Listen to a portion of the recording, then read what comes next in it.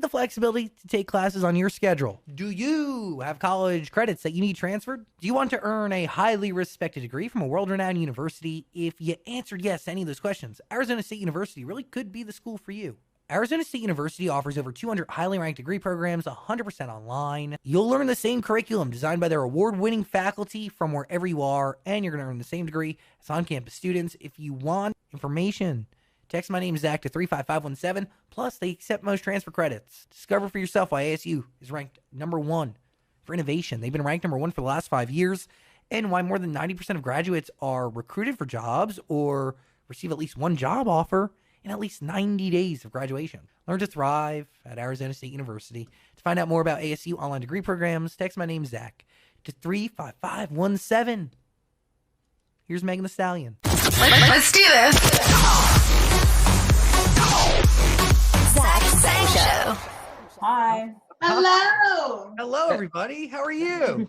How are you? Oh, living. By the way, I'm Zach. That's Dan and Ricky. Hey. Thank you for doing this. I like your buttons.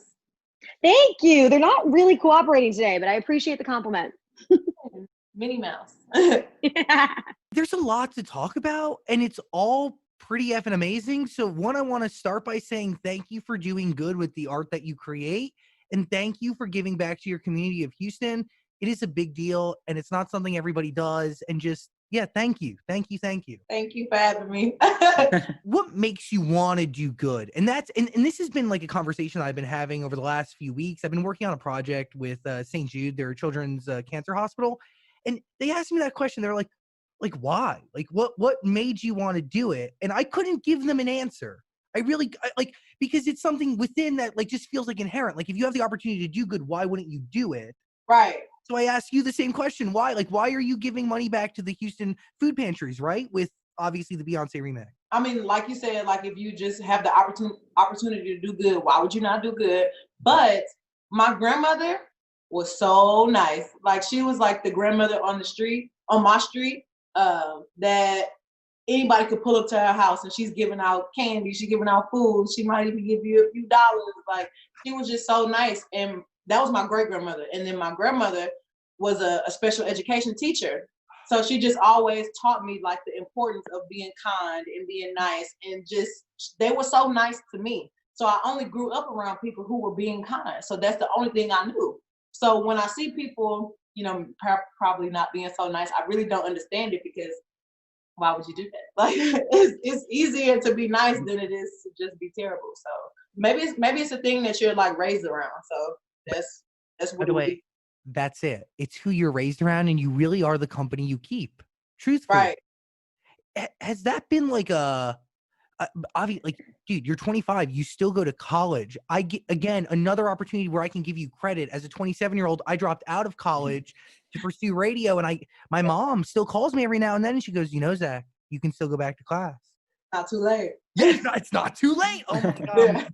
Yeah. So my would be so mad at me if I dropped out of school. She'd be so pissed. You do it for her? I'm doing it for myself. I'm doing it for my mom, my great grandmother. It's just I'm not the type of person who could start something and not finish it either.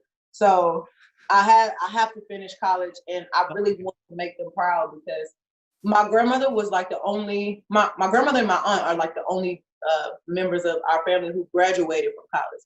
So I want to like continue that on, like make it a habit of graduating, from all levels of schooling. So you want to keep it moving. You want to keep the tradition alive, which, by the way, an amazing tradition to have. Education. Yeah, you're never too old to learn. So, and I'm not saying that you can't be successful and not go to college, because obviously the billionaires running around here that didn't go to college. But I'm just saying, I'm doing it because I know it will make my family proud, and it will make myself proud, because I'm really not I need more discipline. So I feel like this is me being disciplined, staying in school.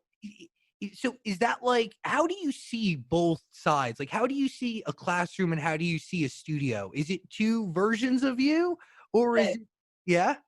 A lot of personalities going on up here. I just know by all the names you've had over the years. Yes. Or nicknames, I'm sorry. Yeah, so my persona is like every project I drop is like a different person in my mind. So right now I'm working on my debut album, which is fire. Everybody's gonna get to know my real persona because I'm actually in the house by myself. It was me and my manager, but my manager is like my freaking brother. So I just have a lot of time to like get into my own head and like come up with songs that are really me. So I mean, I started talking about my album. I got it like way off. I'm sorry. No, because this is what I wanted to get to, right? Is these versions of yourself, like, and obviously now with this album, because there's so little noise going on, it's just silence. It's you and just you. Like there's no fans, there's no anything else. People. Say that again. It's me and my people up here. That's it. But in your own head. Yeah. I'm picturing an army of people just hanging out in your brain. Yeah. Have y'all seen that movie Split? Yeah.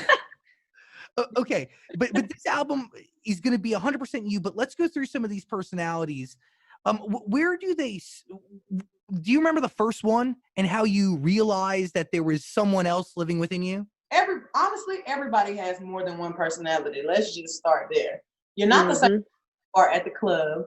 You're not as the person that you are at work, as the person you are in class, as the person you are in front of your mom or in front of your brother. Like you are different people anyway all the time.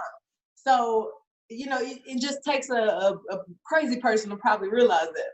So Tina Snow was my first like big mixtape. Yes. And Tina Snow is like the side of me that's like a little more gangster. Like she's just more foot down, F y'all. Like I'm running this. And then we have Hot Girl Meg when I dropped Fever, which is Hot Girl Summer. Like Hot Girl Meg came out and I'm like, you know what? I could do me and I can have fun and I don't care what y'all say about it. Like this is just me being unapologetically me. And then we have Sugar, which is like really a play off of Tina Snow. Like Tina Snow, in my opinion, like she probably really run the show. And Sugar is kind of just like whatever Tina wants to do. Like so that's where I'm at with her, and that's this whole wave of Savage and Captain Hook, and then I have some more kind of R&B songs on Sugar. So when you're crafting these albums and these songs that make up these bodies of work, are you staying in that mindset or that personality from the beginning to the end, from the moment you realize that it's within you to like the second the album's done? Like I know that I have a lot of layers. So I have to let you know that sometimes I might want to go sing a sad song. I might want to listen to something like I'm going through it, but I'm getting through it. Like that's really what Sugar was for me. Like it was just me being a little bit more emotional. Like I have a song called Crying in the Car. Like, so I'm not like a woman who had it together all the time. And everybody likes to pretend like they just so on point. They just got it all figured out. You get on social media, everybody's rich, everybody's cool. Like, so it's like, oh my God, like I'm not that. Like I'm a mess. I know I'm trying. Like that's just me at the time. Like, is there nerves showing every different shade of you? I do get nervous sometimes because I know that people look at me one way. And I'm like, okay, y'all, did not say that I was perfect. I did not say I don't have bad days. So, but I feel like everybody expects me to be like super on point all the time, super on my toes, just super like just aggressive all the time. And I'm like, y'all, sometimes, all right, like I'm gonna mess up. So let me make it. You make mistakes, you're soft, you're supple, there's different versions. Like there's different highs and lows to every personality. Right. And that's everybody though. But like I said, people just like to be too cool for school all the time. That's like the normal thing now. Like just to be perfect is like what everybody's striving to be. And I'm like, who the hell told everybody that they need to be perfect all the time? This is miserable. Trying to be perfect? Oh my God. I gotta walk outside, my hair done every day, makeup on point all the time. Jesus. There is so much perfect in imperfection, truthfully, because when you're imperfect, you are who you just want to be and who you feel that you are. Like when you just don't care and you're just your natural self, I don't know, there's something different. There's a different energy. Like you seem a little less tense. Like you don't have to keep it up. You know what I mean? You don't have to keep it like physically kept up and like emotionally kept up? Right, because I'm not gonna lie to you. Like, I be going through it sometimes, and I'm like, sometimes I want to go to the club and get upside down, and I don't want y'all to talk to me about it the next day. Like, you know what I'm saying? Mhm. Keep it moving. Yep. Oh, everybody want to pretend like they don't turn up, so it's like, oh my god. So let's start from the beginning of you crafting records. When did you know that you needed to write your story or tell a story? Like, especially in the middle of like the make it hot era of music. Did it come around then, the first time you chose to like write a rhyme or craft a No, song? there's an era before that. It was when all my songs were on SoundCloud, and it was called Rich Ratchet. So, Rich Ratchet, giddy Rich up. so I was literally just like rapping over a bunch of like other people's beats, and I just really wanted everybody to know I could rap because I was super scared to tell people I could rap for like a long time, and I'm super Right. confident, and I usually don't care what people think, but I was coming from high school to college. Like, none of my high school friends knew I wanted to rap, but I always wanted to rap. So when I went off to college, it's like, none of y'all know me. Y'all don't know what I do. If I told you I'm a rapper, then I'm a rapper. Yeah, So, right. I love it. so I went to college and I'm like, yeah, I can rap. And then everybody's like, oh, okay, she's a rapper. So I like went to this party and all these guys were like freestyling in a circle, and I just jumped in I just started rapping, and everyone was like, oh. So like everybody just knew me as Megan Thee Stallion, and she can rap. Like, so when people from home started like seeing my social media change into me being a rapper, it was like, Megan, when did you start rapping? Like, I've always been a rapper, boo. Get it together. You had that pent up and pent up within you and building within you for so long, and you were given a fresh new slate to create who you wanted to be, and you took it. I went and did it because I knew I could rap, but I wanted to do it right. Like, Yeah. I was practicing the whole time. And then when I went out to college, I was like, well, this is me now. I'm a rapper. No, preconceived judgments or notions about you. It was all Right. people who were just getting to know you. That's amazing. And I think that's You something. know what I told you. Oh, yeah, you know what I told you, which is I'm a rapper. Right. So that's on your choice. That's the only thing you know about me is I rap. So Fuck. That's a lot of people should hear that and like take that in, because if you feel nervous or not nervous, or like you're in a hometown and you're afraid to grow and to see yourself out of that, take on new opportunities, because with new opportunities and new places comes new people who don't know you yet, and put whatever foot you want forward and then walk that path. like, I know people say you're in control of your own destiny and you control your life, but that is really true. Like, Yeah. if you were the manager at Walmart in California and you move to Texas and you say, girl, I am the best chef on the planet, all we gonna know you for doing is being a chef. That's what you was. So, like, but it's just really power of the tongue. Like, Power of the tongue. What do you learn from Rich and Ratchet that like you still take with you today? I really just always look back at that and remember to not forget myself, because that was Megan coming out into the world saying, hey y'all, look what I can do. And it's hard. It's still hard to me. Like, a lot of my hobbies like still bring it up, like, girl, we love this song. And I'm like, that is where I started. Like, and I was cursing just as hard. I probably cursed a little harder back then. So that was rough, man. I was real back then.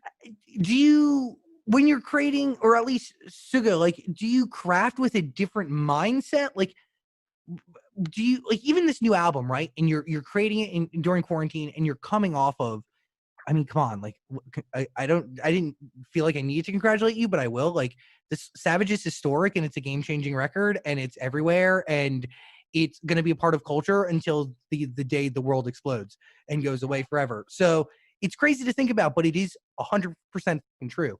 Does that success make you change the way you approach a microphone or a writing session or a time to just like lay your feelings out? No.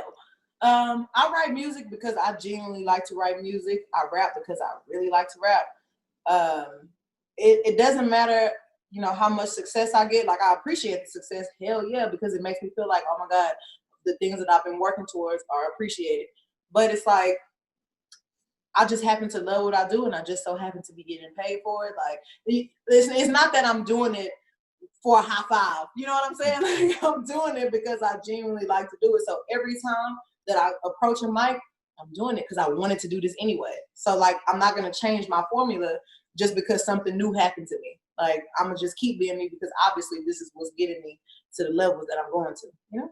That's it. Like, why would you stop? Why would you hold it back? Why would you fix what's not broken? Right. There's always room to grow, but still, like, I learn things that I need to work on, like, as I go, but still, like, it's the same formula, it's the same egg. Like, I'm not really switching up too much. But with everything you do and new experiences and reaching new heights, you do learn things. But there are some people, right, who have like a big hit and they go, what did this song do? Let me figure out this exact formula and let me try to shove whatever I can into it to try to get the same result. Do you know what I mean? Because a lot of the best things happen on accident. Like, so when you're not thinking too hard about it, like, it'll just naturally come to you. Like, because I'm telling you, my life, like, it's not even that.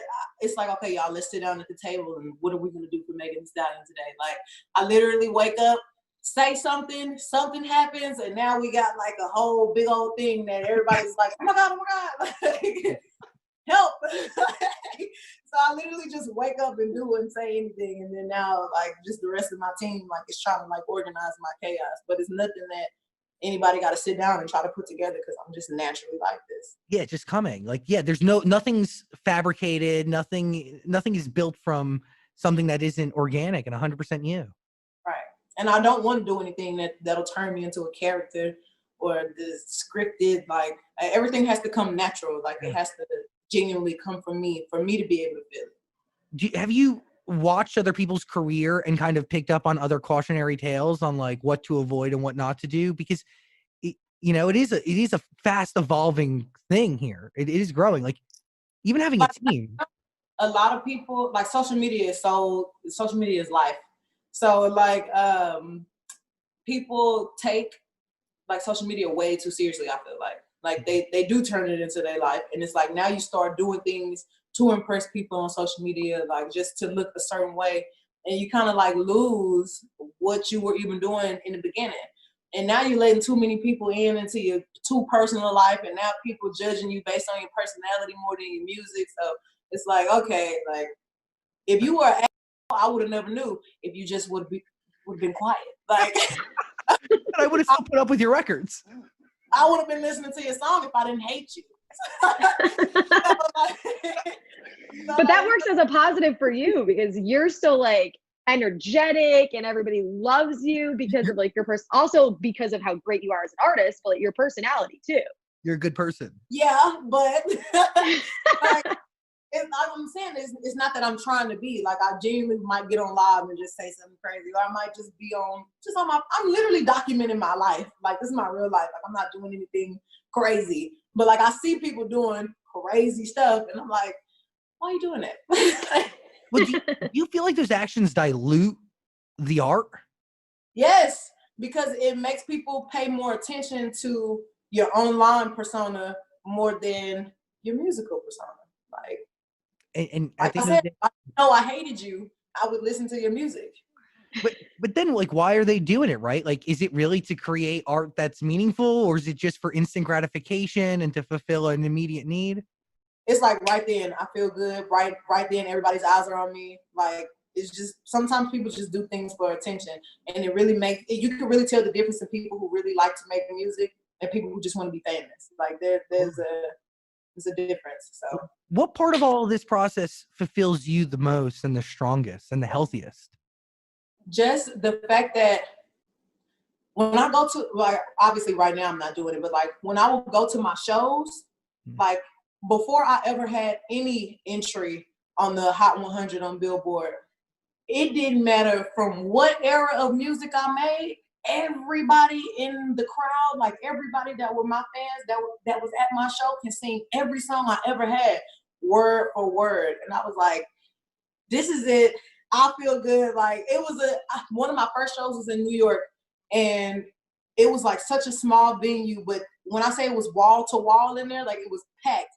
And it was so packed that somebody had unplugged the DJ equipment.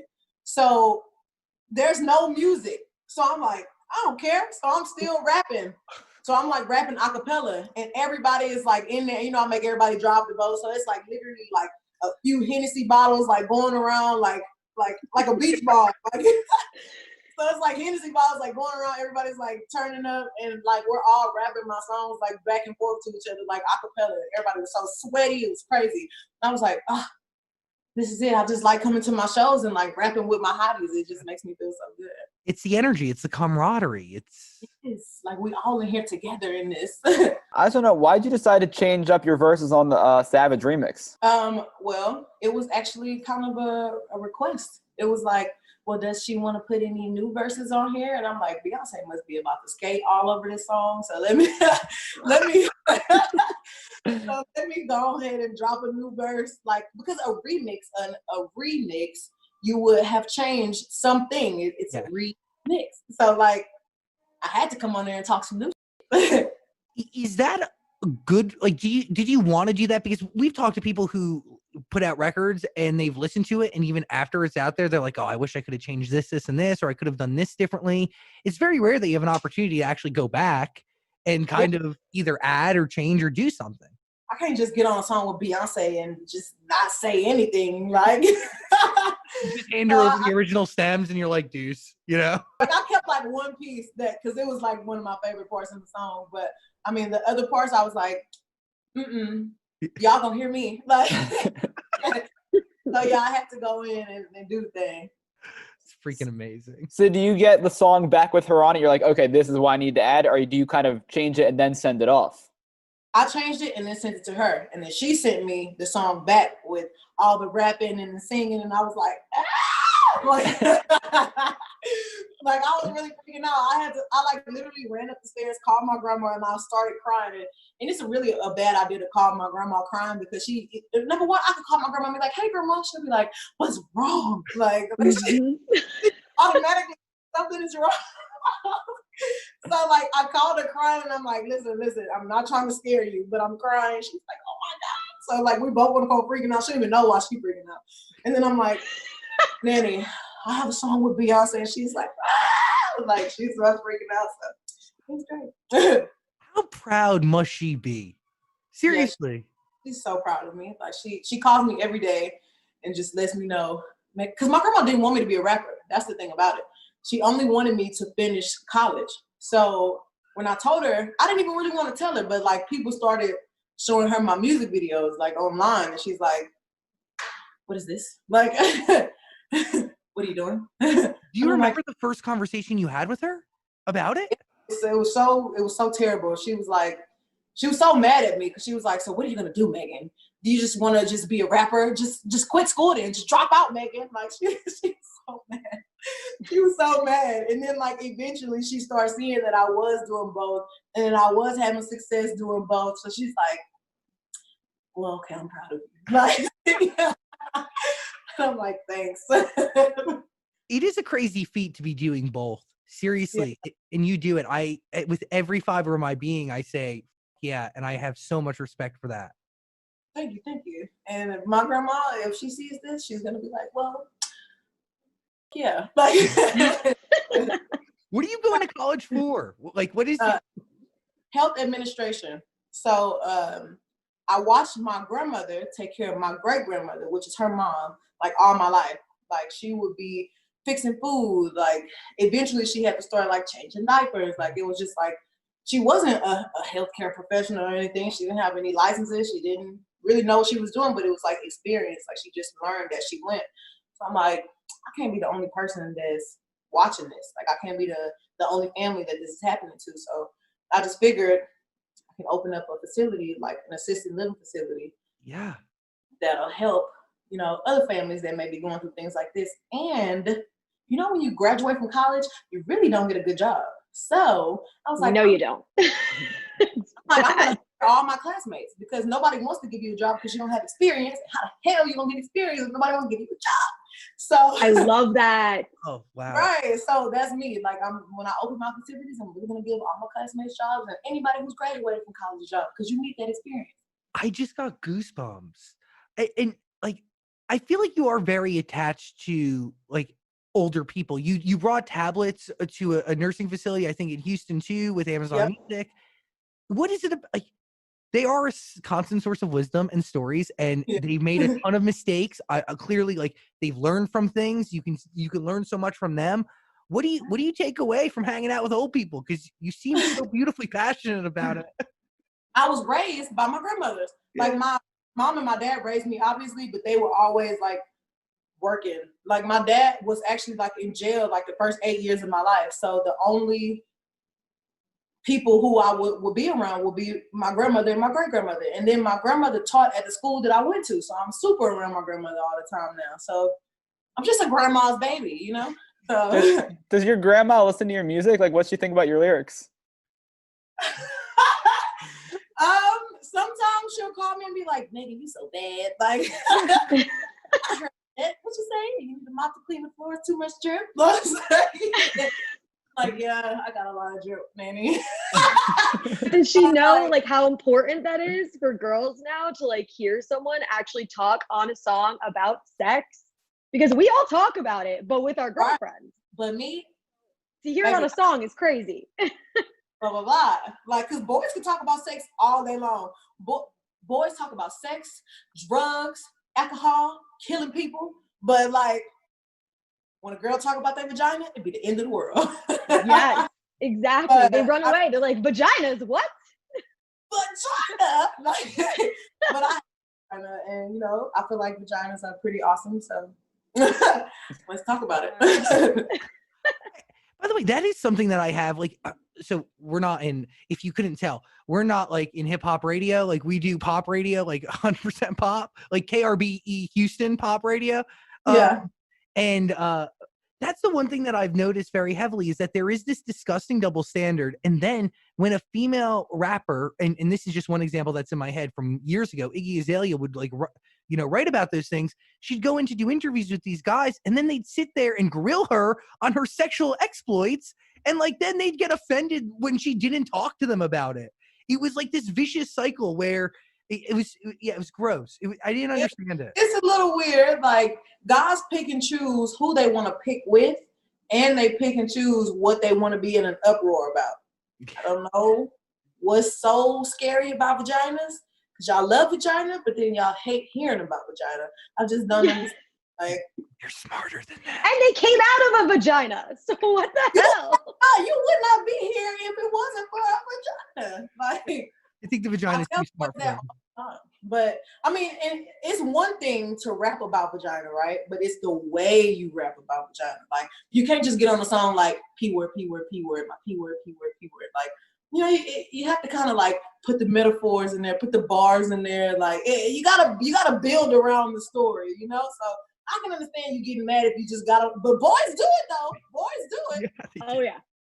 16 bars of P, P, P, P, P, ass, ass, ass. Like, and get away with it. But whatever, you know. We're just more clever about it. We're more smart about it. That's what I'm saying.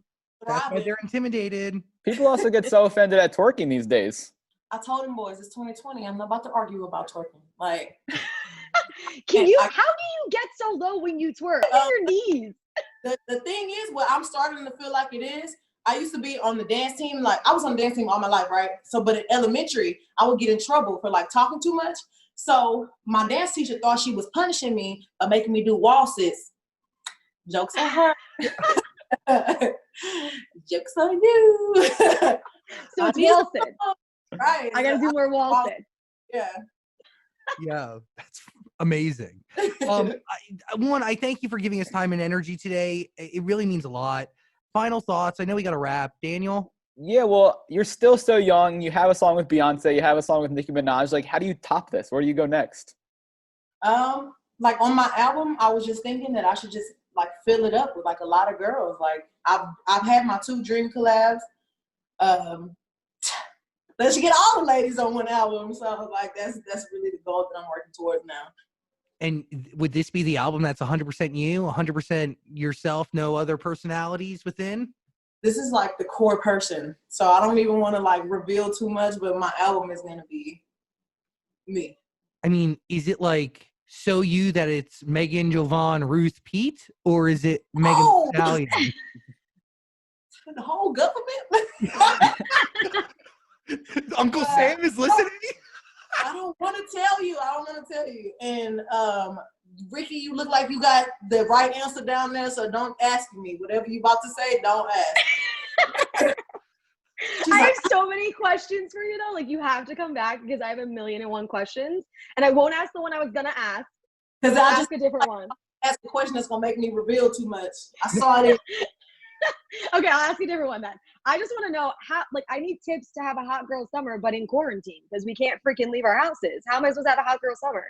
Let me tell you, this hot girl summer is just definitely about loving yourself from the inside out. Okay, like you now actually have the opportunity to go to the grocery store and get good groceries. Like now, you can stop poisoning yourself with everything, the fast food that you was running and eating all day. You don't have an excuse. You have no excuse to be like, oh my God, I was so busy. Now I have to go just grab a donut for breakfast. No, like you now have the option to eat healthy whenever, like however, whenever, and like also.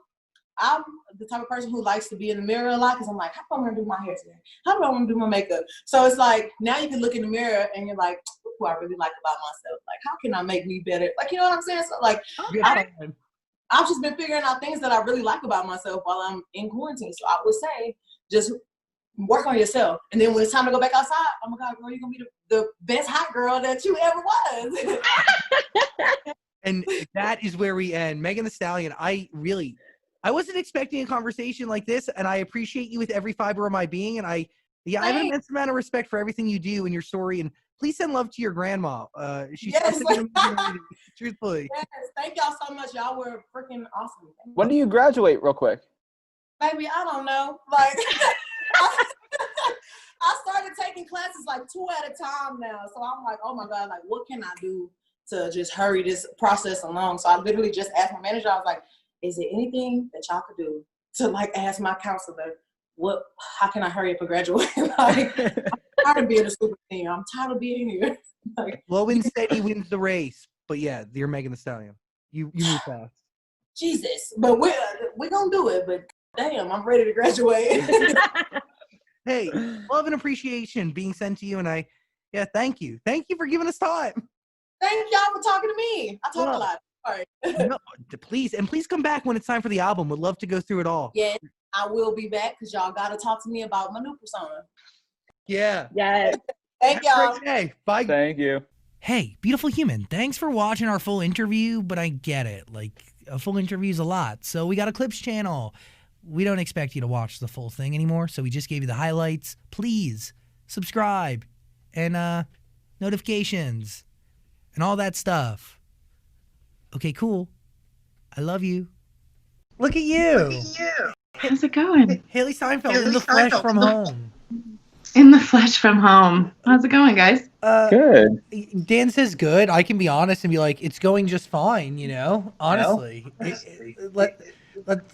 call it what it is. Like, it's not like outstanding, but it could be way worse because the reality shared by our fellow Americans and fellow brothers and sisters all over the world, it sucks. It sucks for, it does suck.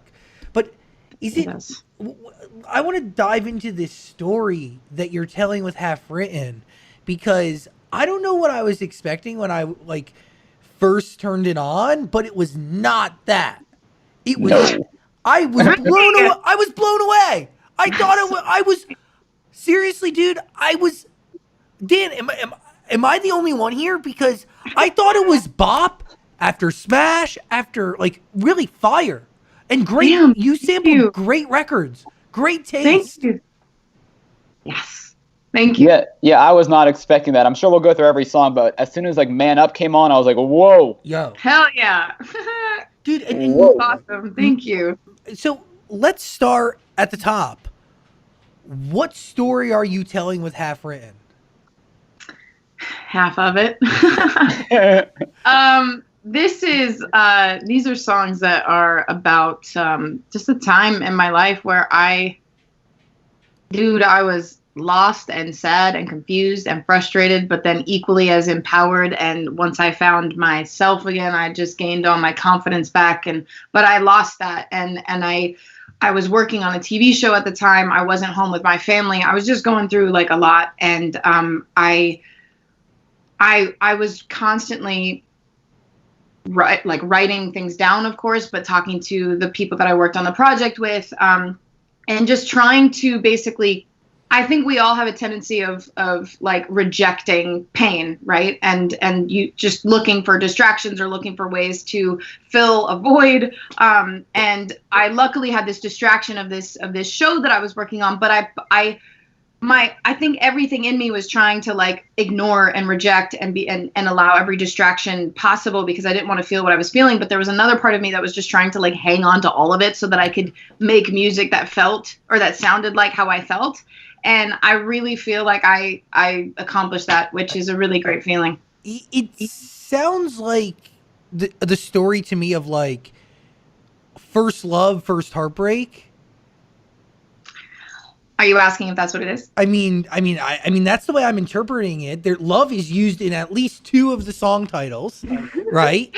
And, yeah, fair enough. And my theory is like half written, so there is another half to whatever the story is. And yeah, like love could suck, but like eventually love could be amazing, right? Of course, yeah. I mean, I think that, you know, any form of heartbreak or, you know, breakup or loss in general comes with a lot of different emotions. It's definitely not just one. And so being able to sort of channel all of what those were for me, you know, from being pissed off to angry to sad and alone and confused and frustrated and all that, empowered and confident, all of that is in this. So, and of course, yeah, I'll have part 1 of a 2-part project. And also, you know, everybody says there's 2 sides to the story, so this is mine. Well, or that's what I was thinking too, right? Because like this is how you're seeing the whole thing, so maybe there is a different viewpoint or a vantage point. But you covered the layers to a breakup beautifully well, and Dan brought up "Man Up." Like that song starts with tears, and like you talk about how your family feels about this person. I mean, like I've never heard that really covered in a record like that before. So that's stood out to me. Was that a hard record to write, or was that easy? Because it's made up of your views, but everybody else's views too. So it's a lot. It's funny because I remember when I played it for my brother the first time, he's like, "Oh, shit, don't bring me into this." That was a song. The idea of "Man Up" actually came out of a conversation that I was having with my dad about this person that I was going through this whole situation with. My dad gives great advice, and well, yeah, most of the time. And I was talking to him about this whole situation, and we were going back and forth, and he helped me, you know, come up with just like basically the courage to say what I was really feeling to this person. And I said that, and there was just a lot of unnecessary back and forth happening. And there was a response in there that I called my dad, and I was like, "Dad, you're not going to believe what this person said." And I said it, my dad was like, "Dude, this guy's got to man up." And I was like, "That's hilarious." And it was all said in light and in humor, and we were laughing on the phone. But when it came to writing it, it kind of actually just happened. Like the flow, no like pun intended, but just literally just kind of that first verse came out, and then the rest of it was just like, we had so much fun with that record. And you know, D-Mile, who produced the track, suddenly is like auto-tuning babies and like throwing them in there, and it just became like super fun. And I think that record is, you know, it is a weird thing to like bring other people's perspective into it, but you know, this was something that affected me so deeply that it ultimately affected my family. And yeah, but for the record, I was pissed off, but I got nothing but love. So throwing that out there. Is there a song off the CP that should be the hardest for this person to listen to? I mean, I hope all of them are hard.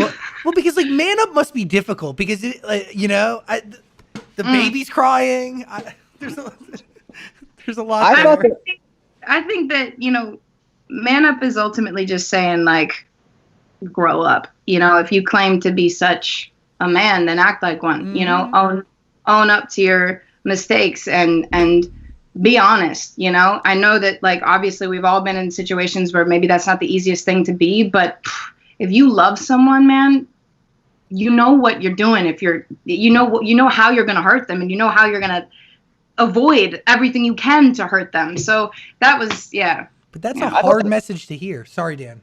No, I was gonna say, I thought the babies crying represented like this person acting like a child. I mean, listen, I think that, that's where a lot of the fun comes into this record. Again, like I said, it just literally became a matter of us like messing around with really fun and crazy tunes. And this record is probably the most different thing I've ever done, which is why I love it so much, because it feels like something new and fresh and exciting for me. But yeah, I mean, it's just saying that, grow up and, hold yourself accountable. How has your process changed since Haze? Because it's been a little bit since you put out a body of work. I mean, the process has changed a lot. I think the first things first, I've realized, or I've learned how to make the kind of music I want to perform. When I made Haze, I'd never performed in front of anybody in my life. So I got out on stage and I realized, like, oh my God, these songs are really hard to sing, and they're really hard to sing and move around at the same time. They're just like really high up tempo, and the keys are, hard to sing well live. And so getting back in the studio and sort of thinking about it from the other side and making the kind of music that I want to perform, and music I know I'll be comfortable performing the way that the record is, was something that I really, wanted to keep in mind. But also just, I mean, that was 4 years ago. I've obviously grown a lot as a person, and have gone through a lot more than I had at that point. So it's just, yeah. I think that's what this EP is really the most reflective of, is your reality. But I do think it's interesting that you talk about like the live performance coming into your thought process when crafting a record. Is it important for you to have an authentic performance where you can rely on solely yourself and the way the record is to bring it to life? Because you're talking about like dance moves combined with, songs that are difficult to sing. You might need to lean on a track in some places.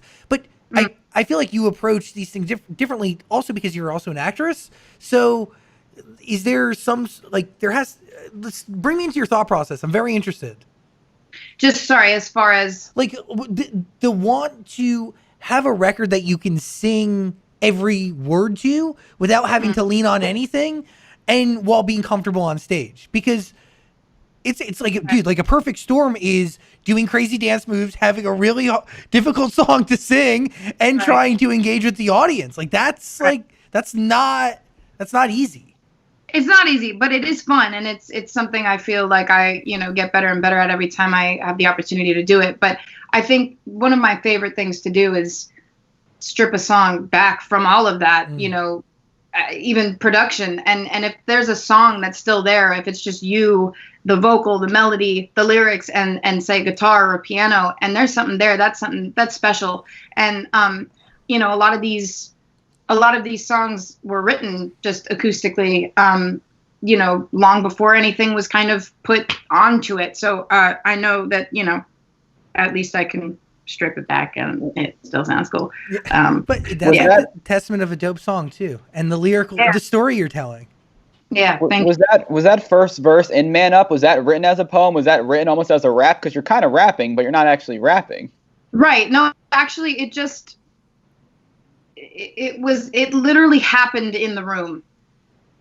I mean, when I wrote this song with my friend Kennedy and Brett McLaughlin, that was the first session, and I had this idea, Man Up. I was telling him about it. D-Mouse was kind of putting together this track, and all of a sudden we just kind of started like, with the whole Man Up melody, which is obviously very simple and like very repetitive. And then when it came to, he was just playing this track again that was already so different than anything I had done, and it just kind of, I guess, pulled something different out of me. I wasn't going to, any certain kind of melody, any kind of R&B melody, which I feel like I instinctively will do, or I don't know. It felt like a conversation, and that's just how it happened. But what's so cool is it literally like one line after the other. We were never stuck on that first verse. It's just like flew. The samples, beautifully done. Annie Lennox, right out the gate, bringing No More I Love Yous to life and I Love Yous. Is there, like, did they present that sample to you? Did you how did that happen? So I heard, so it was presented, and when I heard it, I mean, of course, that melody is obviously so iconic, and that song itself, Annie Lennox herself, that when I I Love Yous to me is kind of the thesis statement of this whole project. You know, I was originally at the start of where my head was at when I was going through this whole thing was I almost immediately said to myself, like, no more of this stuff. I've got to like take time for myself to heal. It's the only way. It's the only way I'm going to get back to who I am. I can't, you know, like I said, like I was saying before, I can't look for, you know, any other distractions in another relationship or whatever. And so that, you know, when I heard that and when I heard it with that sample, I was just like, this is so crazy and felt so next level, just because of where my head was at and how I felt like, I don't know. I don't know. That song is so awesome. The sample and it's just really cool that we were able to get it. Yo, beautiful human, real quick. If you're considering going back to school, you should ask yourself the following question. Do you need the flexibility to take classes on your schedule? Do you have college credits that you need transferred? You want to earn a quality degree from a world-renowned university? If you answered yes to any of those questions, Arizona State University really could be the school for you. Arizona State University is offering over 200 highly ranked degree programs, 100% online. You could do it from your home, the same place where we do everything now. You're going to earn a quality degree from a world-renowned university from the comfort of your own home, totally on your schedule. If you want to learn more information, just text my name, Zach, to 35517. That is Zach to 35517. Learn for yourself why the Wall Street Journal ranks ASU 5th in the nation for producing the most highly qualified graduates. And why 87% of ASU grads are actually recruited for careers, real gigs, in 90 days. That's pretty amazing. Learn to grow, learn to succeed, and learn to thrive at Arizona State University. To learn more about ASU online degree programs, just text my name, Zach, to 35517. That is ZACH to 35517. When you brought that record to life, were you in a place where you were okay with new love, or were you still in a phase of no more I love yous until I'm okay? Like maybe a little bit of both, actually. And I think even like with the video, obviously, like, you know, an artist can write a song. I worked on this song a while ago and I can tell you guys that, like, yeah, it's irrelevant, whatever. It's totally not. But songs I've done in the past, say on Haze, like I've obviously am way far enough removed from the situations that those songs are about specifically.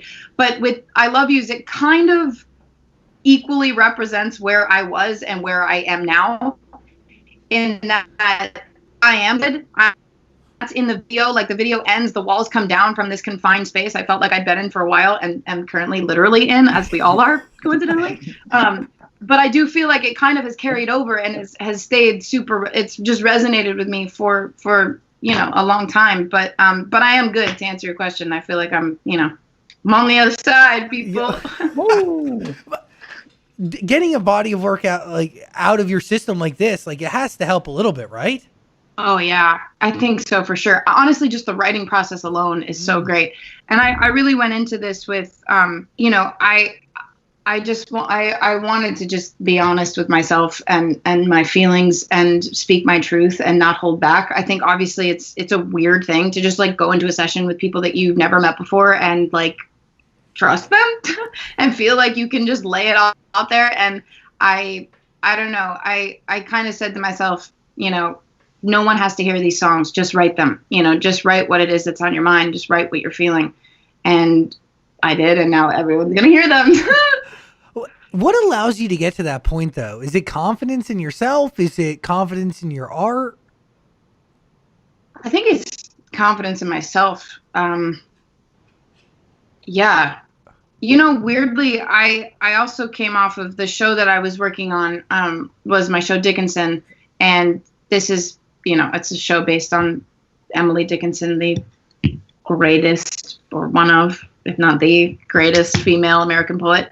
And one thing I obviously embodied this character for months, but she wrote about absolutely everything. I mean, I just, anything and everything that crossed her mind, she wrote it down, and fearlessly, mind you, was completely forbidden of doing it. But still did it. It was the only thing that made her feel alive. And I kind of feel like I didn't realize it at the time, but looking back on the process of having wrapped that show and going straight back to LA and straight back into the studio, I don't even think I took a week in between. I just went right in. I do feel like there was a little bit of that kind of lingering, that sort of sense of, fearlessness and just kind of going in there unapologetically and just going for it. Honesty, transparency. That's really fascinating that she kind of came through and kind of inspired that or fueled that confidence. Totally. Because you really do get into a character very, very deeply. I mean, was that process, is that a heavy process to take on? I mean, one of the greatest writers to ever exist? Oh man, yeah, no, it wasn't a light one.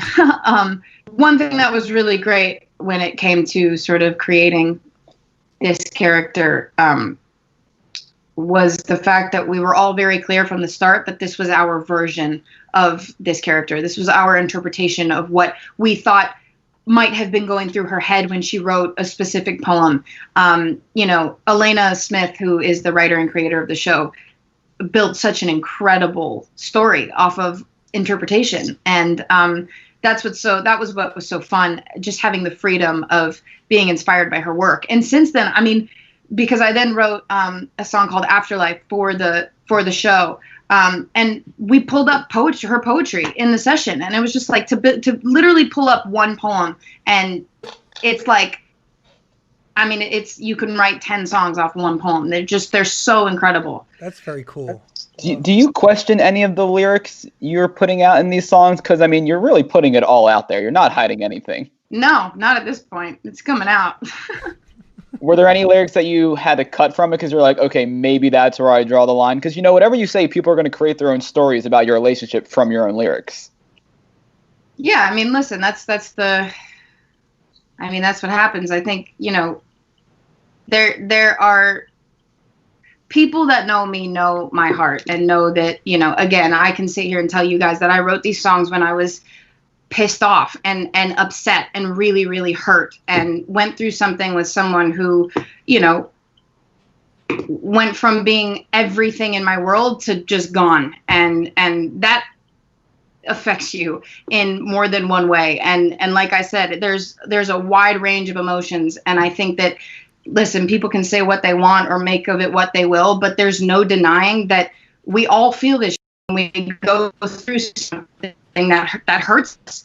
And I mean, look, I said at the beginning too, I'll say it again, I've got nothing but love. These are records that represent a time in my life where I was just being honest. And I think that everybody's entitled to being honest and sharing their truth. Amen. Let's talk about love.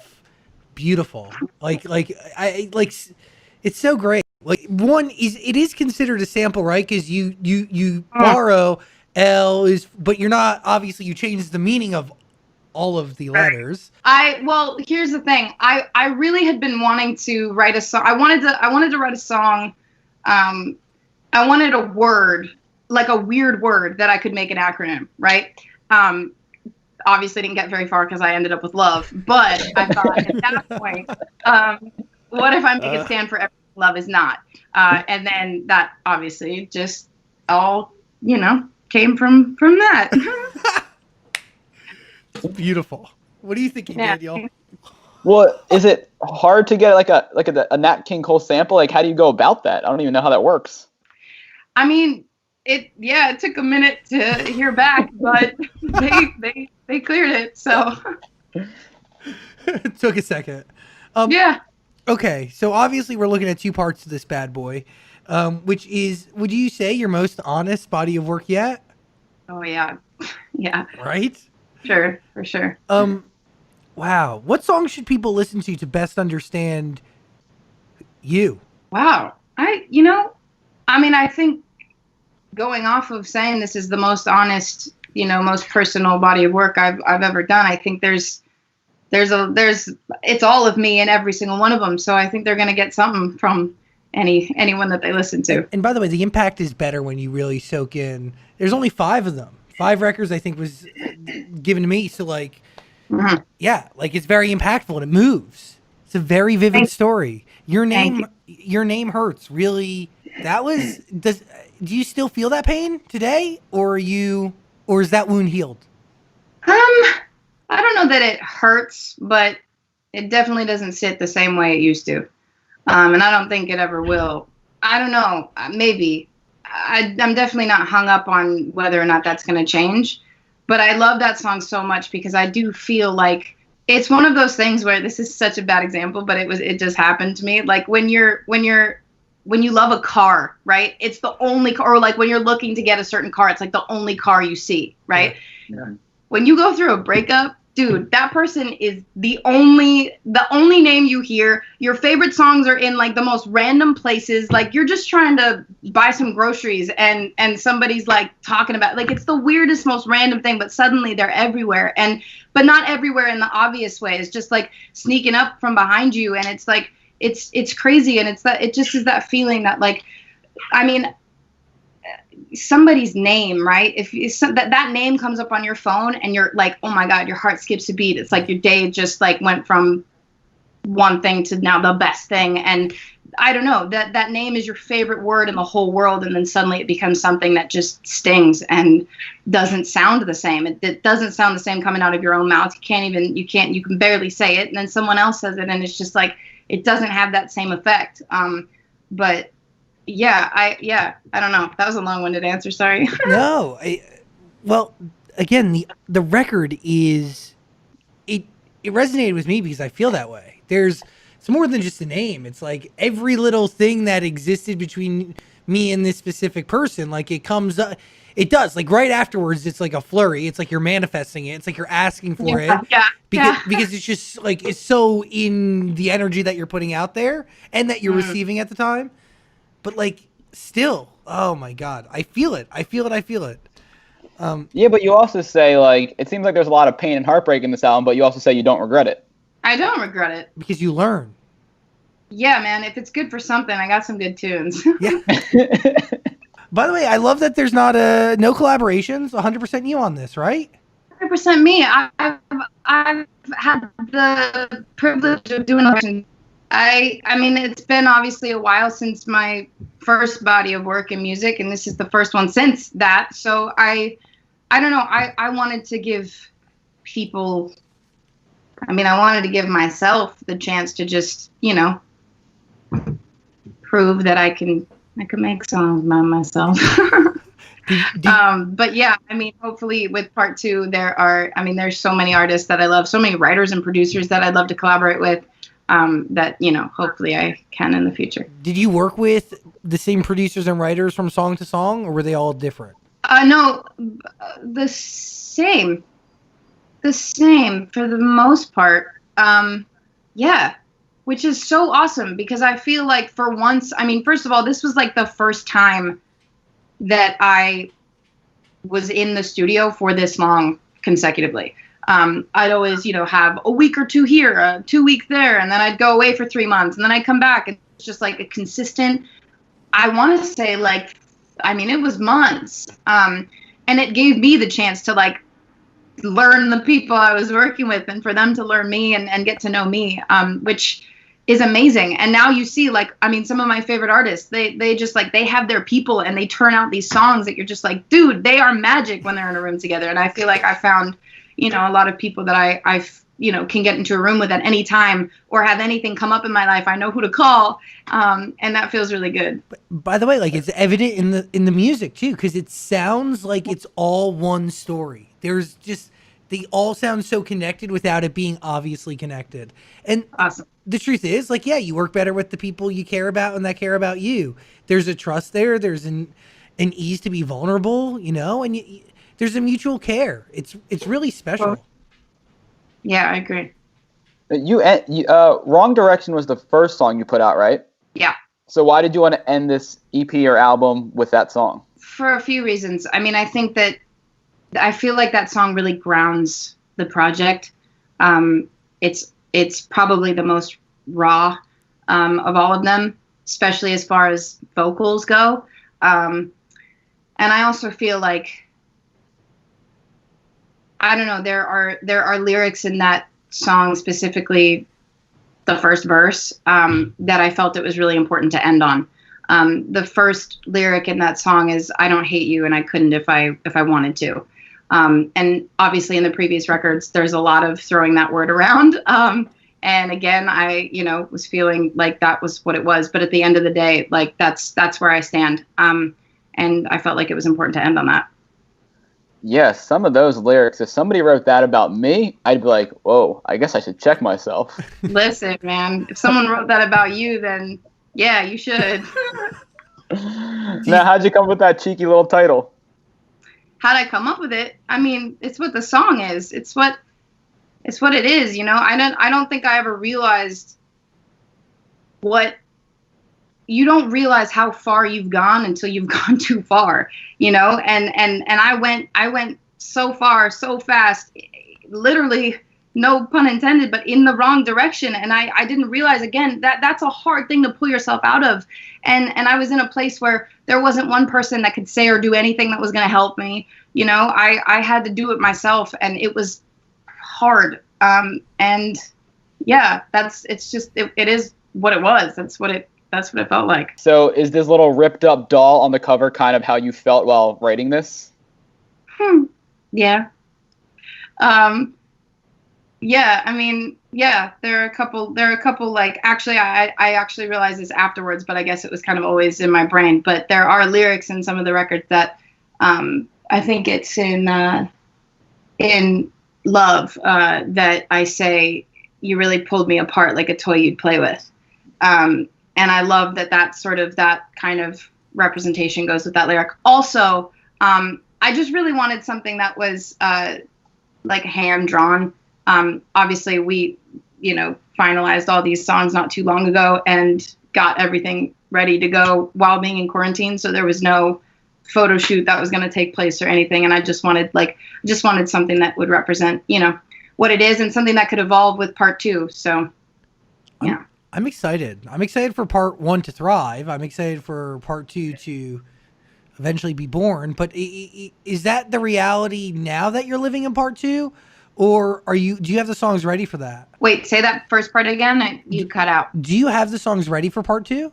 Some of them. Got it. Cool. Did you write? But I'm not done. I'm not, still got some stuff on my mind. Did you write out this kind of full story at the beginning, or did you write these first few, say this is it, then let's move to the second half, or is it kind of all done at once and you knew like, okay, we got to split it up? Kind of both. I mean, yeah, I know where I'm going. I definitely know where I'm going with the rest of it. But when I had these tracks, I was like, listen, I don't want to wait any longer. And as I continue working towards the bigger body of work and that album, which is my ultimate goal, of course, I want to put music out, and I want to put these songs out that I love and am proud of and feel connected to. So that's sort of, how that happened.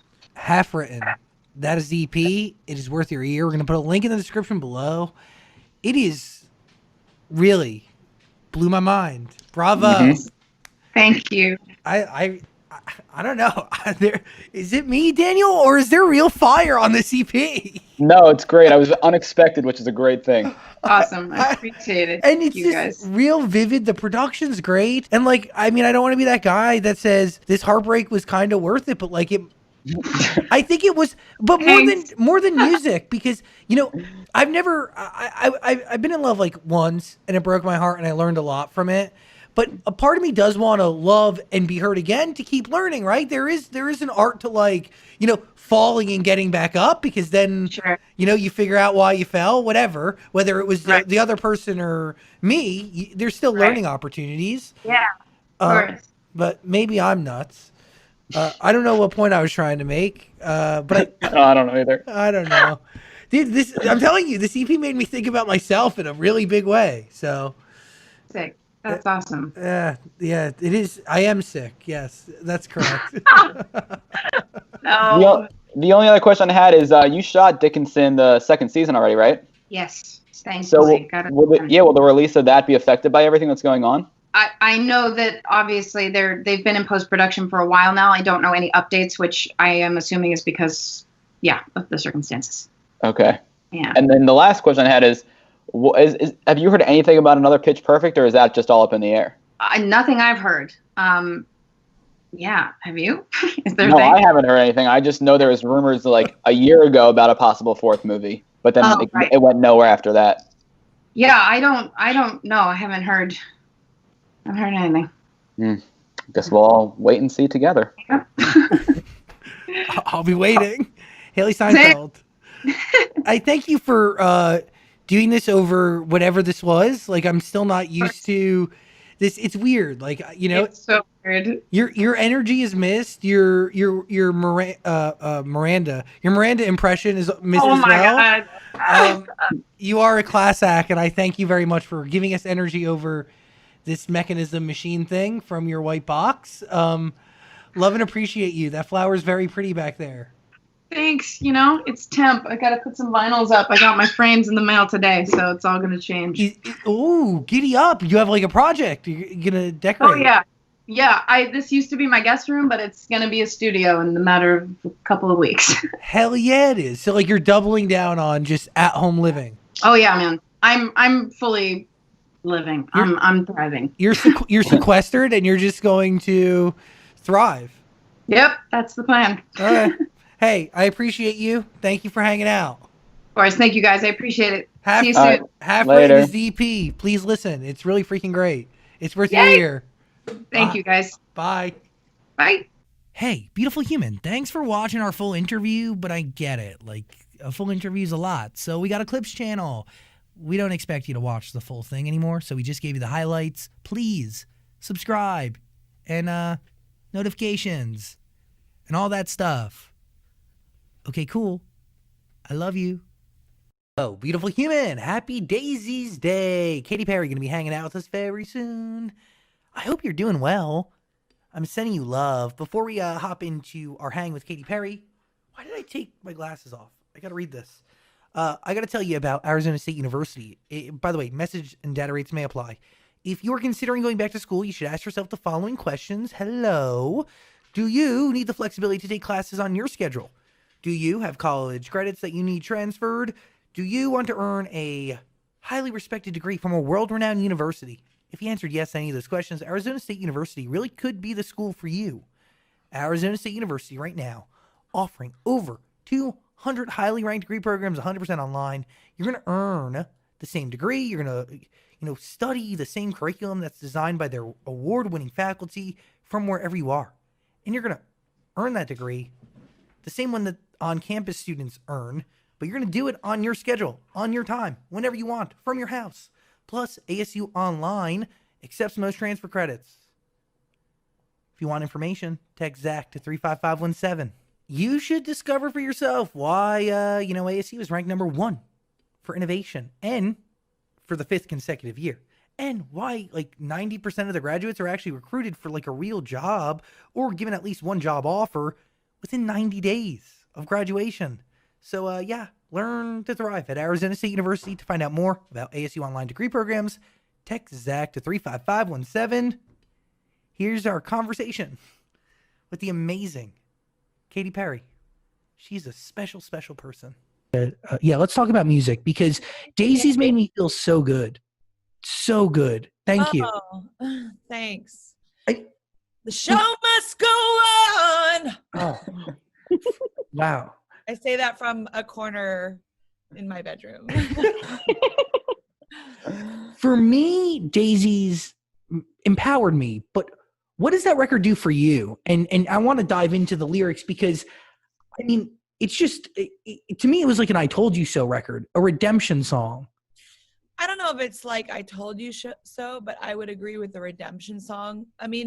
Look, when you first start out in your career or in your dream or even having a dream when you're younger, your friends and your family sometimes can be skeptics or critics, and the eye rolls and the commentary starts, and that never stops. It just gets larger and larger and larger the bigger the stage or the bigger the career or success. And so, I some days I feel like I am starting all over again. Even in this quarantine, I feel like I'm starting all over again. I'm doing things like I used to do things when I was running like Friendster and MySpace and YouTube and Vimeo. I was just like Mission Impossible with all my stuff, being my own everything, checking all the boxes. But there's fearlessness that comes with that, right? When you have when you're kind of doing it all and it's at your fingertips and you're responsible for it all.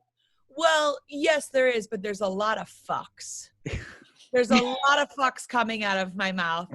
But I know that it's worth more than the F's that are spewing out of my mouth, or that I've yesterday I was filming things till 2 a.m., trying to like smile though your heart is breaking. And Literally. I mean, because the funny thing is like I was like, okay, I'm gonna do it. I'm gonna put out this record in August, because the truth of the matter is I have a baby coming, and when the baby comes, I'll be going into my own version of quarantine, and that might last pretty long until I just want to give it space, and God knows I'll have so much inspiration to write about the next go around. So I was like, I've been making this body of work for 2 years. People want to dance in the streets at some point this summer when it's safe. I'm going to help and provide some kind of soundtrack. And yeah, I mean, I think for me, but the realization is that like, okay, I said, yes, let's go, let's start. But it's like, everyone's like, okay, great. So we need this, that. Like all the asks are still there. It's just, you got to do it yourself. And so I'm like uploading things to Dropbox for like 2 hours. I'm like, okay, all right, I can do this. I've never stared more into a screen in my life. And my screen time is, Probably. beautiful. I've been thinking about getting those glasses that filter out the blue, but I don't know if it's bull squash or not. I don't know, but I mean, I think it's inevitable. It's like if you're trying to operate on any level, but I think what I hope is that Daisies gives people a feeling of like, okay, I've had so much time to reflect. Maybe I took things for granted in my life and put some dreams on the shelf. Look, when they say I can have my freedom back, I'm gonna go for it. I'm gonna go for it. So, like, I want to know timeline here. When did you craft this record? When was it finished, and when did you start it? I started it in February. I wrote it with a few people. One of them is Jon Bellion, who's oh my God, Human Condition changed my life. That's his second album, game changer for me. Yeah, he's amazing. Yeah, he's amazing, and I got to spend 3 days with him, and like the first 2 days, nothing came from us, and it was kind of like it was a bunch of star writers in the room, and we're like, wow, we've done so much, but we can't figure it out. And this is kind of toward the end of me writing my record, and I felt like I had said everything I needed to say, and so I was kind of like, I don't know, there's not a message coming out of me. And then finally this came out on the third day, and it was such a wild process. Like we had a wild session. Actually, we were all eating and taking a break from writing Daisies, and Jon Bellion choked on some cauliflower and like literally was choking. And the guys from Monsters and Strangers, who are producers, writers, massive. Yeah, they were there as well. And Jay Cash was there. And he started choking, and he started turning blue. And finally one of the guys came and gave him the Heimlich, and we were all screaming, and it was wild. And like it was, and Jon had like a real intense moment. He was like, man, it was real. So we have like this kind of like life altering moment when we were talking about like pushing up Daisies. It almost got a little too real. But he came back from it, and we're all healthy and alive. And by the way, for a life-altering song, this because again, the way I'm hearing it is like the lyrics are so powerful. Harder. He didn't want that song out there. But like, who didn't? No, I was like, the forces of evil didn't want Daisy. Oh, yeah. The universe was whole. Yeah. Getting with the cauliflower, but like maybe there was larger forces that don't want to hear these lyrics because they're brutally honest. Like when you're talking about, I guess you're out of. I guess you're out of your mind on my notes because I wrote my notes on my computer that ran out of internet. I had to snap a photo on my way out. Told them your dreams, and they all started laughing. I guess you're out of your mind until it actually happens. I mean, you start the song that way, and that is a powerful. That it just sets it up powerfully. Like, who are you speaking to?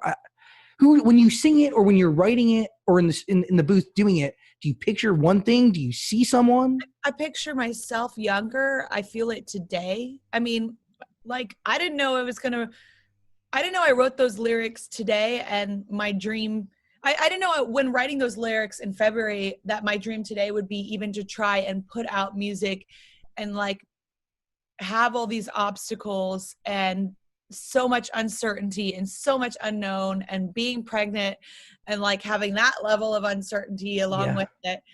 I mean, I had no idea that it was just going to be like, phew, phew, phew, phew, phew. But I mean, I guess it speaks to a younger self for me. And I know that feeling, and I feel it even when I'm mentoring kids on the American Idol show. I can see it in their eyes. Absolutely.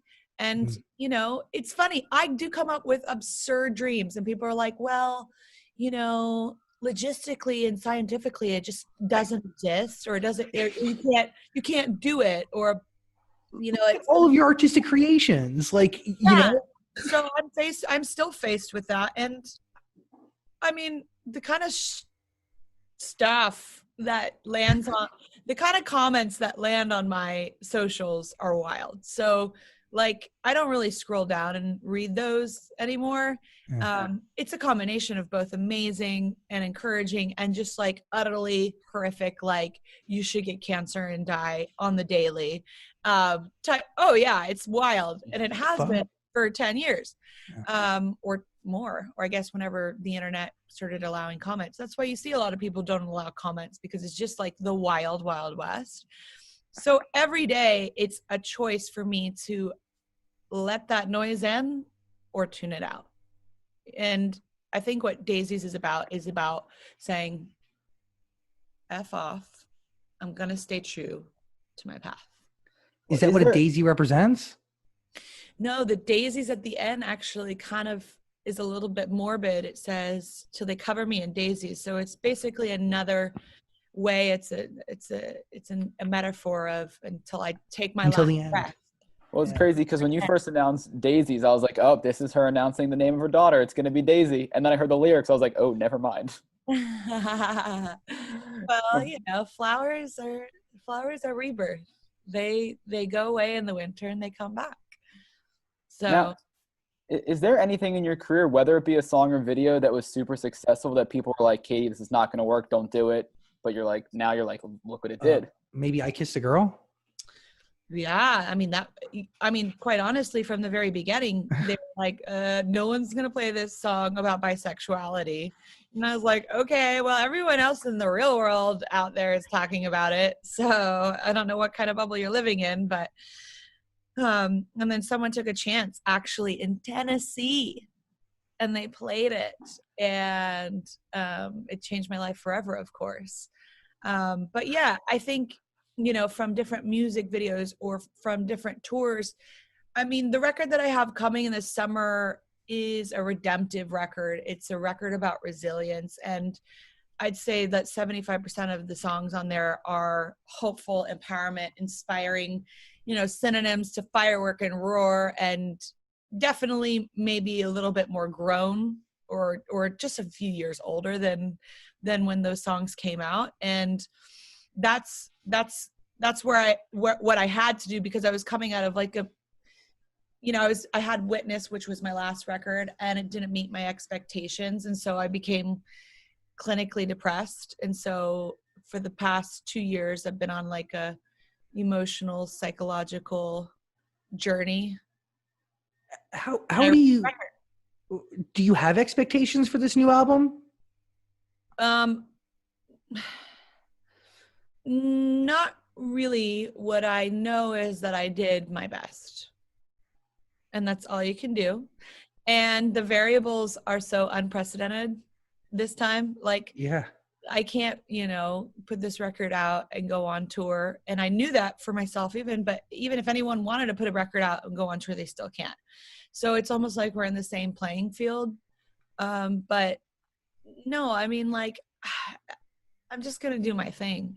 And I'm grateful kind of for the leveling of the last record, because it took me out of this like loop of winning. I understand that. You know, and I'm like, I'm not here to win. I'm here to be a messenger. And by the way, like to be a messenger, you have to be challenged. Like that comes with things. Like, you know what I mean? Like if you win, you win, you win, you win, you win, all good. I mean, like, Oh my God, I don't wish this trajectory like for 10 years and then just even a slight dip on anyone. You know, like a ship, if it navigates 1 degree off, you're on a different continent. So like when you're going so high and then you have one little tiny seismic shift, you feel it. It's so intense. And for a person, you know, artists are all made of feelings, and that's where they draw their inspiration from. And so, I mean, it's been an incredible journey, and I've ended up alive with a child in my body, and, you know, a partner that will, a partner that's so fantastic, even no matter what the hell I throw at him. I mean, I really test him sometimes. I'm like, can you survive me? I will show you. You think you can handle me? This is So all a test. he doesn't laugh at ideas. No, he does. He's great. He's like always, you know what it is like, I'm kind of moody generally, and he's just always in a good mood. That's a secret. Beautiful balance. I mean, but he like works out like he literally right now is turning into the Hulk, and I'm turning into Shrek. So you're creating life though. You're allowed to, like, you know? Yeah. He's not doing anything like that. Yeah. I mean, like a whole human inside your stomach. That's crazy. Yeah. I'm grateful, and it's good. I mean, I like this whole thing is such a wild, what a time to be alive, right? It is quite a time to be alive. And I do believe we're going to learn things from this, and hopefully we come out stronger. I hope. But it is scary to bring life into this environment too. It has to be. My silver lining is really that, you know, my plan before pre-pandemic was just go until water breaks, and that would probably be like at the highest note of daisies during some performance on TV. Yeah, Good Morning America. But I think now there's like a test run for me that I've been able to do of you know, just like finding routine at home, living in the small, because like it's wild. When I do these interviews, people are like, accolades this, accolades that, billions of this, millions of that. Wow. And I'm like, I literally can't make 3 fucking nourishing meals a day. And I don't know how to clean up after myself because I haven't done it for a while. Because I lived in a spoiled brat atmosphere. You're also very busy too at the same time. Yeah. But anyways, it's just like, but can you do regular normcore things?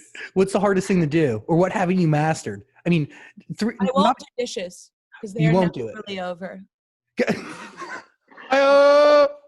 Dishes are never really over. I won't do them. But what I will do sometimes is I will use the same plate, fork, knife, spoon the whole day. Do that all the time. I just think that's effective. Great time saver. And efficient. Yeah, so great. I'm curious what the best advice you've gotten so far about being a future mama. Because I'm sure everybody's lending their own little tidbits to you. Yeah, I don't really ask for much of it, but my sister has 2 girls that I've been quarantining with that are 3 and 6, and also Orlando's son is 9. So we've got kids. We've got the energy of children around, which is fantastic. It's so beautiful. But I help my sister. She gave birth in her living room for both of them. So wow. I helped I was literally like, I was like sifting the poop out or like pushing the leg back. So I've seen it happen. So I'm not scared of it or anything like that. Oh God, that scares the shit out of me. Literally. Literally. But yeah, I mean, I used to when I was younger, I used to be like so worried that I was gonna, like my partner was going to see something that was going to be, and I'm like, honestly, this is life. I'm over that way of thinking. Like, you are in this ride with me 100%. Were you not? And I don't know. I mean, I just think it's like, I guess what really scares me is, you know, going to bed at 6:30 and waking up at 5. Yeah, that's a whole I'm a night adjustment. owl, y'all. Yeah. What do I'm you a do? night owl. You get your baby on your schedule and you make your baby nocturnal. You raise your child like an owl. You know what I always think about? I'm like, when I always think about, like, you know, oh, maybe I shouldn't have that one extra everything bagel. I'm like, you know what? Like, Courtney Love and Kurt Cobain had a beautiful child that's totally healthy. Yes. Yes. I can have another everything bagel. You know? You can have two if you I want. think about those. I think about those like extreme in the 90s during like the height of whatever was going on. I was like, she's gorgeous and beautiful, and I'd be happy to have a daughter just like her. I mean, and have my everything bagel. There's a name. I don't know if you thought of names for her yet. Well, you What? want her to name the baby Everything Bagel? Yeah, why not? I mean, Elon Musk doesn't mind. Yeah. Have you thought of baby names? Yeah, we have some ideas. But I think I want to meet her first and like look into her eyes and go, oh, okay, I know who you are now. Come on. That's like, that moment is amazing. Creation of life is like, it's amazing to me. The whole thing. And by the way, to do that with your sister, like that is bonding forever. That is real fucking family. Well, it's real now. I feel like, I don't know if anyone else is quarantining with their family or you have friends. Yes, it gets annoying. Yes, it gets insane. Yes, like I have locked myself in the car, parked outside of my house, and just cried and like said, stay away. Yeah. You know, like I've done that for sure. But I think there is definitely a bond that is being created with whomever you're quarantining with, that like you'll never forget this. It's not like a holiday. There's nothing comparable. And it makes, for me, it's made my family feel like a family again, which is great because, you know, we've all got our issues and stuff, but there's definitely silver linings that are coming out of this. But there's also like, you know, you're facing like massive bombs as well. It's a lot, but you're facing it with your family. You know, there is, or whoever is that person, and there's something to it. Yeah. So do we have a date here on the album? And is the album even done? Because Daisies was done in February. I mean, that is fairly recent. Yeah. Yeah, the record it's ready to go in some regards. I won't give everything away, but you know, and we've had to do a lot of pivoting because Everything. well, you're not allowed to shoot like Music real videos. music videos. Like no one will insure Yeah. music Wow. videos. So you have to become really innovative. And, you know, I love being innovative. And especially with an innovative team that I have, like, thank God I have the team I have that's creative because they're like, okay, let's do this. Let's do that. They're the best. Your Idol outfits, by the way, your toilet paper, your Purell. I mean, I bow down to you. I mean, truly. Literally. Thank you. We had like a 2-week period where we didn't know what was going to go on. I was like, you know, this is going to get kind of boring from our living rooms. I'm just going to like try and spice it up and hopefully bring some smiles to the television because this is a bizarre time. But yes, we have an album release date of August 14th. And yeah, we'll just be hoping to show off little bits and pieces along the way now, which is great. And compared to the American Idol outfits, the Daisies photos have been very natural. Is that the vibe of this new album? Not necessarily.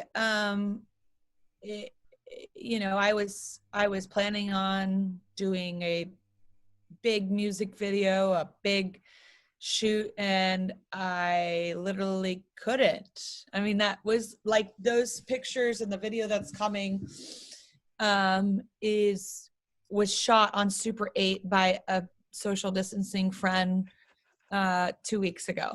So I was like, let's just go outside in my backyard and shoot this stuff, and we'll see what we get from it. I'm not going to just put out a piece of music and let it just be that. I need, you know, I've been doing my own hair and makeup and adding to cart on Amazon for my things. And, you know, I'm just like making do with what I have. I had a nightgown in my house. I put it on. My friend shot some photos in Super 8, and that's what it's going to be. And I really like I didn't want to be like, hi, I'm pregnant and everything, you know, because I didn't want to be that time capsule. But I was like, I can't.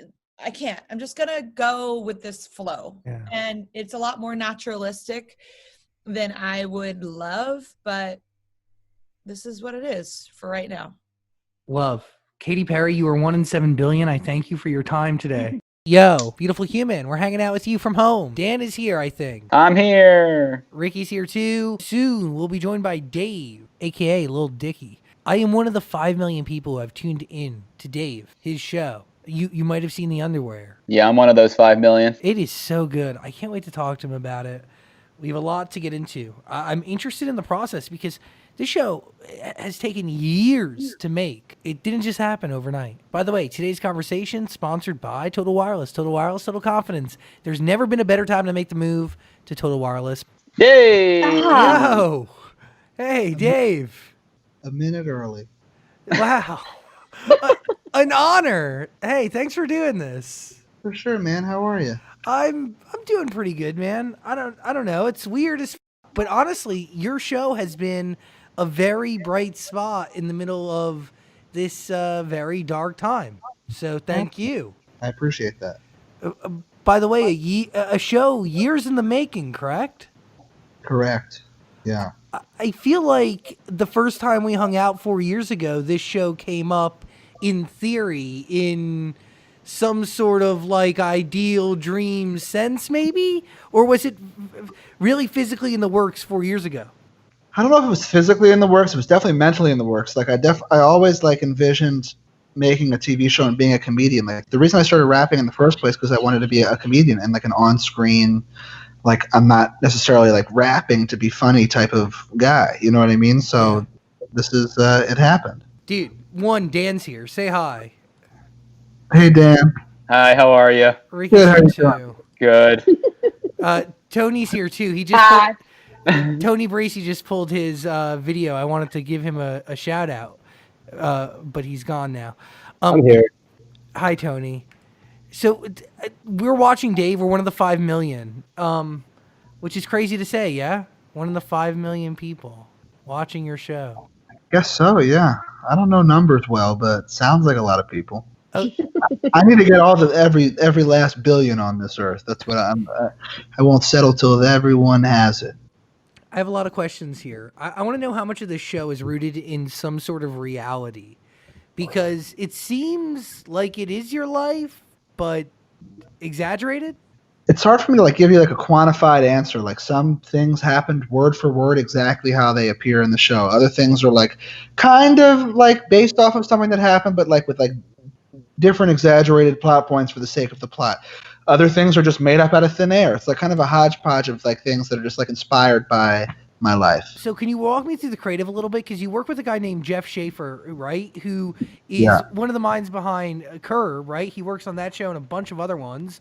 The League, Euro Trip. I mean, there's a lot of stuff. What is it like? Do you just sit down with him and writers and just kind of showcase your diary, and then they take it and form stories around it?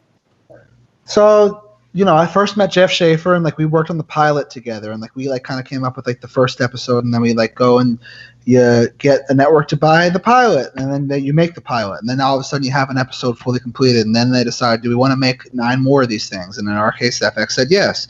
So then we hire a whole writing room, like a group of writers, like 8 people, and you know, with the first few days, it was just like me talking to them, telling them all the stories of my life, like all the like everything I'm going for tonally, like what I want the show to do, what I don't want it to do, all this stuff. And then together we like board it out and like we like write like make little sticky notes on the walls and like we like we love the idea of my manager's character saying confusing Ty Dolla Sign his name with the name Todd Dillerson, which is like actually something that happened to me at one point. I introduced my friend to Ty Dolla Sign. He said, "What is it, Todd Dillerson?" That really happened. And then we have all these little like ideas. Some of them big ideas, like going to a wedding with your girlfriend. Some of them smaller ideas, like that Todd Dillerson comment. And then like you have an archive and like of things that you want to use, and then together we just like plot out the show, and like we really like detail by detail plot out each episode like together as a group. And it takes like days to like plot out one episode, and then we'll take that really like polished outline and give it to one writer, and then they'll go and write the script, and then which is really just like executing the outline, and then they'll bring the script, and then I'll take the script and then I'll make it through my filter, and then we get to the set and we throw all of it out and we start doing, then we start improvising. So it's like just a combination of things. Has all of this, like the making of it creatively, been what you imagined? Is it what you dreamed of essentially? Yeah, yes, it has been. I was actually concerned that because it's really like strenuous, like especially as a guy like who's like so involved like me. I'm not just like the star of it. I literally like write it, and like I'm like executive, like I'm just like everything's kind of like my. At the end of the day, like everyone looks at me at every moment to make every decision, which is what I like. But it's like it's something that like I was like, how am I going to do this from an energy level standpoint for 3 months when we shot it? But I was surprisingly achievable. Like even though the hours are annoying, like you get picked up at like 5 a.m.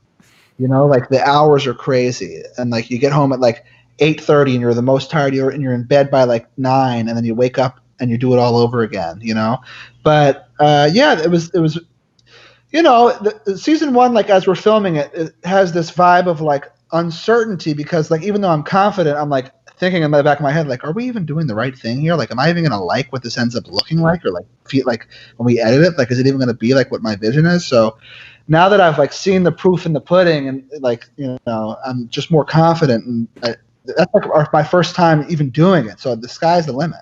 But that has to be the weirdest thing, because while you're shooting, you're seeing one thing right through the monitor, but obviously in edit it turns out to be something different. Has there been a moment where a scene, I don't know, felt one way while you were shooting it, but when you watched it in the context of an entire episode, it kind of played differently, or a moment? Yeah, there are a ton of scenes that just like get cut, just for like the sake of climate. How about you having sex with a fake tuchus, legs, from the waist down? How is that to shoot? It's a little weird because like I'm in this like privacy man thong like thing that like at all times feels like it's about to just fall off and like reveal my genitals to the whole set, And then like in between takes, I'll like walk to get like a coffee, and like everyone can like see my body acne, and it's like it's like weird, but I it's fun, and it's like ridiculous. It's like funny, and that scene turned out the way I envisioned it. By the way, like there's this accepting and there's this accepting energy on a set, and also this universal want for it to be the best possible product, had by most people. And by the way, going back to your long days, like, isn't that the fuel that kind of keeps you going? Because I've been there where it's like a 16-hour day, but when you're in the middle of it, it doesn't really feel like a 16-hour day. It kind of just flies by. It does fly by. And it's, the main difference is like with music, I'm upstairs in my studio, like working alone the whole time, and like I'm not like, responsible for anyone else's workday or like feelings or anything. And then I go shooting the show, like you show up and there's like 80 people there who look to me to be like the leader and like in good spirits. And like, I think the good thing is that my set, like everyone on my set, like really like instantaneously believe that this could be great. And, so many TV shows that people work on, like just everyone's like, yeah, they're doing it for a paycheck, or like, it's like they know it's not going to be the best show. This show had the vibe like that it could be like one of the best shows on TV. So everyone just kind of always went the extra mile. So when is it solidified in your mind that this, could be the best show on FX and on TV, because right now we're in a place where it's the highest rated comedy ever on FX. It feels pretty solidified. Like it feels like. But did you know earlier? Did you have like the feeling, like, was there an, I don't know. Yeah, I mean, I always knew. I believed, because I just know the subject matter. I've always believed that I could be like as captivating a lead in television. Like, I know that's an arrogant thing to say, but I've always believed that. And then when you add in the subject matter of like rap is like the new rock. It's like, who doesn't want to like see what it's like to be like a rapper? Like, that's just like what everyone wants to see. And I knew the people involved with it were just so talented. So I knew it'd be good at the minimum. You know, I knew that like our worst effort would yield a good, solid TV show. But I knew at the maximum it could be one of the best shows. And not, you know, even I don't think I really like felt it until like I think when episode 5 came out and it was like the Gay to Bipolar episode, and like seeing how everyone reacted to that, and like it like really like crossed that like emotional depth check box, and then it honestly just keeps being that way. And then I think people just only like I feel like that episode 5 like started like this train of like it just reaching a new ascension, and then it just kept going up and up and up, and like even the finale is just the ultimate cherry on top. By the way, the finale happening on Wednesday on Yeah. FXX, and streams the next day on Hulu. But by the way, like that depth and the fact that there's so much weight to every character. With all due respect, the show is more than just about Dave, right? And that's what makes a great television show. You know? Yeah, it's like you know, it's exactly. It's like, are you going to care about and my relationship with my girlfriend if you don't care about my girlfriend? Like, no, you know what I mean? So like, you got to like build these characters up to make any emotional stake matter. And by the way, where we left off, right? Like, is the relationship going to move forward? Is it not? I mean, I guess we'll find out, right? Pretty gut-wrenching episode, huh, Zach? Yeah, it was moving. It really was. I love that. That's my favorite episode to date. Is episode 9. Why? It just really feels like a perfect storm. Like I just like think it's like the best combination of being really funny, really emotional, really well shot. Like I think there's like a musical component with like the beginning and the end coming back and tying together. I just feel like it, like the directing was incredible. I just feel like it just like for whatever reason checks every box that I want my show to check all in one episode. And I just think it's the best done version of the show. And your quest for the interlude is so moving, but also the way you handle the rabbit, you know. Yeah. Something. Bluetooth orgasm, is that based on reality, or is That used to be able to cream hands free, so not something I can do as easily now in my older age. But as a kid, man, I could sit there and think, and I would burst. Speaking of you as a child, another moving episode was when you essentially kill your younger version of you. Yeah, I mean, slaughter him in the lo mein. I mean, is that based on reality? In terms of, I didn't actually ever experience a moment where I saw the version of my son. That wasn't, but just the emotions behind it. The emotions behind it are real. Yeah, but like, here's what I'll say. Like, you know, when an episode came out, like all my like childhood friends hit me and were like, "What? We had no idea that you felt this way." But like, that's not how I felt about my friends. Like, I don't think I was bullied. I don't think I was mistreated. I just think I would do anything for a laugh as a kid. And like, oftentimes I would stoop to a level that was just pathetic because I just wanted people to like me. So I think it came from that. Was the story about your first show real? Like your friends coming in and wanted to take advantage of all the free stuff?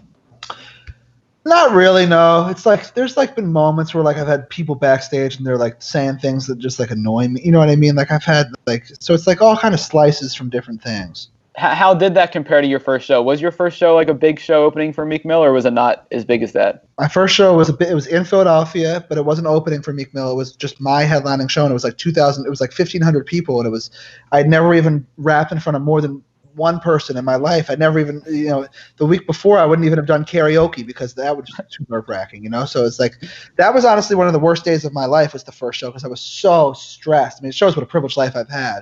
That the worst day of my life was like my first headline. But I was so stressed. Like the stress level was so all-consuming. I had no idea. I was like, I didn't know if I'd be able to do it or like what. And you know, imagine having never performed in any way, and all of a sudden you're like rapping for the first time in front of like 2,000 people. So it was stressful, but then I went out and I did it, and I was like, oh, that was easy, and that just made every other show easy. How does your first show compare to your first day on set? First day on set was like just a little. It was easier. First day on set was easier because I knew I'm like born to do this. Like I don't think I think I've worked my way into being a rapper to where it was like hard work to where getting to the point where I am. Like I wasn't naturally like the rapper that I am today, but what you're seeing in the show is the equivalent of my first song. And my first song was not remotely good enough to even go public. Like my first song sucked, But my first attempt as a comedian is like one of the best on TV. So it's like I think I'm just like naturally, I knew that I had that more naturally in me. But it was so stressful. I remember like the first day I kept being real stressed about my hair and like thinking that like my hair didn't look right, thinking I was going to hate the scene because my hair wasn't looking right. I kept going to the bathroom in between takes and being like, my hair. And then I'd go out and shoot the scene and I'd be like thinking about my hair. But you have somebody to take care of your hair, don't you? But it was a new hair person. We were just getting our system in place. Like, we didn't have the efficiencies that I had by the end. It's also kind of part of like your character though, is not giving a shit about your hair.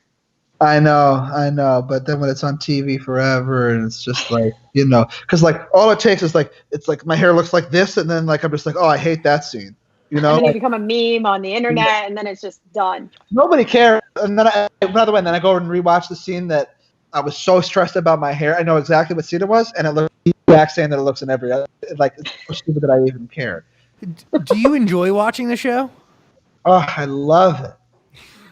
I still watch it every Wednesday on cable. And, like, that's my favorite. I've seen every episode so many times because I, like, edit it and all that, but there's nothing like watching it on TV and like there's commercials and it's like so official. And then I watch it the next day on Hulu just to make sure it's all, because sometimes there could be an error or something and I just want to make sure there's no error. Can we talk about the diarrhea scene? Oh yeah. My God. Did you guys ever think like not to actually show the diarrhea, or is the diarrhea needed? We actually had a conversation. FX they thought we didn't want to. They were like, we don't think you should show the diarrhea, and we were like, well, I think we should. And then we used an earlier cut had even like twice the amount of diarrhea, and I think we ended up at like the perfect happy medium. And like FX is a great partner in that respect. They're like, they have good thoughts. Like 80% of their notes are like worth listening to, and. That was, I think a middle ground was the right call because I don't know, like I'd never seen a like that in film. How do you make fake diarrhea like that? Did you have any part in that? Oh, I had a huge, well, first off, there was this like machine strapped to my back that had like a tube that was supposed to shoot it out. But the machine, like when they press go, the tube snapped up and snapped the duct tape off my back and then shot it like into the air. So we had to stop using the machine. And then all this diarrhea that you see is actually fake. It's CGI. Oh, wow. That means it was good CGI if you guys are asking these questions.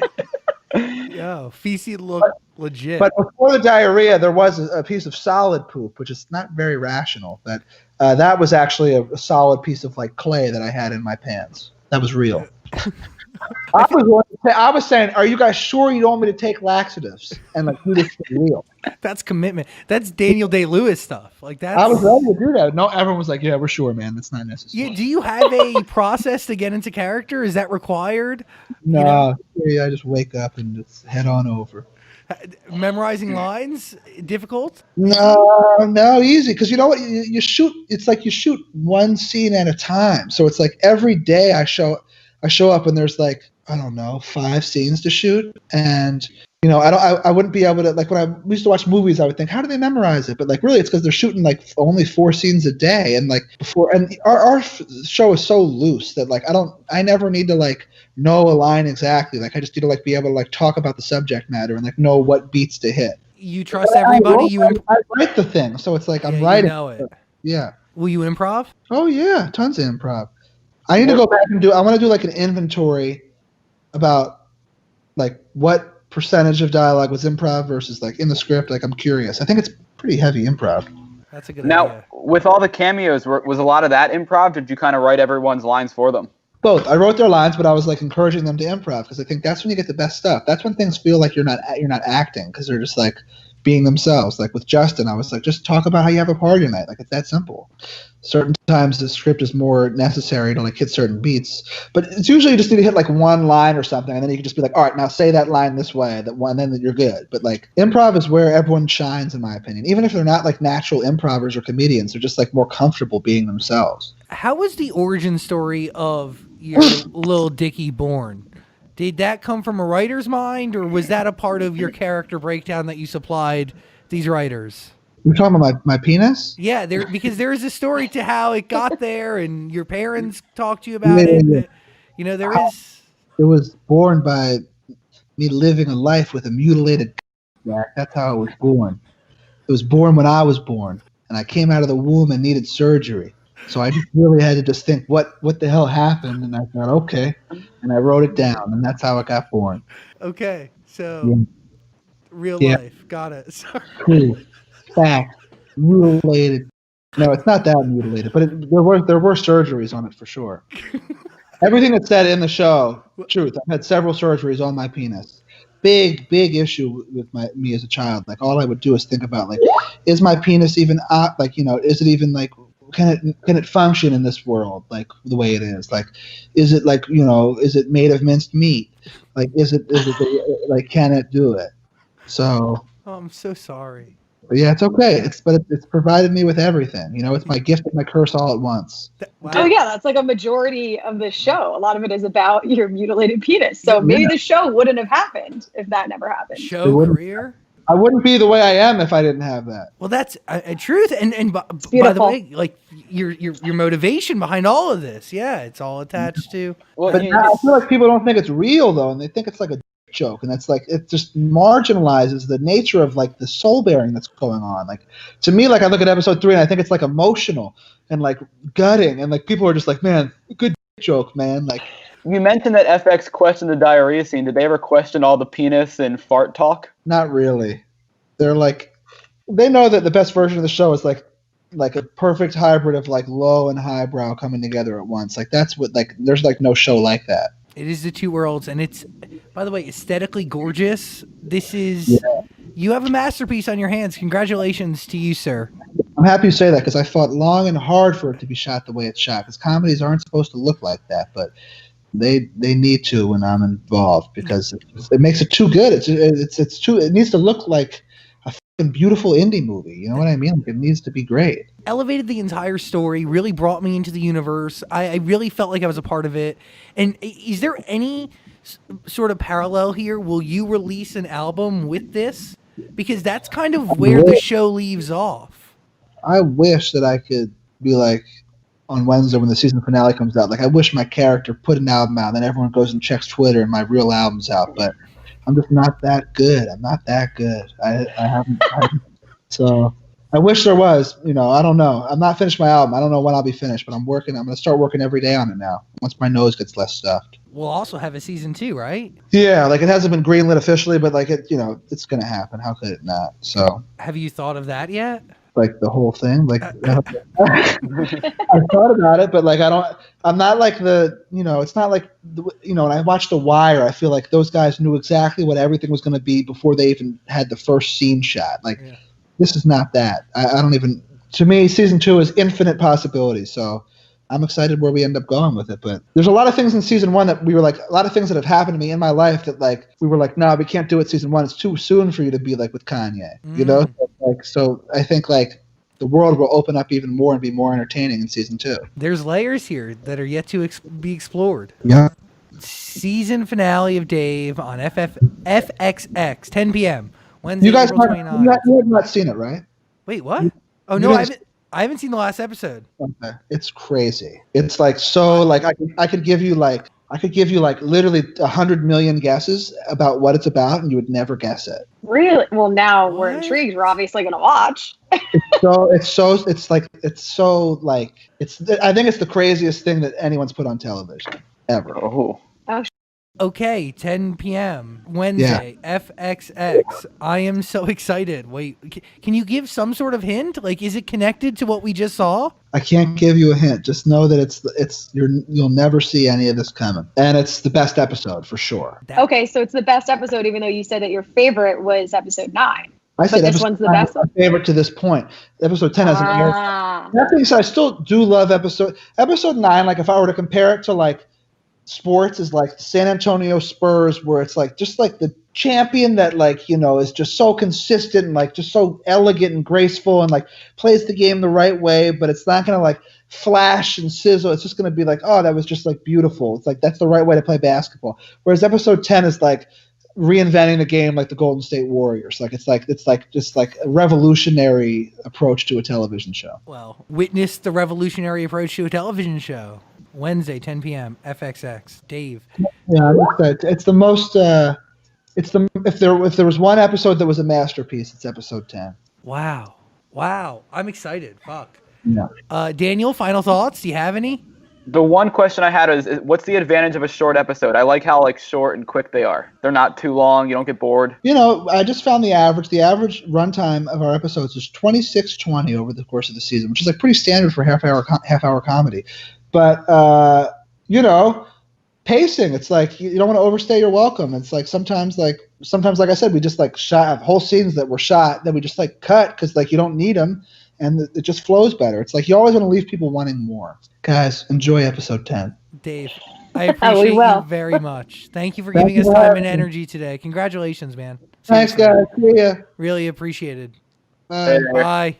Hey, beautiful human. Thanks for watching our full interview, but I get it. Like, a full interview is a lot. So we got a clips channel. We don't expect you to watch the full thing anymore, so we just gave you the highlights. Please subscribe and notifications and all that stuff. Okay, cool. I love you.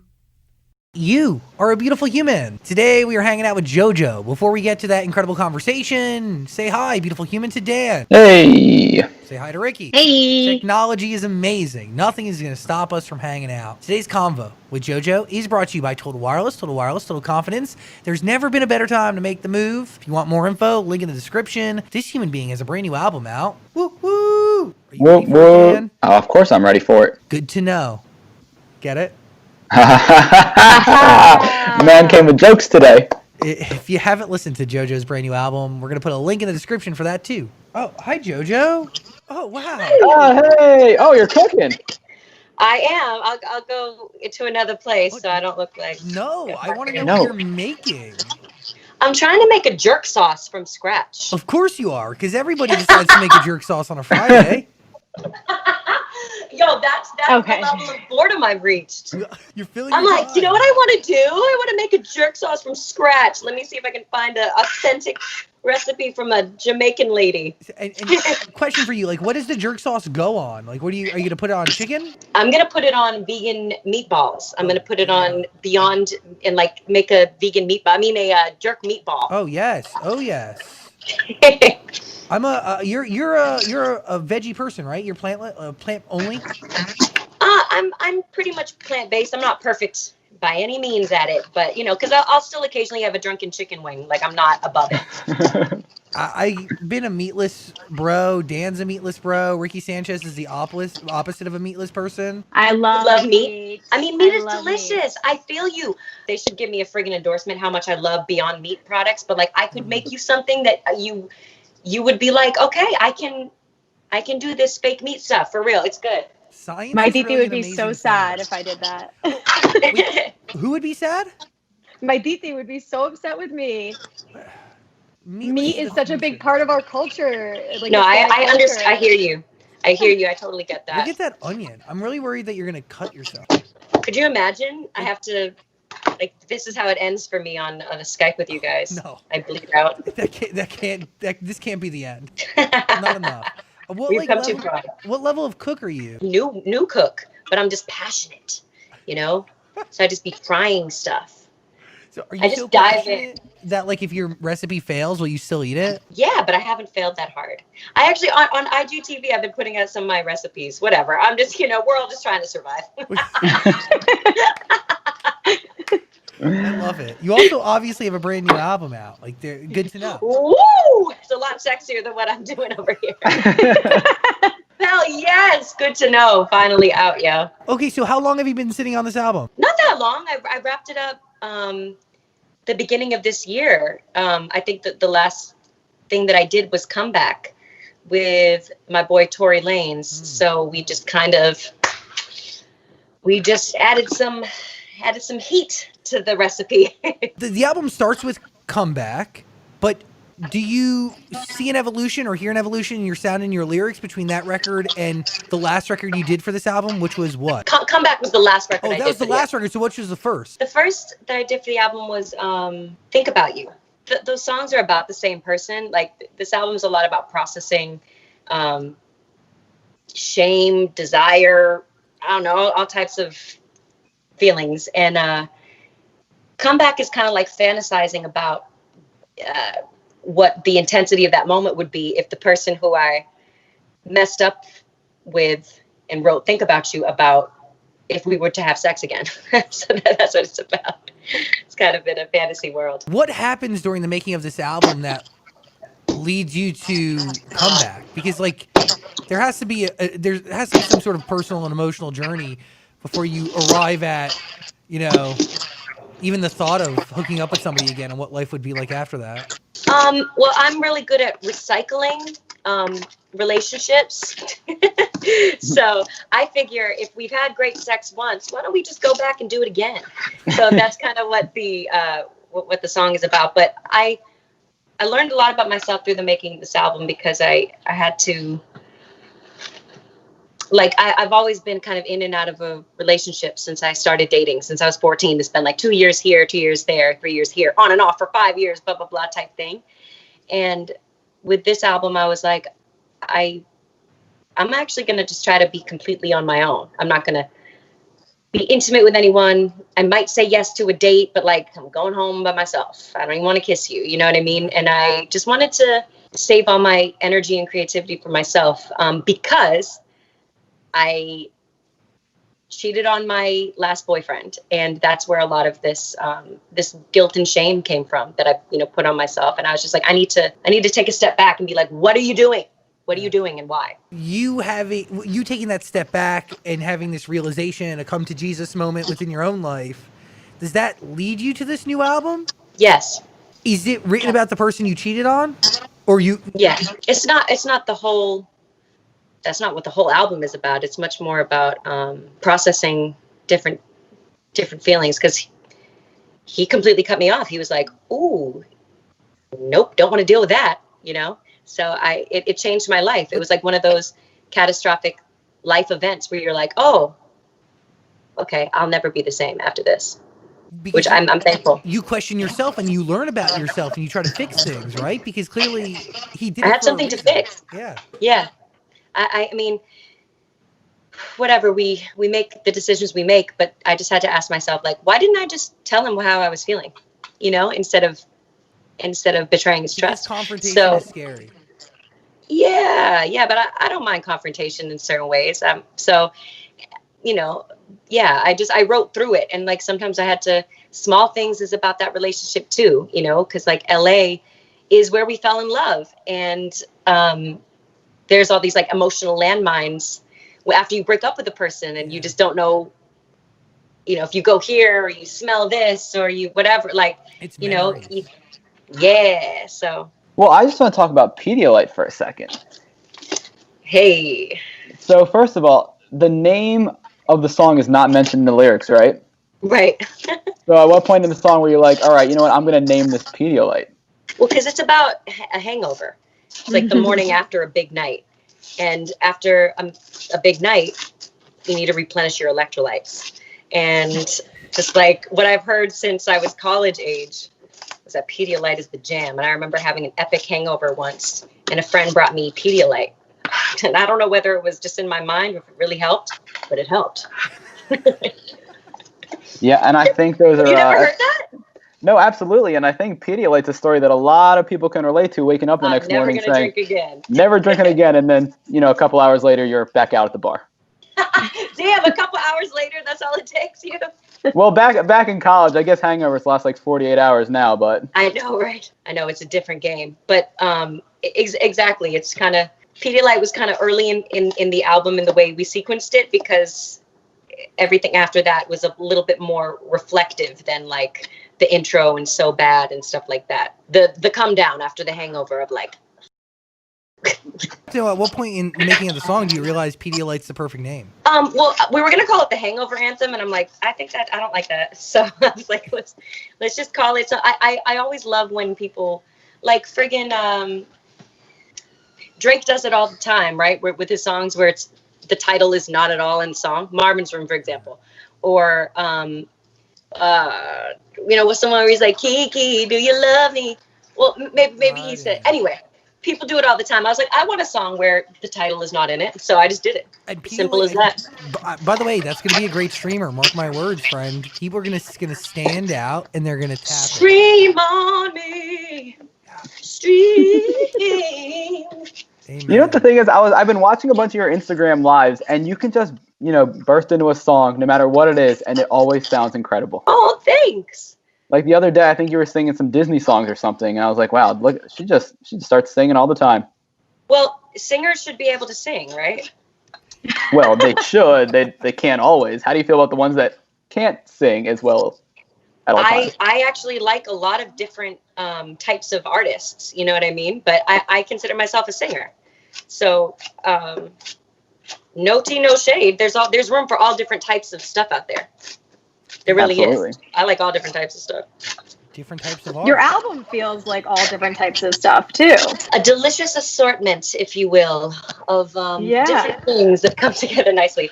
But thanks. I mean, I think I wanted the foundation of it to be like hard ass beats that I could play in my car and bump and play getting ready with friends, and I could send to my guy friends and they wouldn't feel embarrassed to bump it because the stuff's so hard, you know what I mean? Mm-hmm. And but you can still hear different things that I'm influenced by, whether it's just acoustic instruments or more R&B 90s melodies like Lonely Hearts. And yes, I loved the 90s feel.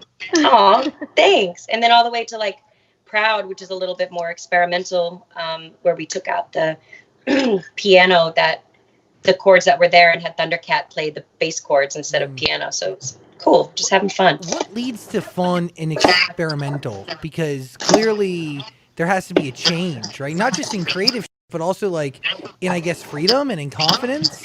Yeah. I've just continued to grow as a person, and then I can't really separate like my growth as a person from my growth as a singer-songwriter. Like that, yeah. So it would be weird if I tried to like emulate a sound from years ago or whatever. I'm just doing what feels right in the moment. So that's what I'll probably continue to do. Hey, beautiful human. Today's conversation is made possible by Arizona State University. If you are thinking about going back to school, you should ask yourself the following questions. Do you need the flexibility to take classes on your schedule? Do you want to earn a quality degree from a world-renowned university? Do you have college credits that you need transferred? If you answered yes to any of those questions, Arizona State University really could be the school for you. Arizona State University currently offers 200 highly ranked degree programs, 100% online, so you're going to take the same classes that you would on campus from the comfort of your own home. Like, home, it's where we do everything now. But you can also take these classes totally on your schedule whenever you want. Plus, ASU Online accepts most transfer credits. If you want to learn more, text Zach, that's me, to 35517. That is ZACH to 35517. Learn for yourself why the Wall Street Journal ranks ASU 5th in the nation for producing the best qualified graduates, and why 87% of ASU grads are recruited for real gigs within 90 days of graduation. Learn to grow, learn to succeed, and learn to thrive at Arizona State University. If you want to learn more about ASU Online degree programs, just text Zach to 35517. I'm going to shut up now. Do you hear a different JoJo at a different stage in her life between the 2018 album you put out, right? Or even the High Road, right? Anything 2018, pre-2020. Is there a difference between you as a person in the 2 years? Yeah, I worry a lot less. I judge myself less harshly. I still hold myself to a very high standard, but I don't beat myself up. I think that having fun is a really important component of making music, because we're not performing brain surgery and we're not saving people from coronavirus. You know what I'm saying? So like if we're not having fun, what are we doing? So and I don't know, I feel less afraid. My last album was 2016 with Mad Love, and then in the end of 2018 I re-released my remastered versions of the first two albums because they weren't available on streaming. And I feel more confident. That confidence leads to being secure and willing to explore and do new things that might sound untraditional, right? But could be creatively different, and that could be the secret sauce, essentially, right? Like something that you might have been too afraid to try before because it didn't necessarily fit the formula could today be what makes it stand out. I don't think that formulas work as much today. I think that everything that's like really had a big impact has shocked the hell out of me. I'm not talking about my own music. I'm saying like everything else. Did you know that Roddy Ricch's The Box was going to be number one for as long as it would? Because I could have never called that. You know what I'm saying? Yeah. You have to do what feels right to you, period. That's our responsibility as artists. If you're not doing that, then you're doing it for some weird. But did you do that with Mad Love and Apologies? And no, I wasn't. I felt a little bit more boxed, put in a box. But I take responsibility for that. If I was backed into any corner, I could have said no, but I didn't have the strength. I didn't have the because it was safe, confidence. Right? You maybe saw it as safe, or I don't know. I didn't see that I had another option. So when you don't believe you have another option, you make decisions based on that. You know? Yeah, I totally. How do you get to this point in your life with the confidence? Because I know it's something a lot of people struggle with is, lack of self-confidence. And so do I. It's not like every day I'm like, woo, I'm that bitch by any means. But I do things every day that confirm to me that I am that bitch. You know what I'm saying? Even if it's just one thing, even if it's just like checking off my list of like, okay, because in quarantine, it's also hard to like feel a sense of accomplishment. So I have to like be like, okay, I took my dog out. Check. I did my meditation. Check. I did my journaling. I'm doing my interviews. I'm, working out. I'm practicing piano. I'm trying a new recipe. I'm making food for my mom because she's staying with me. Like I can provide for myself and those who I love. You know what I'm saying? And I think that's my measuring stick is different than it was when I was 19 versus 29. Like I'm so glad that I'm on the other end of my 20s. Versus my early 20s, because wow, that was such an uncomfortable time. And I would just tell anybody who's in their 20s right now just to hold on, because I think it just gets better at the end. Like I hear 30 is bomb. So I'm pretty optimistic and really excited and ready for the future in my next decade. 30, it's bomb. Wait, are you 30? Oh no. I'm 26, but Dan is about to be 30. I'm 29 and I'm 29 and I keep telling people I'm 30. Like I like getting older. It's exciting. Do you feel what I'm saying though about like I can't say that like tips for self-confidence. I don't know, hold on. You know what I'm saying? Keep going. I do think it's getting Don't older stop. because as you get older you learn who you are and what you want and you just become happier. Like when I was young 20s, I was out partying and drinking and, all that stuff. And now I don't go out. I don't party. I'm the healthiest I've ever been. I feel great. You can be more easily swayed when you don't know what it is that is important to you. You know what I'm saying? And exactly. That only comes with time. You only realize priorities and all that with wisdom and age and life. Yeah. And if someone reaches that at 21, good fucking job. It took me till about now. Age is amazing. Years and experience, that's what builds up life and understanding and the way you tackle it. I did cut you off though, but I have a question. Oh, I wanted to know, like, what song should we listen to from Good to Know to best understand who JoJo is today, like where you're at right now? Does that song exist on this album?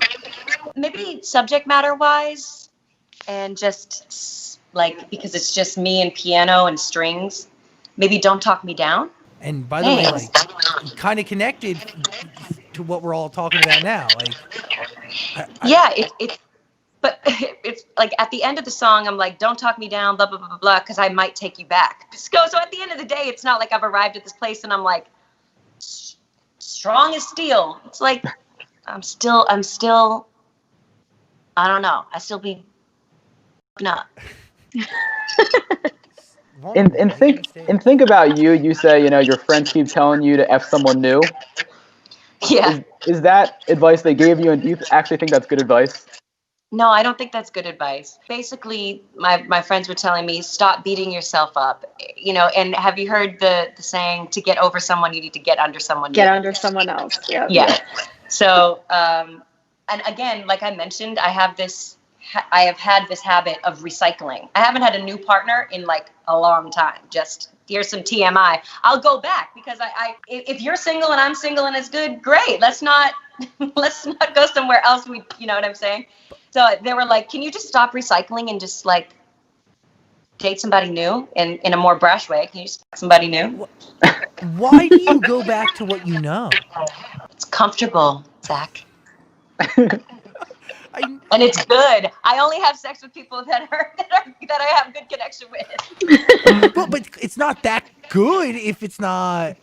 That's not true. Just because the relationship isn't good doesn't mean the sex other isn't things good. are. But, that's right. But aren't you looking for a combination of two to make it really something special? Yeah, of course. When sex and love are combined, that's where the magic is. But sometimes I allow my like want for attention or security or whatever to take over what I really, really want. You know, we don't think about the long term all the time. At least that's how I've been. I totally understand that. Yeah. Because it's about that instant gratification. Hey, you free? You still single? All right. Cool. Yeah, because it's easy. There's no work. You don't have to go on a first date. You need to get to know somebody from nothing. And my walls are up high as hell. So like going on a first, you know what I mean? Like I don't want to go on a first date. I don't want to go on 50 first dates. I don't. I get it. But then maybe you'll never know what else is out there.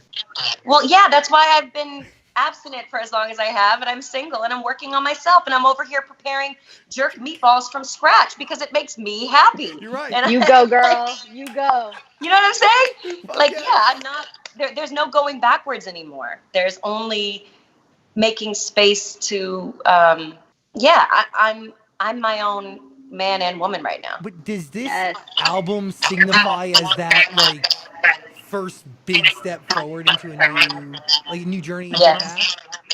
Yeah. The title "Good to Know" means it's good to know I can trust myself, and I learned a lot along the way, and it's all good. It is what it is. It's, you know what I mean? It's neither good nor bad. Like I think I had this tendency to be like, oh, this was so bad or this was so great or whatever. It just all is what it is. JoJo, I want to talk about this Tory Lanez feature. Oh, yeah.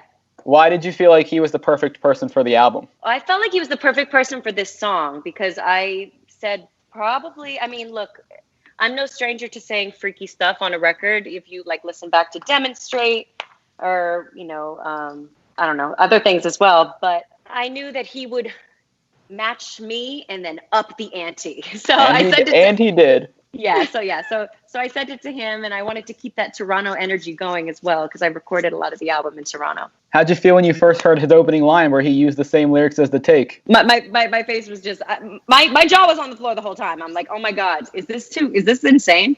Am I gonna get in trouble? Like, what's, you know? I was just. I love that he referenced his own shit, though. I thought that was hot. What is that Toronto energy? Can you describe it? I just love Toronto. Like, if I wasn't from Boston, I wish I was from Canada. I just love it. I don't know what to say. You're not that far from Niagara Falls. I mean, you know. I know, right?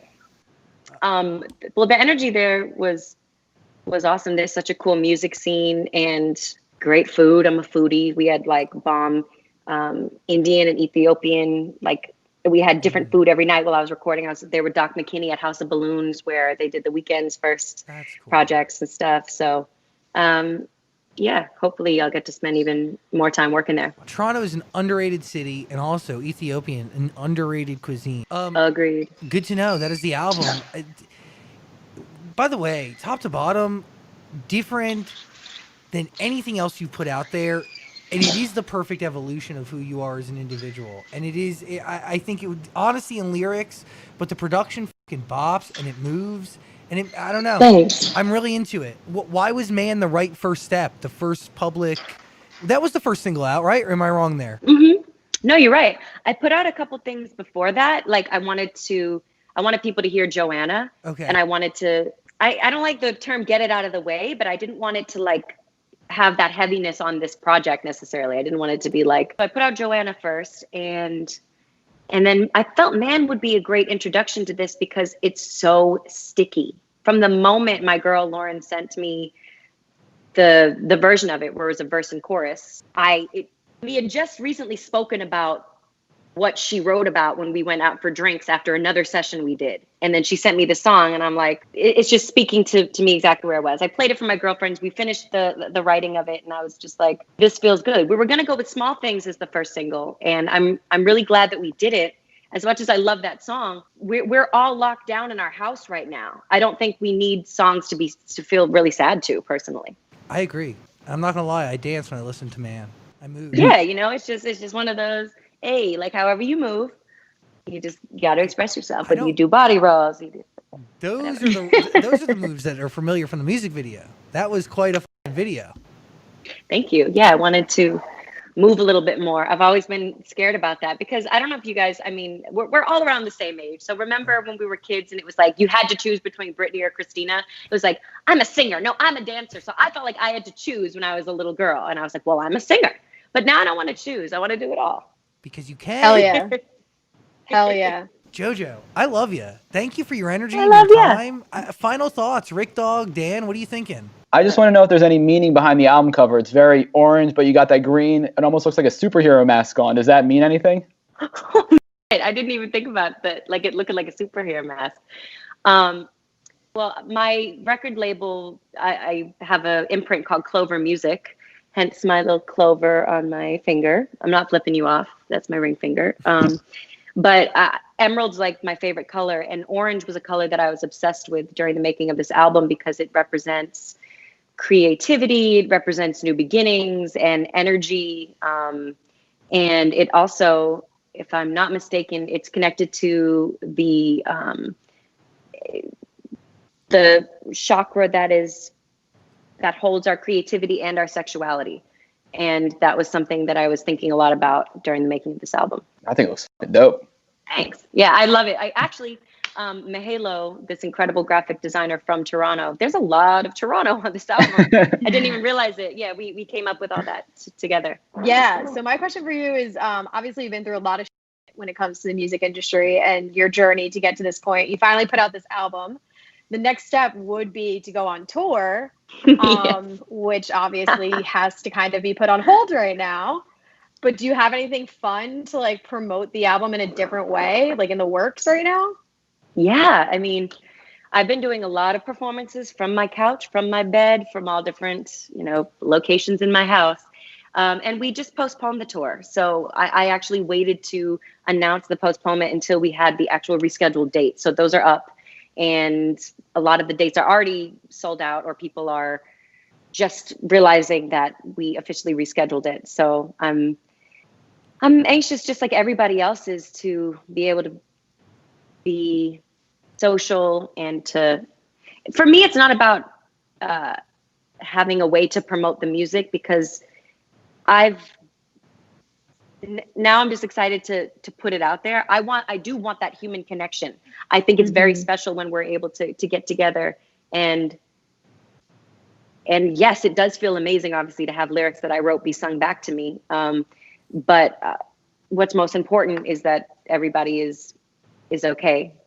Obviously, that's redundant. We know that, but yeah. So I'm trying to stay creative. I just set up a home studio here, so I'm going to be making more music and wanting to put out another project sooner than later. Hell yeah. Ooh, are you going to put out singles, like random ones, as you're done with them, or are you going to do one full album? Girl, I don't know. Because I'm already ready for like more music. I'm I know, like, always me too. ready. Well, but what I know, right? Because we just have we just want more, and I'm the same way. I love that artists are just dropping things in non-traditional ways. So I want to do the same thing. My last question was that I watched your documentary, and I just want to know how much more of the JoJo story is there to tell that you haven't told yet. There's actually a lot. There's a lot, and I'm starting to flush it out. And to be honest, when something is your story, you're like, you don't think it's that remarkable. But then when other people tell you how crazy your story is, then you're like, maybe it is crazy, and maybe maybe people wouldn't even believe some of the other stuff. So, yeah, there'll be more coming. Okay, we're ready for it. I mean, the documentary was shocking, so I can't even imagine what else you have. They did a good job, and they boiled it down to 25 minutes. It was pretty impressive. Yeah. JoJo, Good to Know is My the darling. album. It is worth your ear. There's going to be a link in the description below. If you haven't listened yet, please do. I hope to do this in person, and I wanted to ask you about virtual concerts, like legitimate virtual concerts, because those are the future. You know? Yeah, they are. More than just an Instagram acoustic, you know? Like there's going to be a bigger, better way to do that. And so are we going to get out of our house or like have band and dancers and stuff virtually? I mean, we're all trying to figure it out, right? Yeah. I saw that it's something. Dua Lipa did something super dope. Yeah. I haven't seen it yet. I saw like a clip of it, but you know, yeah, I want to be down. I want to do it. Good to know. Bring it to life, maybe over the internet. But first, people, listen. Please listen. Link in the description below. Love and appreciate you. Thank you for hanging out. Thank you, guys. Thanks, JoJo. Thank you. Bye. Hey, beautiful human. Thanks for watching our full interview, but I get it. Like, a full interview is a lot. So we got a clips channel. We don't expect you to watch the full thing anymore, so we just gave you the highlights. Please subscribe and notifications and all that stuff. Okay, cool. I love you. Hello, beautiful human. We're about to hang out with Isabella Merced, talk about her brand new EP, Better Half.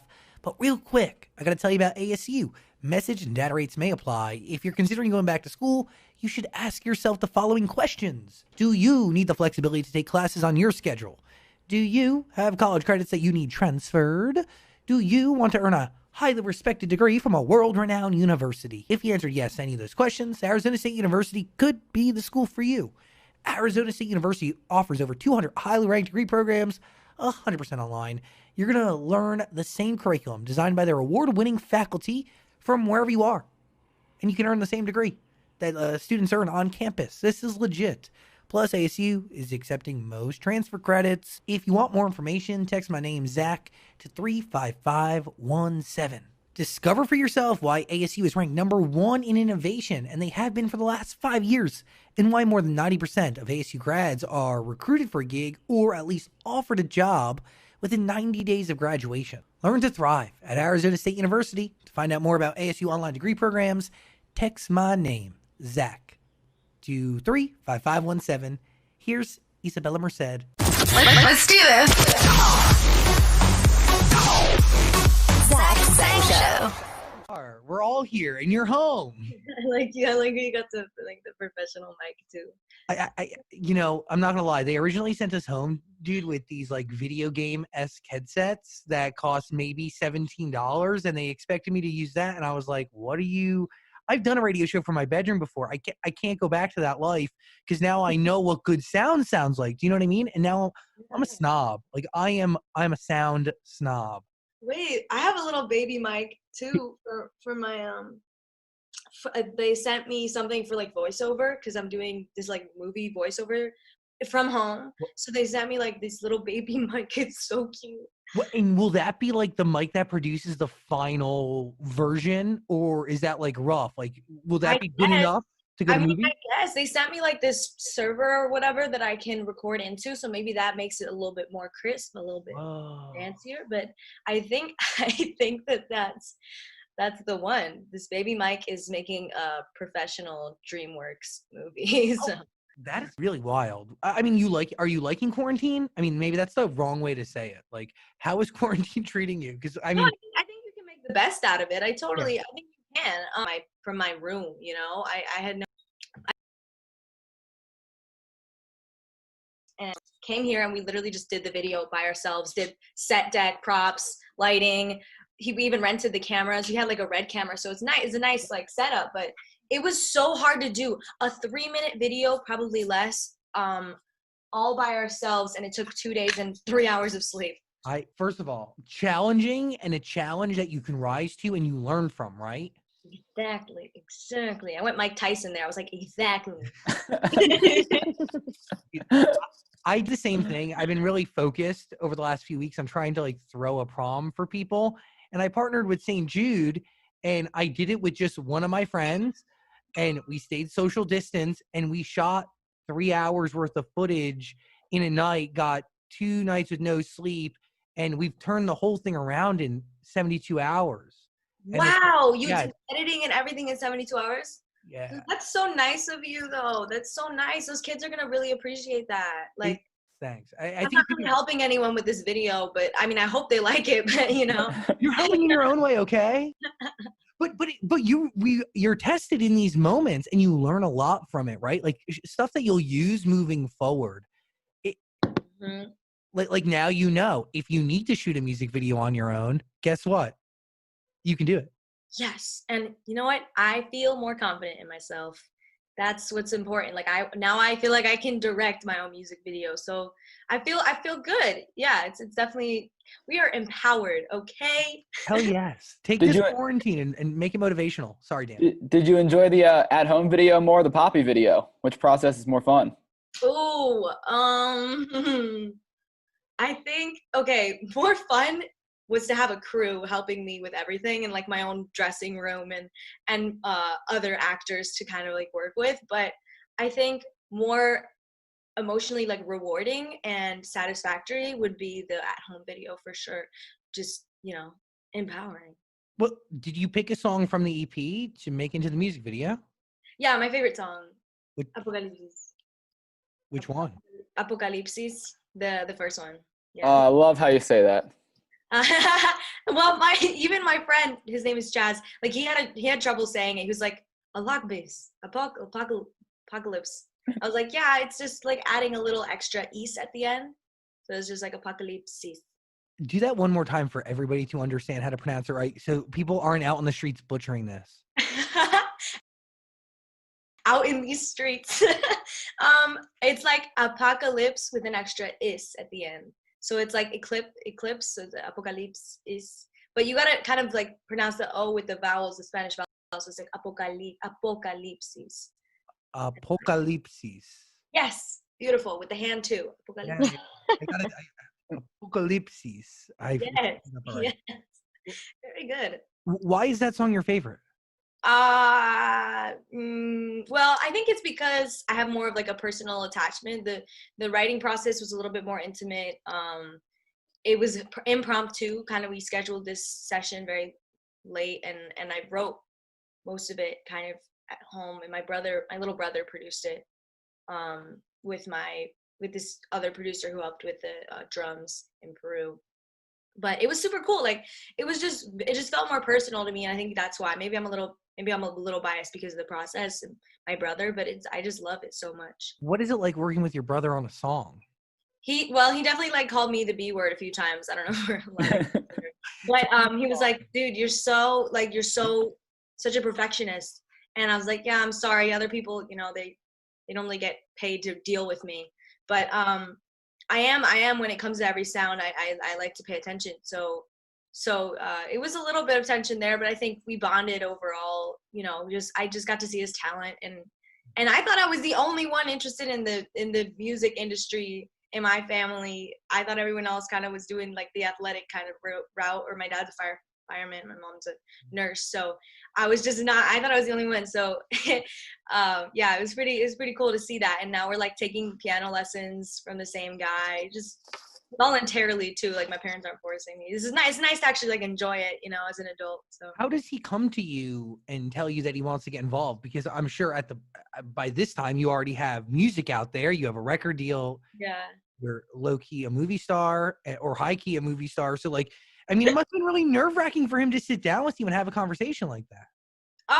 No, I don't think it happened that way. I think he's like a shy little like introvert who is just super sweet at heart. So he definitely, like, I had to initiate it, because that's like we're kind of opposite in that way. And I'm definitely I just want to support him in whatever way. And I genuinely think he's super talented. So I just kind of came up to him and I was like, I was making it very subtle, you know, I was very subtle about it. I was like, let's like do a song together sometime.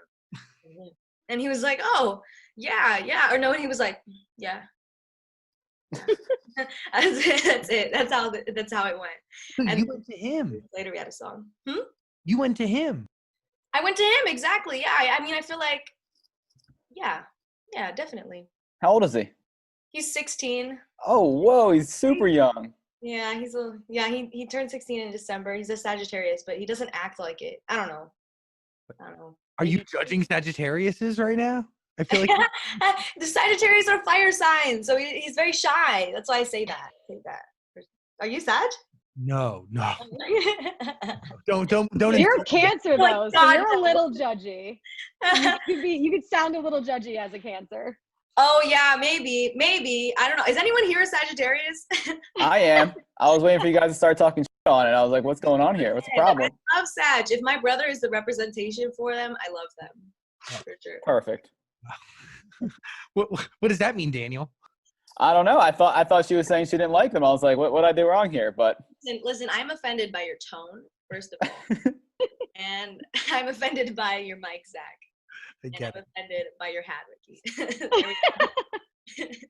Let's really dive into this EP because I have this very strong feeling that Dan is a huge fan. I thought the EP was great. Really? Yeah. Thank you so much. I mean, yeah, everyone's entitled to their own opinion, so I'm open to feedback, honestly. What do you mean by better half? There's a lot of like the songs have a lot to do with each other in a surprising way, I guess. So there's a lyric in Loving Kind. It's in the second verse I say, don't cut your teeth on me. Oh, Pluto, can you just not knock over the room while I'm Hi, Pluto. Pluto's right here. I would get up, but I'm not wearing pants. Oh my God, that's funny. I never wear pants when we do these things. It's so funny. Yeah, it's just like, why would you? You're in isolation. No, you don't need to. It's the most unnecessary thing ever. I'm definitely wearing pants. Thank you, Zach. Thank you for just making. If you could picture that visual, it's me in pants. No, but the second verse I say like if you ever leave the better half right here with me. So when you're I was in a toxic relationship like maybe in the end of like 2018 or something, and I wrote the song Apocalipsis about it and how it was toxic and we were kind of dancing together, dancing meaning just being together, and the whole world was falling apart around us, and it was basically we were creating our new one. So where only him and I exist, and that's why it's toxic, is like you don't see the bigger picture. So then I proceeded to rework on it like almost 6 months later, like in this quarantine, and I actually thought it had a brand new meaning. See, every song is up for interpretation, but to me the new meaning was what my part was in the toxic relationship. I wasn't the victim and he wasn't the perpetrator, I had equally as much of a part in it. And actually the reason it was toxic was because of that. So I felt as though it was more of like a reflection. And because of that, I discovered the better half of me. Initially you write your feelings as is, you get it out, and then you go back 6 months later and you re-examine it, or you just go back to it and you really end up learning a bunch, right? Like that's when the reflective, like that's when you really start to figure out what went down. Like it was definitely a process. 100%. And if it weren't for me writing that song, I don't think I would have had that realization. So I think for that reason, songwriting is very, very healthy. It's a beautiful, that's like a really cool thing to realize through art that you get to have forever, I think. Well, maybe because, it's probably hard to realize that you were as equally guilty as the person that you were kind of giving the brunt of the blame to for this breakup or for this toxic. It's freeing in a way, though. I don't want to sound like too hippie here, but because of that, you don't hold that blame, that you don't hold that anger towards them, and therefore you are free. You don't. The only thing that's hurting, you're the only one hurting you by holding that blame to them. They don't know that you're hurting. They don't care, and holding that feeling in you is actually bringing you down. So taking responsibility and like realizing that it's just like you're literally growing from it. So it can't hurt in any way. Do you approach love differently now? Do I even approach love? I think is the real question. I don't know, man. I'm just super, like, I'm in my bag, I'm trying to definitely grow more as a person and just kind of not have to deal with a whole other person and their feelings and their emotions and everything. Like I don't have time for that. I really don't. This relationship where you got a lot of the inspiration for this EP? Mm-hmm. What'd you say? Sorry, the first half? that relationship that you had that was toxic? Is that where you got like a lot of like inspiration for this EP? I got a lot from that relationship. Yeah, definitely. It's weird to say, like, I'm actually grateful for that relationship. Very grateful. Because I mean, it just like changed my perspective on so many things, and it empowered me in so many ways. It was but the reason, actually, I gotta be another story. The inspiration for the EP and just kind of the title and everything also came from like this conversation I had with my aunt on the beach. Like, we were in Peru, kind of for New Year's, and she was sitting with me, and we were talking about my grandpa, who's like the wisest individual, just has the best philosophy in life. He was a professor of history, like he knows a lot of things. And we were just like, why is he so great? And she's like, I don't know, he just doesn't talk a lot. And he just, when he does, it's like very impactful. And I'm like, yeah. She asked me, she's like, have you ever been alone? And I'm like, yeah, I've been alone. And she's like, no phone, no Wi-Fi, no books, no sleeping. Like, have you just been alone for a long period of time? And I'm like, no, I don't think I have. I really had to think about it because I really hadn't. So this isolation, like, I'm really grateful for that conversation, because this isolation has forced me to be alone with my thoughts and learn more about myself. So that's also been part Our of definition of alone is different than like someone like your grandpa's definition of alone, right? Like, our alone is like nobody's around, but our phone's still in our hands. So there's essentially still a bunch of people hanging out. Like, you're never like, alone is turning off. Mm-hmm. They Yeah. give you a moment to do so. You literally, like, it's just being 100% in your head. And I feel like my imagination got better. Actually, I feel like, weirdly enough, my dreams got better. I actually remembered my dreams more if I just like put away my phone before bed and I just sat with myself. Like, I have some pretty great dreams. They're all like action themed and sci-fi movie themed. And so for me, and they also like tell me a lot about myself too.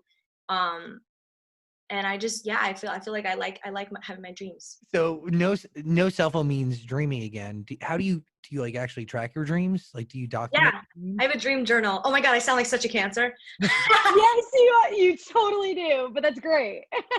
Dreams that mean a lot, because it's your subconscious. And when you fall asleep, all those subconscious thoughts are, formed into a dream. That's literally, I feel like the better half of me is my subconscious. She's always there. She's always looking up from a higher view. She's got me. So the more that I like dream, the more that I understand that side of me, for sure. Yeah, like the night before my EP came out, I had a dream about a ferret and I lost it. I'm still trying to figure out what that has to do, like correlation to my EP coming out.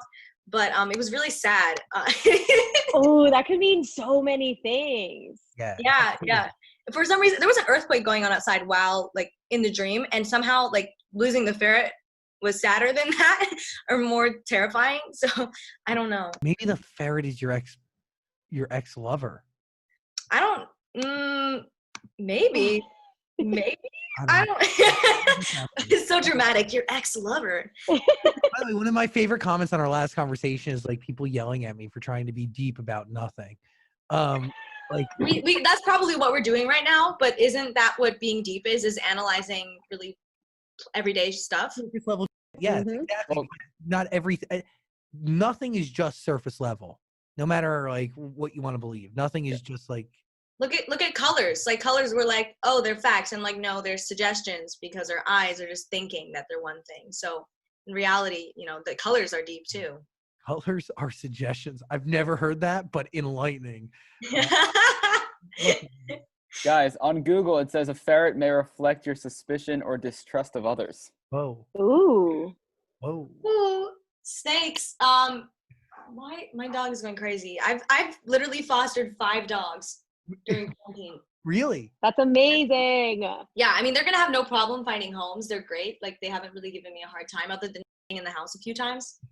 And you don't find out until you're like, what is that smell? It's great. It's great. Okay, so good to know about the ferret. Thank you, Daniel. You're welcome. Yes. Let's go deeper into this EP here, because we have, I feel like we're only 1 record in, but we got 4 left. Loving Kind really hit me. Yeah, that's a little tender one. That one, I feel like it's also quite empowering, because the statement, you know, I don't want to waste my time if you're not the loving kind. I've had so many people waste my time, you know, and you know, I've been fortunate to have people teach me a lot of things, but mostly wasting my time. At what point do you realize they're wasting your time?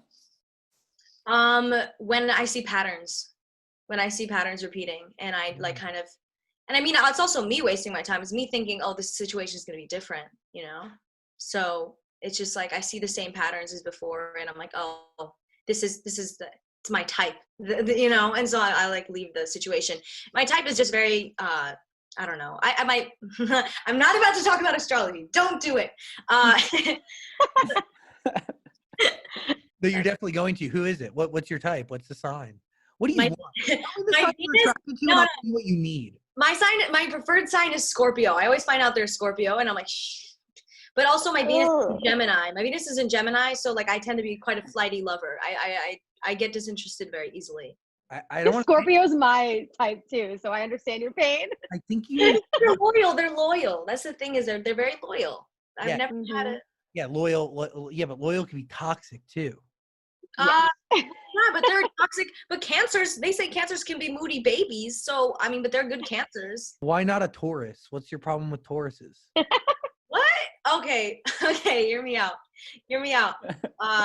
Tauruses and I are a little too compatible. We're a little too similar. Yeah, I know, because it's very captivating personalities. They fill the room. They grab attention. There's a lot of similar traits, but I think maybe you find the right one. Maybe. I mean, we are both into like smells and stuff, like senses. I feel like I'm very into scents. Is that a sign of a Taurus? What else is a sign of a Taurus? Yeah, the Taurus are just they're analytical. Like they're just, I don't know. I guess, yeah, I've had a good experience. Are you a Taurus, Zach? Is that what you're asking? Oh, yeah.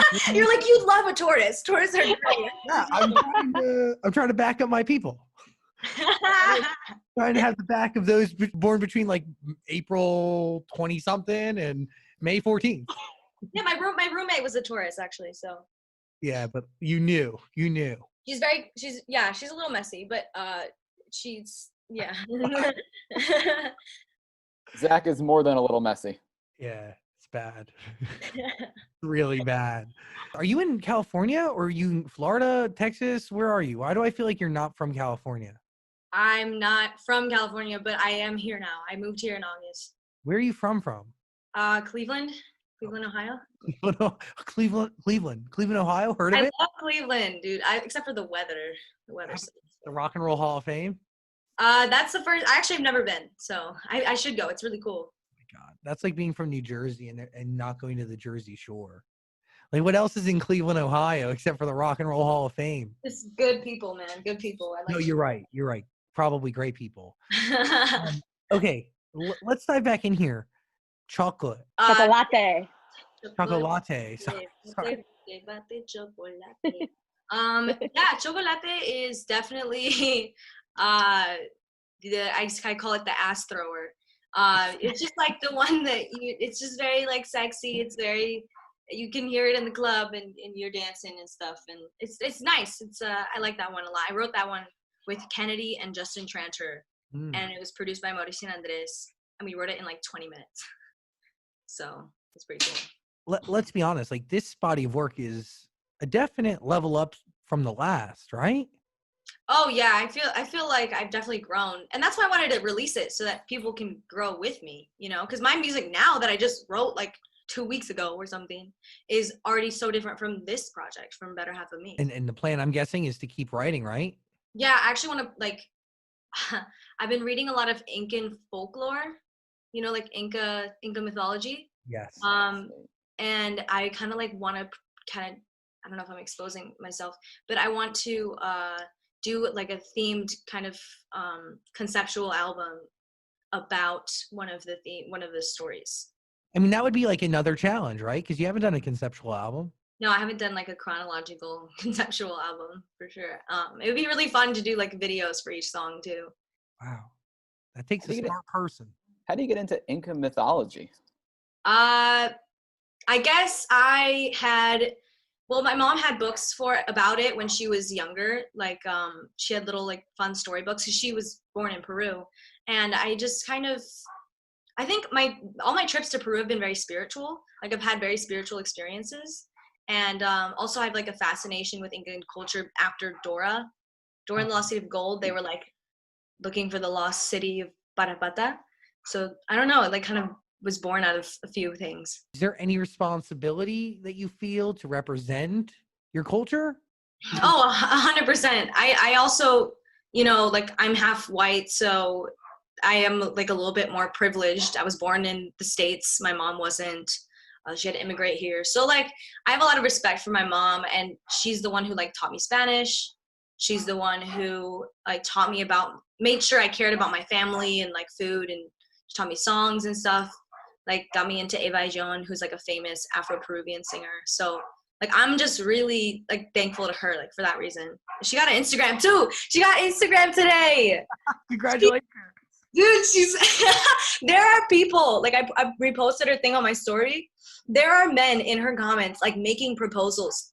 Like they're like, I'm a good man, I work this job, and I will treat her right. I will never cheat on her. Like in her comment section. Mama looking? What? Is Mama looking? No, they're asking her to date, if they can date me. Oh, to date you? Oh, I thought they were going after your mom. I was gonna be like, oh, well, I'm sure there will be people like that too. Like, she's beautiful. What do you see those people harassing your mom over Instagram for your hand in marriage? Yes, and I've also had this one guy, like, he's been Venmoing me 10 cents every day to respond to him. What? How did he get your Venmo? What? I love that. Take it. Just keep taking it. Oh, you don't need 10 cents. He's even upped the price a little bit. He went from 10 cents to like was it like 50 cents or something? See how high you can get it, girl. Sugar daddy, yes. By the way, that guy is Dan. Dan spends no money on anything, but he thought a 10-cent investment to get you to pay attention to him via Venmo every day. I'm the cheapest person ever. I would never spend 10 cents a day on anything. Not even on Isabella? Like, come on. We got her. We got her on video chat right now. That's free. Well, there are so many. There were so many comments on our last interview with you of people saying how you're their dream girl and you're so perfect and so beautiful. Isn't that like a lot of pressure? Not to me, not really. They don't know me. Or is it more just weird? It's just weird because like they don't know me. So how is this possible that you're like so focused on someone that you don't? I don't know.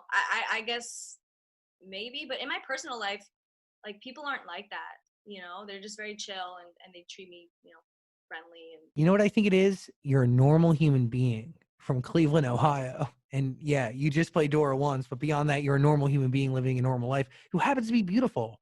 I think some people like, dude, like some people who could be like really great looking could be like totally not human. Do you know what I mean? Like same thing with like, you know, less attractive people.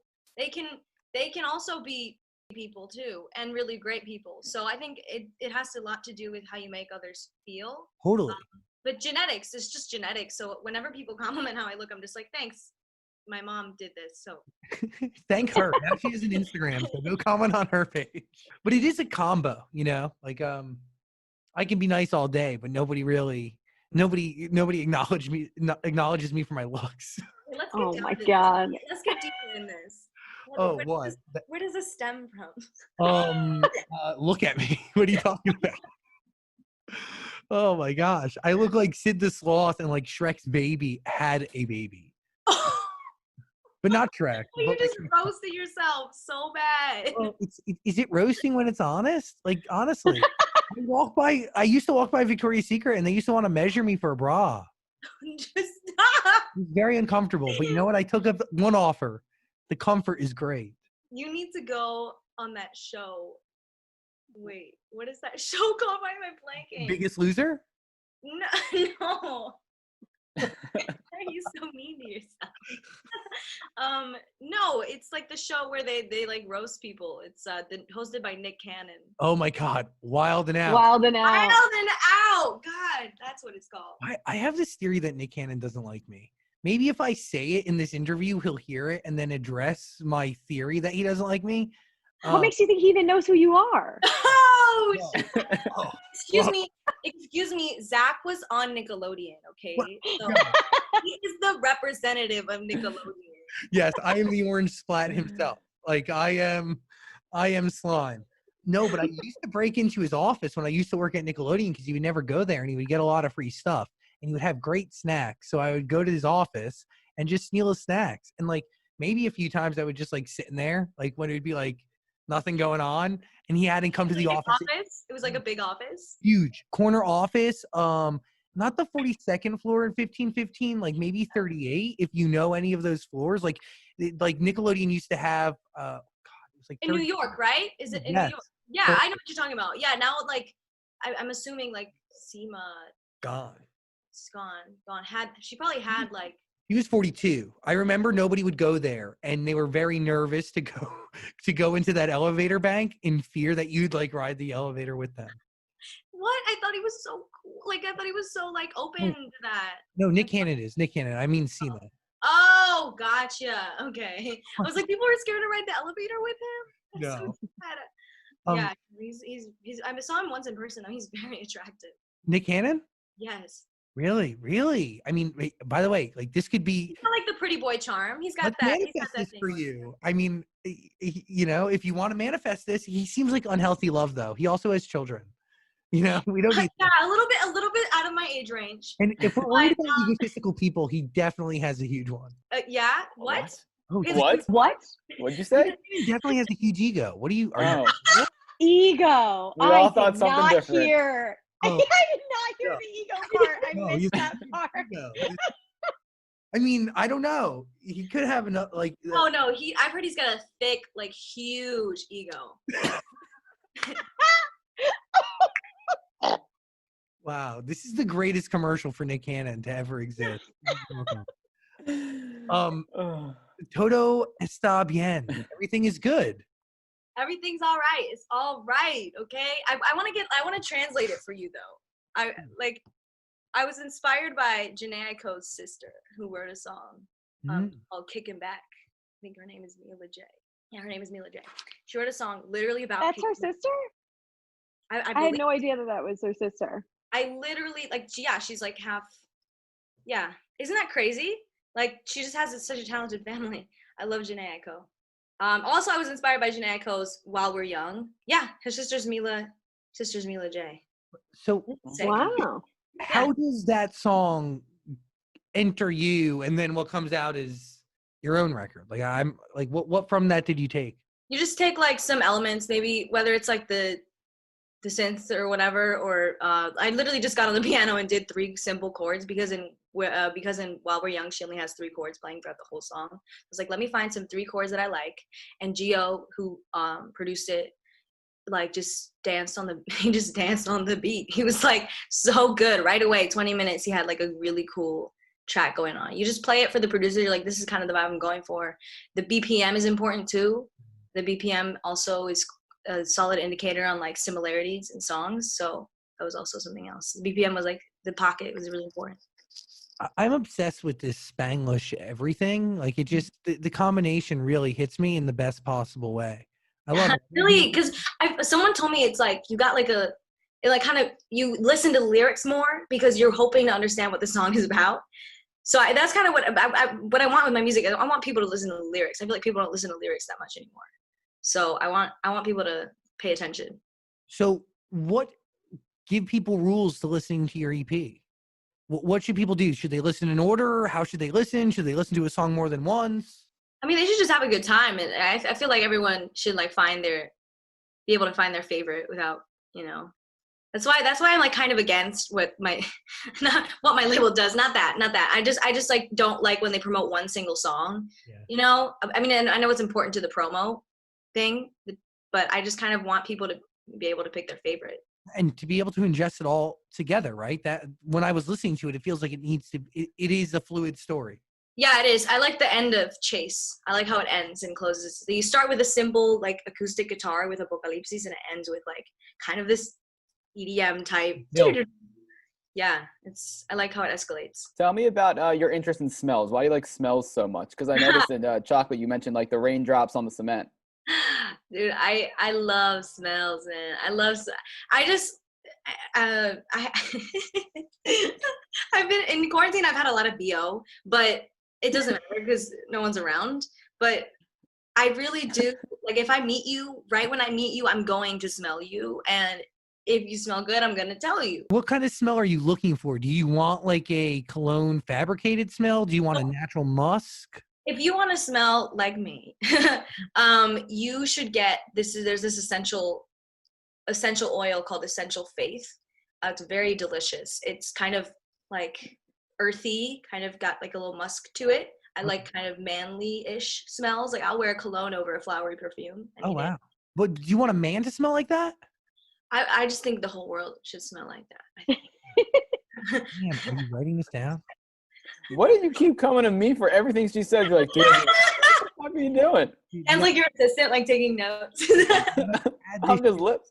You gotta add this to your list of like. I know you have a face serum and stuff, so you should add. Oh, I have a lavender face serum that I put on every night before bed, and it smells fantastic. It's so relaxing. Got lavender right there. I got lavender in the bathroom. And I've got this plant here that's slowly dying. I love smells and plants and stuff. When you met us, you didn't compliment our smells. Does that mean we made no impact? I think I was distracted by the dog more so than like I was more into the dog for sure. That's all right. Lou was there. Wow, that makes me so happy. When did we hang out? Was it over the summer? Was it that long? It was hot outside, yeah. God, I have lost track of all time. Stick. So obviously we have an EP out, but you're writing. You're consistently writing. Are you crafting alone, sending things out? Has your process? I mean, it has to have shifted, right? Because.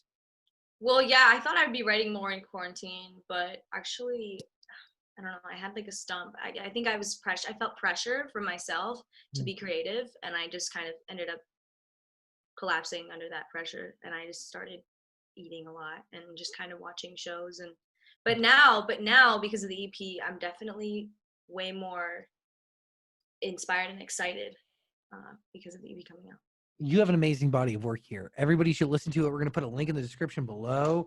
Better have, please. Wait, I have one last question. Okay. Before we go, because you have 5 songs on the EP. Are there any songs that you wanted to put on that didn't make it that we'll get to hear later on? Possibly. Yeah. Because I wanted more. I listened and I wanted more. Sweet. That's good. I have a lot of songs. And they're different genres. I'm considering selling them, honestly, because I don't see them working for my project, so maybe some of them will work for other ones.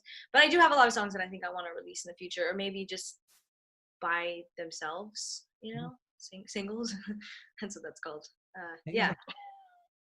It seems like you got a lot of inspiration from your culture. Is this whole quarantine thing throwing off summer plans? Like, are you able to get down to Peru at all? Oh, that would have been great. I mean, luckily our winter is their summer, so maybe I could go in the winter and promote it later on this year. Maybe. I love Peru though, man. I want to be there and write the concept album. It would be really good. That's a good idea. You can really live it. Yeah, there's this great Peruvian producer that I met who lives not really in the city. He's in his own little town with a very small population, and we literally found him through this one. It was really interesting how we found him, and he actually flew out to the United States to produce some records for me, and they sound really cool. And he uses actually traditional instruments and sounds from old Peruvian music from the Sierra. So I'm really excited to work with him and release more of that music. I'm excited. I'm excited for you. I'm excited for more, and I'm excited for this EP to do its thing because it's a great body. You're so sweet. Thank you for reaching out and wanting to do this interview. I enjoy talking to you guys. Really. We really enjoy talking with you too, and thank you for creating music that is different and stands out. And by the way, I think it's something that needs to be done. The merging of cultures now, people, and and you still understand, by the way, the meaning of all the songs. You really do. You get it. And the ones I did translate 1 or 2, but you really you figure it out. It's the lyrics. I don't know. You balance it very nicely. Yes. Yeah. Thank you. I hope I'm not trying to do a special release in English or Spanish. I just want people to kind of accept the fact that the whole world is changing and becoming more integrated. We speak both languages here, okay? Yeah, well, actually, United States doesn't really have an official language, so that's the way it is, right? Mm-hmm. Open up your eyes, open up your ears, listen. Better I've had people tell me that I can't do it. I've had straight up like men in like business suits at heads of like places tell me that I straight up can't do it. And here I am. What do you tell them? Do you respond? Do you say something back, or you just kind of prove it? You prove it. You don't have to say anything because I mean it's not, they already made up their minds. They think it's not gonna work, so just show them. Yeah, old white dudes think they know everything, but they do not. Well, actually, Amen. he was Hispanic, so Oh, yeah, really? yeah, it comes from all angles. Hispanic men are stubborn too, though. It's just, I think it's just like people who are in high positions think they know everything, and they want to make safe options, right? So they want to do what they know will work because they've put in money that they need to see come out. There's 1,000 different ways and reasons why people make dumb decisions. And the truth is, people rather do what's safest as opposed to what could be even greater. Because period, yes. Like what your work could be astronomically bigger in America, a world over, when you merge cultures, or like you get what I'm saying? But in his brain, it's still something that is unsafe because it is somewhat unproven, but pave the path. You're doing it now. You have our support no matter what. Seriously. Thank you. I got one more question. I know you're filming with Jason Momoa. I know people want more Dora movies. What's going on with all that? I have a really, really cool movie coming out with Jason. I actually really like this one. And because it's action, I love action. It's my favorite type of movie because I get to do my own stunts and I just love the way that they work, you know, the stunt coordinators. Super, super cool guys. Like every time we'd go out, they would just like do stunts. That's all they would do, and it's the most entertaining stuff ever. They can do all these flips, and it's really cool. But Jason's super cool too. It's all a really great experience, and he's really sweet. He loves Poppy. I taught him to dance. We were voguing to Poppy. I think he's very comfortable with his masculinity, so him and I got along really well. Like you expect him to be this manly man, but what is manly, right? So he's very cool in that sense. He loves the color pink. I love him, and I'm gonna support him no matter what too. He's really, really, and he speaks his truth. He walks the walk. He's all about like recycling, and he's all about like no plastic. He's all like he has this water company and he literally like forced production to pay. Like he supplied his own water that's out of reusable cans, and so he's really like trying and living what his truth and what he wants. That's amazing. Yeah. Like that's somebody who doesn't just talk it but walks it. Mm-hmm. For sure. So I got that movie coming out. When? Super cool. Netflix should be next year or end of this year, but I don't know what's happening with the editing bay. I don't know if things have shifted because of this quarantine. So wow, my dog is going off. Go take care of your dog. Details in the description below. Please listen to Better Half. Isabella, you're amazing. Thank you. Thank you so much, you guys. I appreciate you. I love talking to you. It's so nice. Yeah, you really, thank you. And it's mutual. So I hope we could do this in person again. Yeah, it'd be super fun. I can't wait to see your dog again too. Hey, beautiful human. Thanks for watching our full interview, but I get it. Like a full interview is a lot. So we got a clips channel. We don't expect you to watch the full thing anymore. So we just gave you the highlights. Please subscribe and notifications and all that stuff. Okay, cool. I love you. Yo, beautiful human. I'm pretty pumped because the Jonas Brothers are going to be hanging out with us soon. Woo! We're doing this thing over Skype. Dan is here. Ricky is here. Hey. Did I say that you're a beautiful human? Because you are. By the way, today's conversation is happening because of ASU, Arizona State University. Message and data rates may apply. If you are considering going back to school, you should ask yourself the following questions. Do you need the flexibility to take classes on your schedule? Do you have college credits that you need transferred? Do you want to earn a highly ranked degree from a world-renowned university? If you answer yes to any of those questions, Arizona State University really could be the school for you. Hello. Arizona State University is offering over 200 highly ranked degree programs, 100% online. You're going to earn the same degree that you would on campus from your home. It is the same curriculum that is designed by their award-winning faculty. You can take it wherever you are, earn the same exact degree that you would on campus. Plus, ASU Online is accepting most transfer credits If you want more information, just text my name, Zach, to 35517. That is Zach to 35517. Discover for yourself why ASU is fifth in the nation for producing the best qualified graduates. And, ready for this? Why more than 90% of ASU grads are employed or receive at least one job offer within 90 days of graduation. Learn to thrive at Arizona State University. To find out more about ASU online degree programs, text my name, Zach, to 35517. I think the Jonas Brothers are here. Hello, Kevin Jonas. Hello, hello. Yo. Yo. Good morning. Good morning to you, sir. Are you in New Jersey? I am. Oh, I'm so jealous. Oh, F you. Oh, that's all I want right now with every fiber. I don't understand how, and why would you say that? You're in sunny California. It's still like 50 degrees here. I know, but there's a charm involved, and there's like. Once you're a Jerseyan, you're always a Jerseyan. That's true. There's like it's just the time. It's home for me, so I get it. That's, by the way, like that's the big thing. Home could be anywhere. It could be the crappiest place ever, and you want to go. Hi, Joe. Howdy. What's up, everybody? Hello. Hey. How's it going? Morning. Good morning to you. Yeah. But hi, Nick.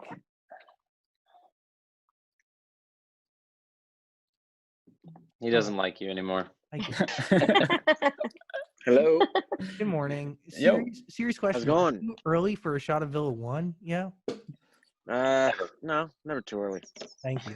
There you go. Wow. The Jonas Brothers are on this Zoom call with us. Hey, thank you. Hi, everybody. Hey, good morning. Good morning. What's going on? Wow. This is a very official way of doing this Zoom, you know? You got a lot of screens. Gotta keep it official. Yeah. Just, I want to like acknowledge the elephant in the room real quick. Like, how we all doing? Are we using this time to get closer to our loved ones, even though you guys are pretty close and love looks good on you? But, like, are we learning new things about the people we share houses with?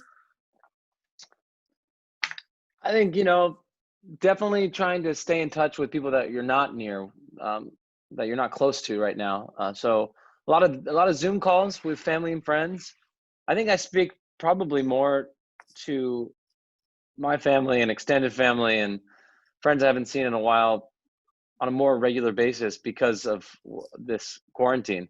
I feel like, I don't know if that's the same for all of you, but I end up finding myself checking in more, which I feel like is something definitely once this is all figured out that we continue that, so we can make sure we check in on each other more often. By the way, that's linked to time. Do we like having time to move slower, especially after the last, 2 years y'all just had?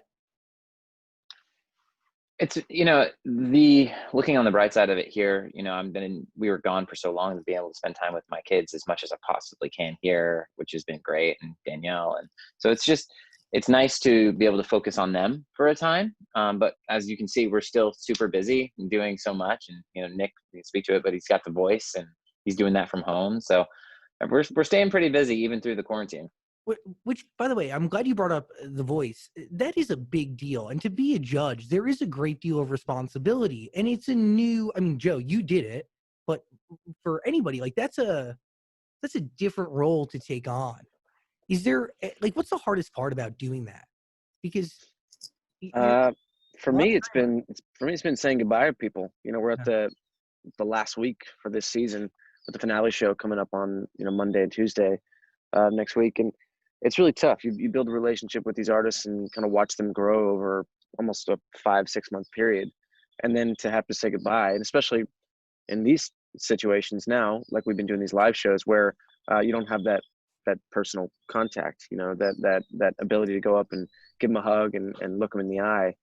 Doing it virtually makes it a little bit more difficult to connect and say those goodbyes. But everyone's been a great sport about it, and kind of just happy. I think that NBC and the Voice team made it happen to be able to do these shows, and they took a lot for each of these artists to set up their own rigs and do the whole thing, and for all of us to do it as well. But it's been super fun, and I've been grateful that the show went on.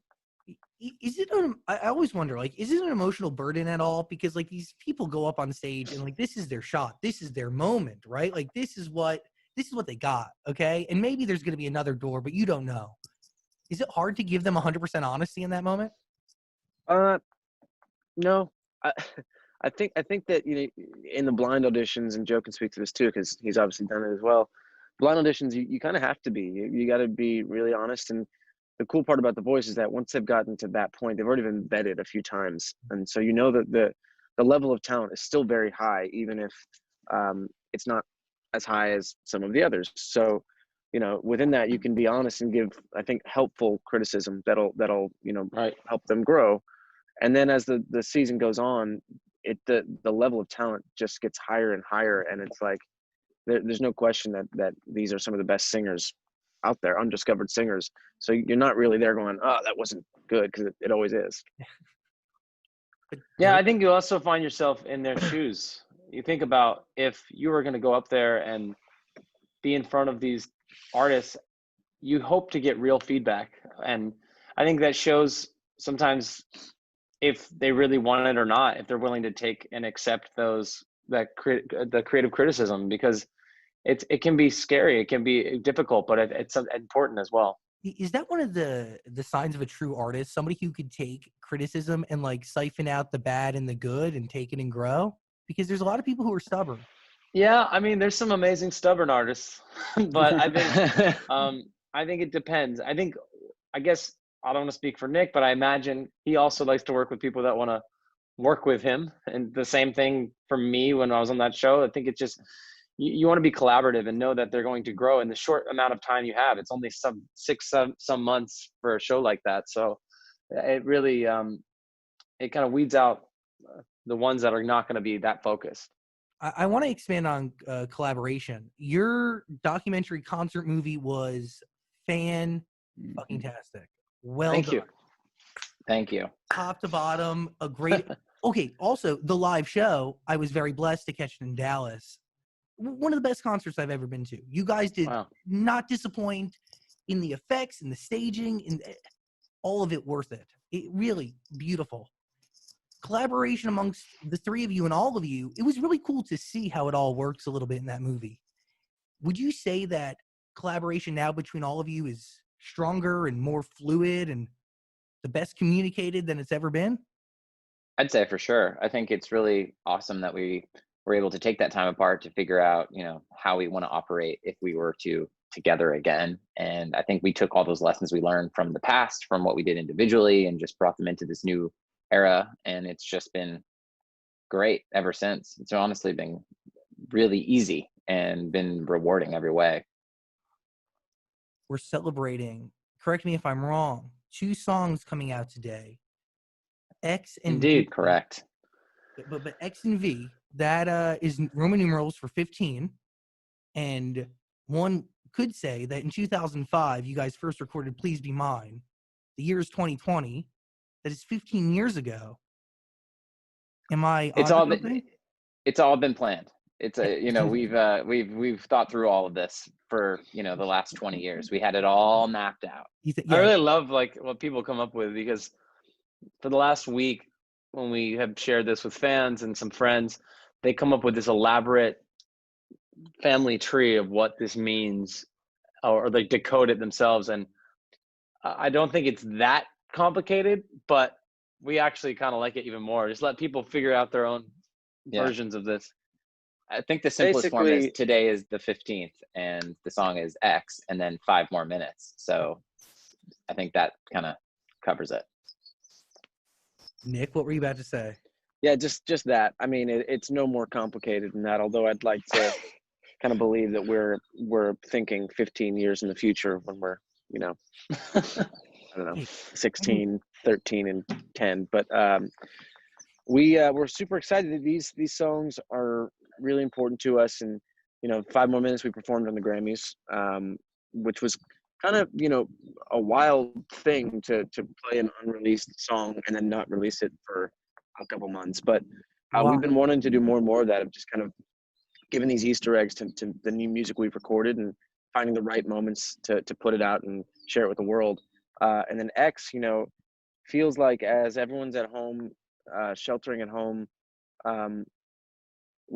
this could be a fun soundtrack to kind of party in your bedroom or with whoever you're quarantining with. And then hopefully, one day when the world starts to open back up, we can all dance to this song together. But it's a really fun song about, at its core, kind of making your ex jealous while you spend that time with your new love. And it's just a good time. So obviously lyrics cut in Spanish. It is not your first Spanish record that you guys have done, but why, like, when do you know that a record needs to be bilingual? Do you go in from the gate deciding that this is going to be a song that's going to feature 2 different languages, or we're going to need a feature, or is at a certain point within the process that you're like, okay, this is? I feel like it's sometimes the song, it'll tell you. Also, like we had a great time on the last record that we did, which came out like a year ago, and it was so fun to play live. And when we were playing, I remember we played that in Mexico, and it was so incredible to watch the crowd sing it back to us. And even though we don't speak Spanish at all, but a little bit enough to get by where we can like get the chorus going. But the audience really sang it with us, and it was so beautiful. So I feel like the fans give us so much, we try to give them something back. Do you remember your first trip to like South America? Because I remember those trips making news for being crazy, like wild. Like, yeah, Pamplona. we had a really crazy experience in, I mean, this is in Spain, but we were over there, and it was like a big meet and greet.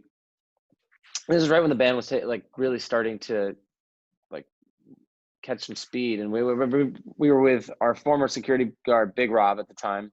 And so it was just our dad, me, Kevin, Nick, Big Rob, and we were in a minivan on our way to this meet and greet. We go through this big mall, and they're like, "Hey, just so you're aware, there's quite a good amount of people that showed up for this." And we're like, "Oh, okay, let's see what you're talking about," because we thought, America was big meet and greets. We show up, and it's just looks like a sea of people outside of the mall, and like the police show up, and they're trying to funnel people into this small little line. It got kind of scary, and then it was like a zombie movie that's running through this mall trying to get back to the minivan, and something you see in the movies. And that was definitely one of our greatest memories, and also scariest. Their connection is very deep, right? Like, what is it? I mean, everybody's connection. That was the one thing that you did so amazingly well in the movie, is you really highlighted the people who have been there, from the parking lots and the mall concerts. And by the way, when I went to the show, like, I felt that camaraderie. There was this beautiful connection that just filled the arena of people just who shared a common love and, just escape in this music. It was really, really, really special. Why? What do you think it is that everybody, including myself, have gravitated to and connected to for like a decade and a half? I think it's probably the family aspect. I mean, I think there's always something special when families sing together, and I kind of believe that there's a magic when we do our thing together that I didn't feel necessarily was recreated or duplicated in my solo stuff. Although I loved that journey, and it was really fun and liberating. I think that recognizing that when you sing with your family, it's literally blood, and that's kind of it's just a really unique thing. And so we also, I think, view the fans and our people that have supported us all these years as kind of an extension of that family, and that's what makes that connection so deep and ring so true to us and to them. Sorry, Dan, you go. So you're talking about the connections with the fans. Are you guys worried about the future of touring? I think every artist is trying to find creative ways right now to play music still, whether it's Instagram Live or a big Zoom party. I think our main concern right now is encouraging everyone to stay at home and be safe, and to listen to their governors and make sure that they're following the rules. I think it's obviously can feel stir crazy, but I think all of us staying away from each other and trying to be smart, and that's really going to make a difference. So I think our thoughts, of course, we miss playing live, but I think priority number one is, if we can tell our fans anything, is just to be smart and stay healthy. Carla G on this record, beautiful voice, great vocalist. how does a collaboration like this come around? Do you have the song already done and you're trying to find a voice to fill it, and you need the right one, or was she around from the very beginning? Yeah, so basically, we wrote the song, and it felt like it had that Latin flair to it. Spanish speaking parts would be really interesting. And I had previously done a collaboration with Carol on some of my solo stuff with a song called Find You, for a remix in Latin and South America. And so we sent it to her and she loved it, which was so great. And my previous experience was so positive with her. And since then her star has just risen, and she's crushing it. So we were so thrilled that she jumped on the track. And obviously this is a really unique situation where we're not together to perform it or release it, but she's been kind of a team player, and as far as video, any other things that we need to sort of be able to make people aware of this release, she's been on board to do. So it's been great to work with her again, and that she's been so cool about all this. And it's an exciting record, I think, for all of us. By the way, very different right now in many different ways, in a good way. Are you guys kind of insulated in terms of who you're creating with, and have we made any progress on a next album? The album's basically done. It's been done for a while. But the thing is, we try to be really conscious of a lot of things, and just what the right timing is, and knowing that, there's no rush. This really exciting new way of releasing music has been, I think, really inspiring to us, where we can put out 2 songs, in May, and maybe a few more songs from this album that we've already finished. And we're just going to kind of ride that wave and see where it takes us. And my computer's going to die in a second, so I got to plug my computer in. Hold on. Yeah. When was all this done, Joe? The album? Even X, when did you finish it? Oh, man.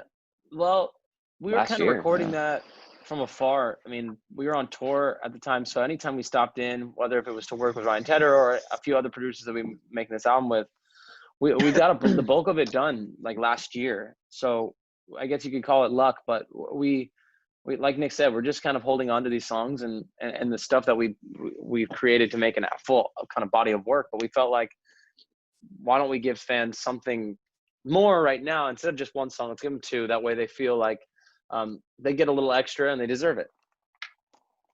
Where'd the lyric "Kiss me like your ex is in the room" come from? Because that could be awkward for everyone involved.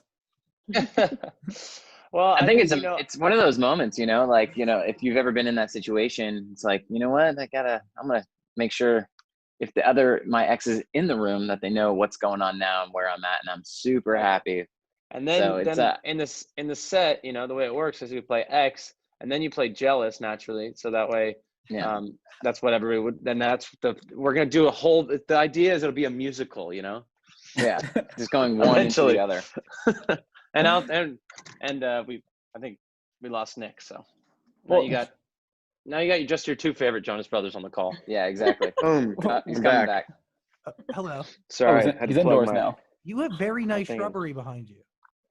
Good Thanks. floral arrangements. Well, Joe, I wanted to ask about your pre-show slap. Is that something you actually do? Oh man, yeah. It started kind of when DNC was touring. Cole, our bass player, he needed a good slap, and I'm sure you guys are familiar with his antics, and he needs to get hyped, but it kind of just like his energy you kind of are attracted to, so you naturally are wanting to do some of the same things or find your own thing, your own rhythm. So we just would slap each other before stage. You get really hyped. Something I think probably some athletes probably do, and so it just kind of carried over to the brothers. We all have our own individual rituals before show, but yes, we did capture that on camera, and they kind of forgot that they were filming. And my wife's really good at it, but she's not she doesn't have necessarily the best aim. So she'll catch my ears sometimes, and then my ears ringing while the show's starting. Who has the ideal palm for the slap, and why does nobody have the cojones enough to actually do it proper? My wife is really good. I just get scared because she's strong. Hey, you brought up family, and we're gonna wrap in a sec, but I want to know, how has your definition of family changed over the years? Because it has to be different today than it was 15, 5, 10, even probably 3 or 4 years ago. Wow. I think definition of family changing. I think our family has grown. We've all, gotten married and, I've had children. And I think it's about making sure the people around you that you love and you care about are continually a part of your life, and you bring them along with you in that journey and you grow. And I think the communication is key. And I think that we've learned to support each other in everything we do.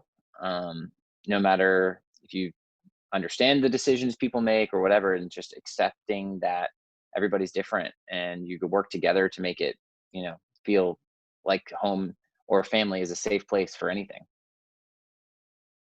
If you guys were forced to quarantine together at the beginning of this throughout the whole thing, do you think that would have been a good thing or a terrible thing? Probably not a good thing. Probably not a good thing. After that long tour, I think we needed like a little bit of a break. We didn't anticipate it would be this long, but we didn't need this big of a break, but definitely. Be making headlines. in the bad way? A bad way, yes. Broken bones in one home. By the way, Kevin, to your point, it is like it's an unconditional love, right? And it's accepting people no matter who you are, because at the end of the day, you're family, and there's something deeper that connects you all, as opposed to just habits or decisions.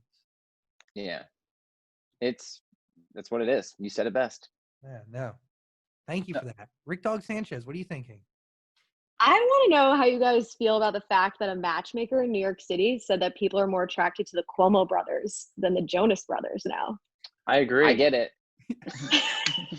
I get it. Makes sense to me. I'm more attracted to them than us, so I think those guys are doing way better things than we are right now. So. And then my other question for you guys is, I saw this video on TikTok of a couple putting their baby to bed to What a Man Gotta Do. So which of your own songs would you use as a lullaby to put yourself to bed? Of our own songs? Yourself to bed. Yeah, put yourself to bed to your own songs. I probably would do our cover of I Want to Be Like You from the Jungle Book. Wow. Yo, thank you. Deep cut. Shouting that one Deep out. cut. And if you watch the music video, there's it was like, I don't know, I think there was no budget. So we just got cardboard cutouts and placed them different areas, and that was the music video. There was no animation budget. Yeah, there's no animation budget, and it was fun. And we used all our friends in it. So I would probably put that one just because that song slaps. Nice. By the way, one of the coolest parts of your movie was watching John Taylor just sit on the couch and rattle off all the songs in the set list and watching it come together. I mean, it is like, that must feel like a reward to go through a discography so deep and so vast and be able to kind of curate a night of your own fucking art. Like, it's all yours. It was really funny. Like the set list conversation was one that lasted like months prior to us even stepping into a space for rehearsal. It was just like, what is this going to look like? I think we actually, if I remember correctly, our retreat before we even released Sucker, before any of that, one of the things we did was I came to the retreat with cutouts of all of our songs, like literally like paper.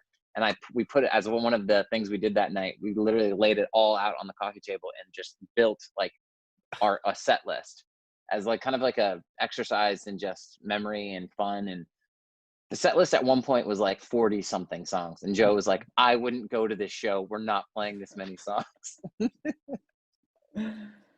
It's cool to see it on to see it like that. It is fun. Yeah, it's fun for us. I mean, of all the songs that we put together, also like individual projects, trying to kind of narrow it down wasn't easy. Now, Nick, 5 more minutes. You recorded those vocals before the MSG show, right? Yeah, I did. And it was a very challenging song to sing, but we got through it. Yeah, I was going to say, I feel like you should be saving your voice for the show. Well, he wrote an email about that afterwards. And most people would, but we've always kind of been ones to really push the envelope on the workload before a show, and everything leading up to that moment is, you know, part of the process. So I think actually going and recording new music before a show is a really unique and cool way to get ready and kind of get the momentum going. But it also, you know, you got to be smart. You don't blow your voice out. And with that song in particular, it's co-written by this guy named James Allen, who's a fantastic singer, and he laid down the initial demo. And it's, you know, he's one of those singers that makes you mad because he's just so effortless, and what he can do with his voice is really specific and kind of unique to him. So it was a challenging sing, but we got through it, and now we're here. Yeah, does like that throw you off when you hear like a scratch track? And because like clearly he did it right, but you're doing it right too, but it's your own version of right. Your right is going to be different than his right. Yeah. And there are some people that, you know, just sound, you know, better on certain songs than others, kind of written for their voice or whatever. But it's cool to collaborate with those people because you take little bits and pieces as a singer from different singers and kind of start to just grow and get better. So, you know, it's good stuff. Final thought and final question. Do we have a date for the album? We don't. We're going to not yet cross that bridge when we get there. See what happens over the next, you know, couple weeks, months. Is it just marinating on a hard drive somewhere? Marinating. Yes. Yeah. Hey, Yeah, Jonas Brothers, I thank you for hanging out and giving us energy, and I appreciate you all forever. Like, really, thank you. Thank you, guys. It's good to see Thank everybody. you. Good Yeah. seeing you Nick, guys. Dan, Zach, thank you. See you soon. Love. Yeah. Bye, Bye, guys. guys. Later, guys. Bye. Hello, beautiful human. How are you? I'm really excited to hang out today. I've been wanting to hang out with Lauren Gray for a while, and that is what is about to happen. But first, I got to tell you about Arizona State University. Have you been thinking about going back to school? If you have, you should ask yourself the following question. Do you need the flexibility to take classes on your schedule? Do you have college credits that you need transferred? Do you want to earn a highly respected degree from a world-renowned university? If you answered yes to any of those questions, Arizona State University really could be the school for you. Arizona State University offers over 200 highly ranked degree programs, 100% online. You're going to earn the same degree that students earn on campus from your home, done totally on your schedule. It's kind of great. Plus, they accept most transfer credits. If you want information, text my name Zach to 35517. Discover for yourself why ASU is ranked #1 for innovation for 5 consecutive years. That's pretty good. And why 90% of their graduates are recruited for a job or at least offered a job within 90 days of graduation. That's actually kind of wild. Learn to thrive at Arizona State University. If you want more information, text my name Zach to 35517. Okay, time for a hang that I've been waiting for. Please leave your thoughts in the comments section below. Here's Lauren Gray. Hello, Lauren Gray. Hi. What's up? What's going on? Oh, by the way, like your real last name is Beach. Yeah. You use it as your Zoom login, but does anybody ever refer to you as Beach? Well, when I like first started social media, I went by Lauren Beach, and then after like the first year, I just went by my middle name. So like what happens in your life where you go, Beach is just not the stage star name for me, but Gray is that's the blessing. I don't know. I just liked it better. I think I mean, I didn't really expect anything to happen with social media, obviously. So like I just had my normal name. And then once people started calling me like Lauren Beach in public, it just sounded weird. I don't know why your parents gave you the middle name of Gray. That's interesting. Yeah, it's actually all my cousins have the middle name Gray because it's my great-grandmother's first name. So we all have the middle name Gray. That's pretty cool. Yeah. So a lot of people say like, I went on social media not expecting it to turn into anything. And I don't believe most of them, but I genuinely believe you because I was watching your first Musical.lys when you were in Pennsylvania. And like, sister, you're just wearing a baseball cap in like 98% of them. Yeah, I am. A lot of them actually, like my first ones got deleted, but I was like, I guess I just used it as like something to post on Instagram, like because my friends were doing it, but we weren't using it as like a platform. It was like Dub Smash, where like you'd make a funny video and then like post it to share with your friends. Yeah. And then I realized it was a platform after I had like 30,000 followers. I didn't even notice. Because that's all you did. You really just did a series of different lip syncs at the very beginning.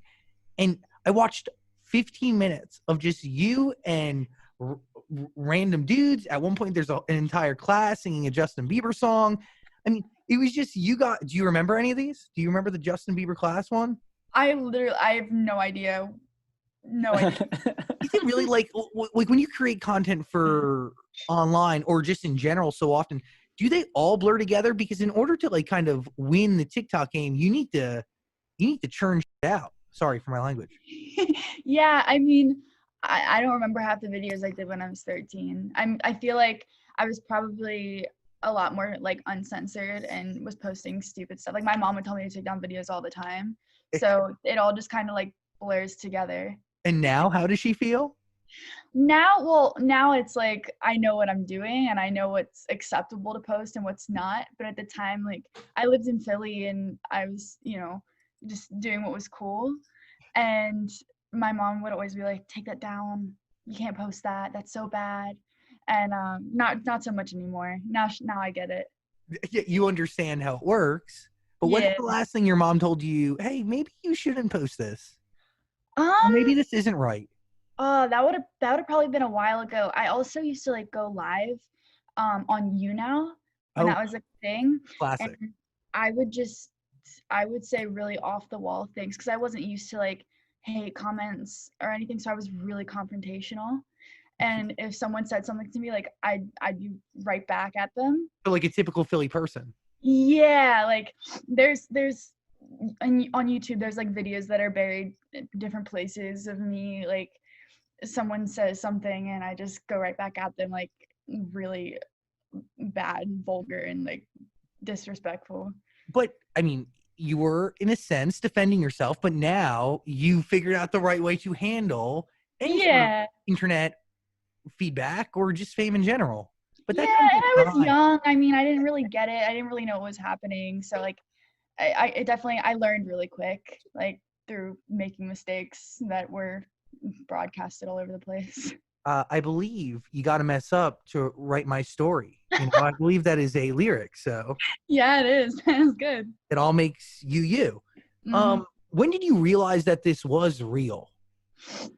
I think it didn't really register to me until I would go to the mall and people knew who I was, and that was really weird for me because at the time, like TikTok is cool now, like people like TikTok, but at the time Musical.ly wasn't a cool thing. It was like I got clowned for it.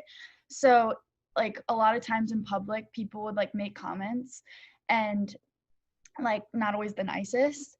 And that's when I kind of realized like, oh, this is scary. And everyone at my school like turned on me and it was this whole big thing. And I wasn't gonna like keep doing it. I was gonna quit because I was like, this is stupid. Like everyone hates me. And then there was one girl who's a fan of me who actually like has a following now, which is really cool. And she was like, no, you have to keep doing it. Like it's gonna be so great. Like you don't know what could happen. And like that one girl like changed everything because I was ready to like shut it down. I just got goosebumps because that's very real. I understand in my own way. Haters of their own type in my high school got called iCarly more times than I could count. And but that one girl, you must be eternally grateful for her because look where you're at today and who knows what's left because there's so much of a path forward. And she was right. Mm-hmm. Like, you really had no idea what this could be. Yeah, exactly. And I remember like it was a really weird like a turning point, I guess, because part of me like I was still going to school and I was still like a kid like everyone else, and it was just really overwhelming and I wanted to be like cool and normal. You want to be normal. Yeah, but then part of me was like maybe this could be something cool. So, and I did have like fans, I suppose, not to the extent that I have now, but I did have people that were watching my videos and it was like this struggle. And then that girl stayed up, her name's Jada. She stayed up like all night talking to me. And, it was like one night where I like made the decision. And even my parents were like, I can't believe you're gonna let these kids at your school like like push you into not doing something. Define the rest of your life. But I get it. Like when the crowd is saying one thing, but yeah, ultimately all it takes is one person to turn that. Yeah, and the thing is, like, there was girls at my school who had more following than me. There was girls that had like 500K on Musical.ly, and they all shut down their accounts to make fun of me. Okay, how gross and petty and shameful and sad is that one? And by the way, who gets the last laugh and beyond, sister? Yeah, there's still people like who comment on my stuff, and they're like, we went to elementary school together, like we went to school together, and they try to like use it as a thing. I don't know. People from my school were like selling pictures of me to my fans for like shout outs and money that were from like 5th grade. It was like a weird time. They don't do that so much anymore, but we're talking about the same people who bullied you, which is even more effed up. Yeah, definitely. The same people who took pure joy in ruining your day and trying to see you not succeed are now the same people trying to ride the wave that you worked really hard to create, and that came with persistence, and that girl Jada and your parents. Yeah, definitely. I mean, after that, I wasn't in school anymore, and I feel like after I left school, things got better, and then after I moved to LA, I was like over it, Yeah, because like life changes in that moment. Yeah. Do you have any communication with those girls that bullied you, or have you just completely cut all of that out of your life? The only person I still talk to from my hometown is my best friend. She's the only one that never, she was by my side through everything. So she's the only person I really keep in contact with from school, but there's always people that like comment on my stuff and they're like, we went to school together, but I don't really think about it. Now, do you let those negative and hateful comments affect you today, or have you learned to kind of ignore that? I feel like for the most part, it's gotten easier to ignore. Some things they don't necessarily upset me because I'm so used to it, but sometimes it's frustrating, or it's like annoying because you want to say something, but I know that like the right thing to do is to say nothing. But every now and then I just get frustrated, but not necessarily like it's not a personal thing because, I have the upper hand, I suppose. Yeah, by the way, like this is things that come with maturity and time and life. Yeah. Definitely. I also guess like you can see a hateful comment and then just scream into your room exactly what you would say to them in person. Yeah, exactly. And I feel like, I've come so far. It used to hurt me more, I feel like, because I was insecure about my place, like especially because, Musical.ly wasn't something that was cool. Yeah, it wasn't respected, I guess. It wasn't respected. Like I just had followers and nobody really understood why, and I didn't even understand why. But I feel like I've worked hard enough and I've proved myself to me that I don't really get offended by it as much as I used to. Hell yeah. So question, when did you realize why people follow you? I still get a little bit confused because I guess I do. I'm consistent with my content. I'm always interacting with fans, and I feel like that's a lot of what's kept me going is the fact that I'm so close. I have such a close relationship with my fans that it's always been, people like to talk to me, I guess.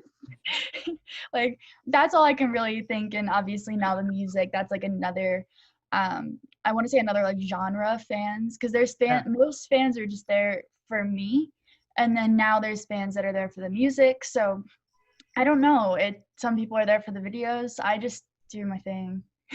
Do you feel like it's the same Lauren throughout everything that you put out? Yeah, I mean, I feel like I'm so involved with everything, including, music, and every sponsorship or every campaign that I've done is, I always have a lot of creative control. So I feel like there is me in all of it, because I feel like I wouldn't be able to do something that's not authentic to me, because that's all I've ever done.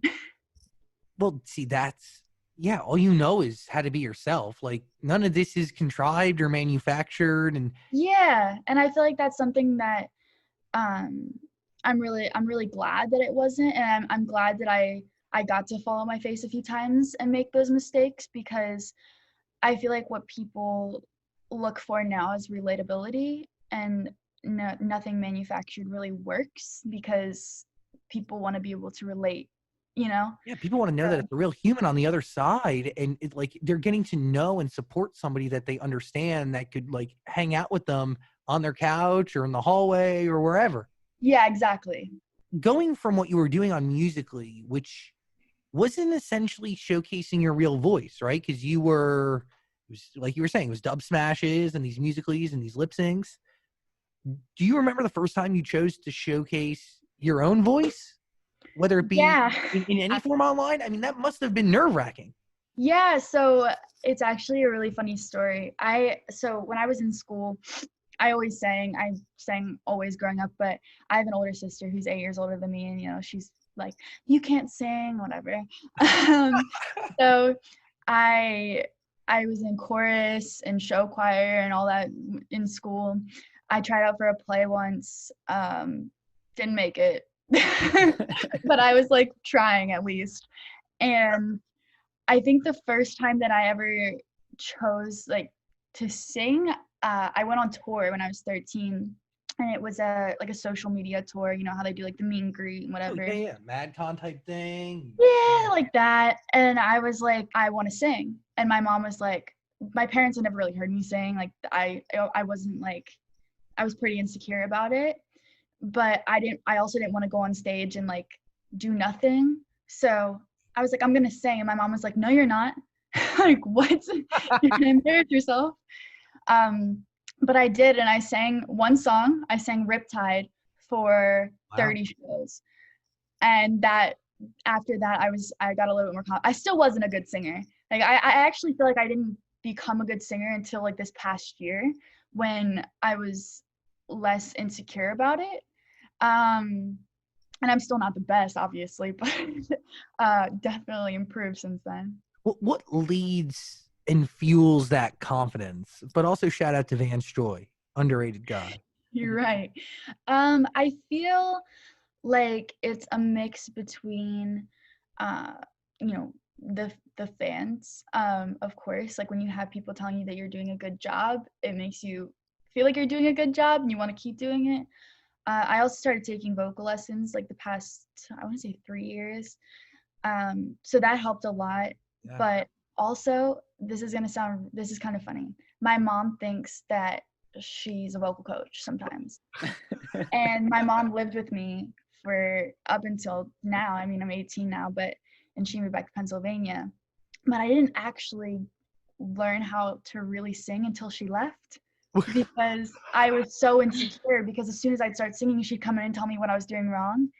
And then when she left, I didn't have anyone telling me what I was doing wrong, and I got to actually like hear myself for the first time. Yeah, and see where you can go. And she had great intentions, don't get me wrong. Like, she wanted me to be the best I could be, obviously, but it just like, it's that insecurity of like knowing someone's in the other room listening and they're like picking it apart in their head, like made me not want to sing at home. So once she left, love her to death, but that's when I kind of came out of my shell. That's amazing. Have you told her that? She knows. Okay. She knows. I would get so frustrated because she was trying to help me so much, and I completely understood it, but at the same time I would get so frustrated. I would cry and I wouldn't want to sing anymore, because no matter how nice she was about it, it was like, you know, when someone's like asks you if you're okay and you're not, and you just start crying. Yes. It was that kind of thing. I understand that on another level. Yeah. And also, like, it's your mom. Like, it is, you know, my mom gives me advice. My dad has tried to coach me in things, and anything that comes from my parents, like, it messes me up in the head. Like, I feel like there's another level of criticism, but also expectation that they're like, you must be me like, times 1,000.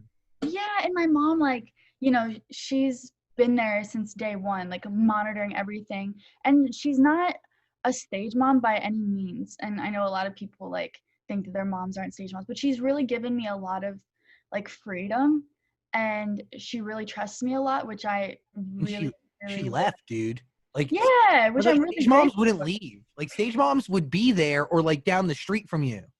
Yeah, I mean, like, I feel like I had to prove myself a little bit, because I lived with my friend from home, actually, like, lived with me for a few months, and then she left, and now I live on my own. But, you know, she's been really good along the way, and I understand where things come from. Like, I understand why she wanted to help me, but it was just, at the time, I didn't want to hear it. Now I call her every day, and I'm like, "Hey, I'm bored. What are you doing?" You know, with distance, the heart wants what it doesn't have. You get what I'm saying? Yep. That's a big thing, though. That can really unlock so much potential. Yeah, definitely. So with this new confidence, are you pouring it into the records that you create? I mean, Cake is effing catchy. Thank you. It is a great song. Thanks. Yeah, I mean, I've started recording myself at home. So I like got Pro Tools on my computer, and I got a mic, and that's what I've been doing. I recorded Cake at home. So I recorded that one myself, and then wow, I've recorded like 4 songs so far. I just got it recently, so I'm trying it out, but that's something new that I've been experimenting with. Okay, so walk me through the creation of Cake. So if you're cutting the vocals in your house separate from the actual session and going over the song, like, let's start from the very beginning, because I find it really interesting that you cut vocals on your own. Mm-hmm. You perform the best that way. Nobody else is around. Yeah, that's what I've come to find, because when you record in a studio with someone else, you kind of feel annoying if you ask to do it more than like 20 times.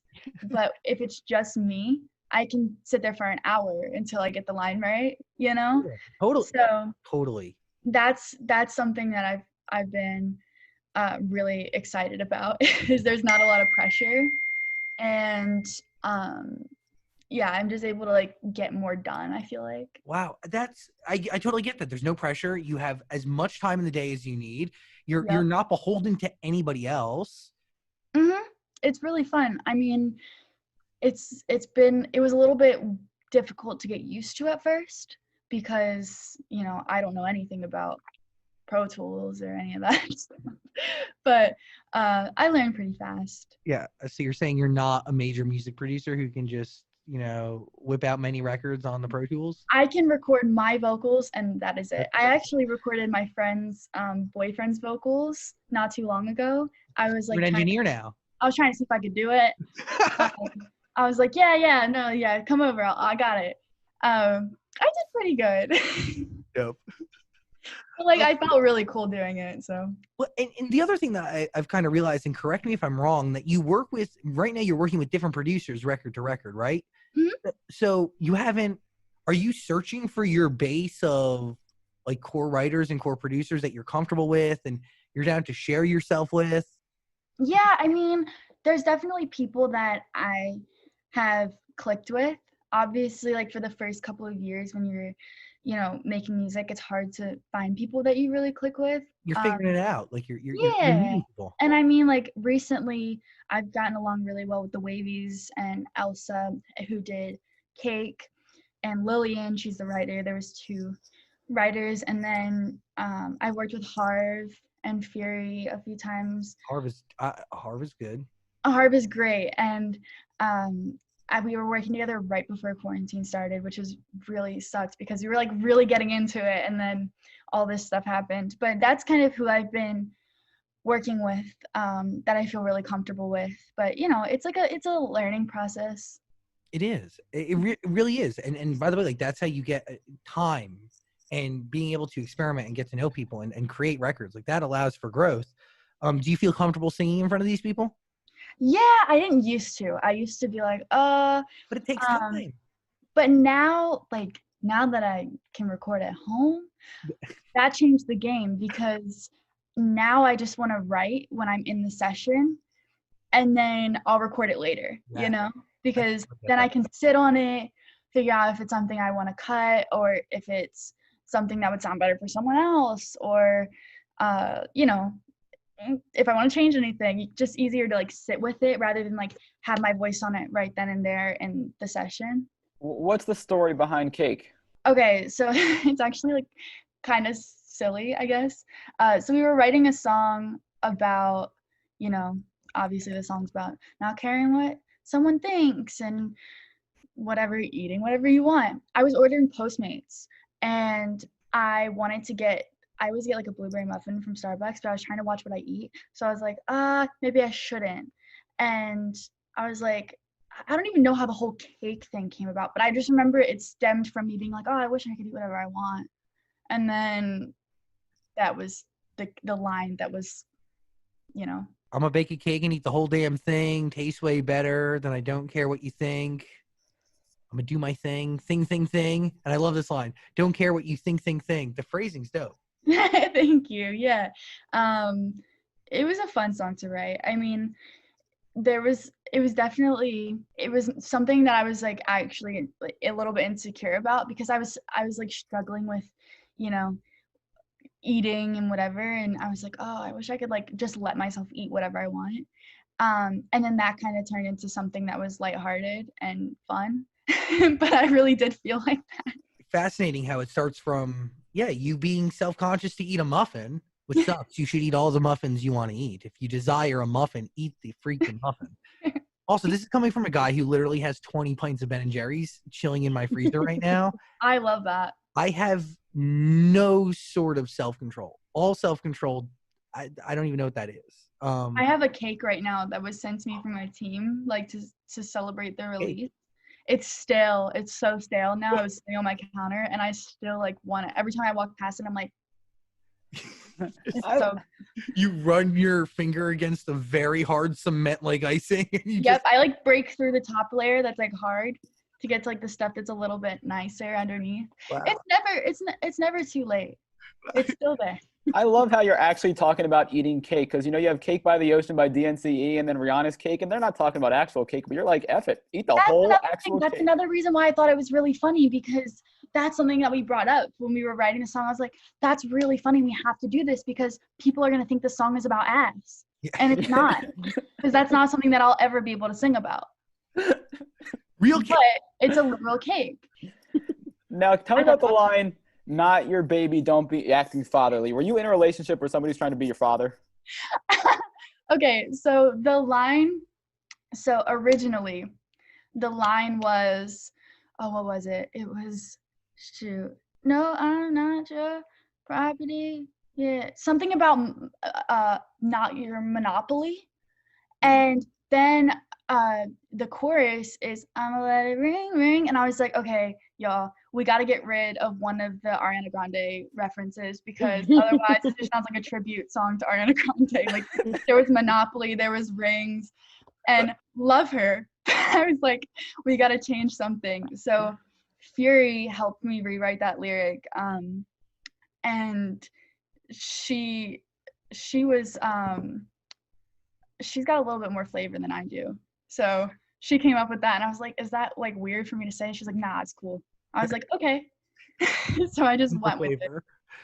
I mean, so when you say flavor, I mean, there's different ways you could describe flavor, but maybe she has more life experience. She does have that. Yeah. Because, you know, a lot of the stuff is from living. Yeah. She definitely has a few years on me. She's got more experience than I do. So to answer your question, Dan, she has not dated anybody who is like her father. No, not yet. Well, I didn't mean like actually like her dad, but it seems like there's a lot of lines in the song that have like controlling and conceited kind of in it. So I don't know if somebody was like, oh, I've definitely dated people like that for sure. For sure. I didn't last long, but yeah, max like 3 months with those guys. But you have like an average time span that you can deal with egotistical F-bags? Well, there was like 2 of them, and they both lasted like 2 to 3 months. So did the second one last shorter than the first one because you knew what you were looking for? The second one was like, I just felt bad for him. And that's kind of why I stayed around for as long as I did. But after that, I was like, okay, I can't be doing this. He showed up at my house. With what? Nothing? Empty-handed? Okay, so that's actually funny. He showed up to my house at like midnight, and my mom still lives here, and she was like, just leave your lights off. Like, he's here. Just leave your lights off and pretend you're asleep. And I was so scared because he's actually a little bit scary. And he showed up to my house, and he taped like notes and like pictures to my front door, but it was really windy, so they blew out, like off the door. And I like went out the next morning and picked it up, and I still have it somewhere. It was really weird. I don't know. So not romantic. Did I say something? To him? Oh, afterwards? definitely not. That would have made him think that his mission was accomplished. Like, no, I never talked to him again. Wow. Yeah. What did the note say? I love you and you're perfect. Come back to me. Can't live without you. Actually, he did say can't live without you. Yeah, that was part of it. Oh. Yeah, you got it spot on. Like, that's exactly, it looked like it was like really messily written though, so I couldn't really read what it said, but it was that sentiment. And it kind of looked like, you know, when like serial killers read like ransom letters, it looked like one of those. And I was reading it like really scared, but I hope he's okay now. Whatever. In the world of social media, do you have to like be careful who you date because you don't know who's dating you for you or just they want the following? Yeah, so I've learned to keep things off the internet. Like, it's easier for everyone because as soon as you put a relationship on the internet, you have everyone's opinions, you know? And I also feel like that's another thing. Like, you know if someone really likes you for you, if they don't care about being on your Instagram. So yeah, I've learned just to keep, and it's less messy if you break up. There's not like a news story about it, you know? Like, it's not that big of a deal. And I'm young, so you never know. It's just whatever. You have so much life left, okay? And I'm not just saying this as like a 27-year-old virgin. You have more than enough life to find love and figure it all out. I would give my left arm to be 18. Oh my God. If I can go back 11 years, what's the math on that? 9 years, knowing what I know now. Oh my gosh. That's really scary for me to think about, because when I turned 18, because I've always been like the baby of the internet. Like, it was always, she looks so old for being 13. She looks so old for being 14. But now no one can say that anymore because I'm actually 18. So I'm like, so that I can't say anymore. Can't say I'm a minor anymore. Now I have to sign my own contracts. Like, you live alone? Like, I had to do all this myself. But I did buy a car the other day, and I could do it by myself. And I was so happy. I was signing paperwork. Like I did it. How and crazy it was the first time I've ever done something like that, so I was freaking out a little bit because I didn't know like where to sign or what my social security number is. Like, I don't know. I'm texting my mom like, "What's my social security number?" You control your finances now. Everything's in your hands. You're 18. You're an adult. Yeah, but the thing is, I don't really spend money like at all because I have business managers. And I almost like want to impress everyone with how little money I spend. Because I want to be like that smart, you know. You are obsessed with like when somebody else is watching, like, you know what I mean? Whether it's your money or somebody's listening to you singing, like, you are very aware of your actions. Yeah. Maybe to a fault. Yeah. I mean, like, I could have balled out by now, but I didn't because I'm like, I'm not even going to Postmates today. I'm going to go to the grocery store because I want them to be impressed with how little I spent on my dinner. Like, because you know they're looking at the statements and they're paying the bills and they're yeah, I know they see it. And that's why like I don't buy expensive things. Like I can't tell you the last time I bought myself new clothes. Like if clothes come to me that are like PR, I get so excited because I'm like, a new outfit. Like, I've had this shirt that I'm wearing now since I was 14, and I still wear it. If you scroll down my Instagram, I'm wearing it somewhere. You ever think about how crazy it is that you're 18, you have this house, you're able to get your own car compared to a lot more 18-year-olds, most 18-year-olds? No, compared to the people who were like, you're a loser and you're lame for doing this. Yeah, like, it's weird to me because I like don't have a real concept of it. Like, the only people that I can compare myself to are the people that are influencers that are around me, and also like, or my friend from back home. And to me, I'm like, you shouldn't be doing that. You should be doing this, this, and this, and making this much money because you can do it. Because I just feel like everyone should be able to do it. Because I'm so like, I got so lucky. Like, and I know I got lucky. Like that just. Do you consider this all luck? I feel like the beginning was pure luck. Like, I had no idea what was going on, and then I feel like I made the choice to continue, And from then on, I feel like that's when I took it seriously, and that's when it became work to me. But I don't see it as work because it's just, I'm just doing what I like to do, and I'm doing what I've always done because I don't know anything different. You know, I've been doing this, I left school in 8th grade, and this is all I've been doing since then. So this is kind of all I know, is waking up, getting ready, make sure I post this, and this, record vocals, go work out, go do something, and then go to sleep and do it all over again. Like, that's what I've done for 5 years. Do you like that? Are you happy with the fact that you can look back at the past 5 years and see your daily schedule, and you just know?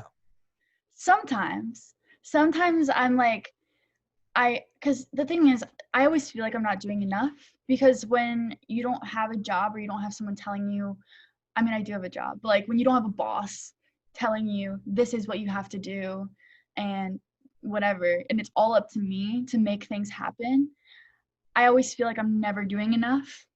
So I feel like sometimes I go a little bit too hard, and then I forget that I have a life, you know? I totally understand. It could be one, you can like have two extremes, right? You can either be going too hard, or you feel like you're not doing enough. Yeah, and I have people to answer to. Like, if I don't wake up before 9, my fans are like, where is she? Because they're just used to me posting at 8 o'clock in the morning, and there I am. It's a brand new day, new outfit, new hair, and I'm back on it. But if I wake up like later, they're like, where is she? Is she okay? I have people to answer to. So even though I don't have a boss, I kind of do. Yeah, the people. Yeah, the people. Is there anything you feel like you missed out on that you wish you had? Honestly, no. Like, I'm just way too grateful for what I have to feel like I missed out on things. You know what I mean? Totally. Because there's no way that I can say, I'm so sad I missed out on prom, which I guess, whatever, don't really care, because I've done red carpets with really awesome people. So Totally. I feel like I'm so grateful for that aspect that I wouldn't trade it for this, you know? Yeah, I'm also throwing prom on Friday, so you're more than invited to come. So Oh, you can have the whole experience. Yeah, pick a I will. color, get a dress. You'll have a prom. I have so many dresses. I've been waiting for this moment. I went to Instagram prom once. Instagram threw a prom, which Charlie Puth performed at. So it wasn't necessarily like your typical prom, That's fine. but it was the closest I got. That's okay. We have a better lineup than just Charlie Puth. You'll enjoy it. No offense to Charlie Puth. He's a great get, but you know, we're a little bit thicker than him. Few Love C's that. on that thick. Just let me know your color. I'll send you crochet. Corsage. Oh my god. Christ, Zach. Corsage. I sound like a guy throwing prom, don't I? Love it. Oh, Lauren, you have this massive TikTok following, but we never see you hanging out or at these TikTok houses. Is there a reason for that? You will not catch me doing that. I respect it, but I feel like I've done everything myself for so long that making videos of people that I don't really know to get a little bit further ahead just doesn't make sense to me. You know, come on, that's more agita than it's worth, is it not? Like, just like loner. Like, I just like to be by. I'm cool with that. Like, I don't need to go.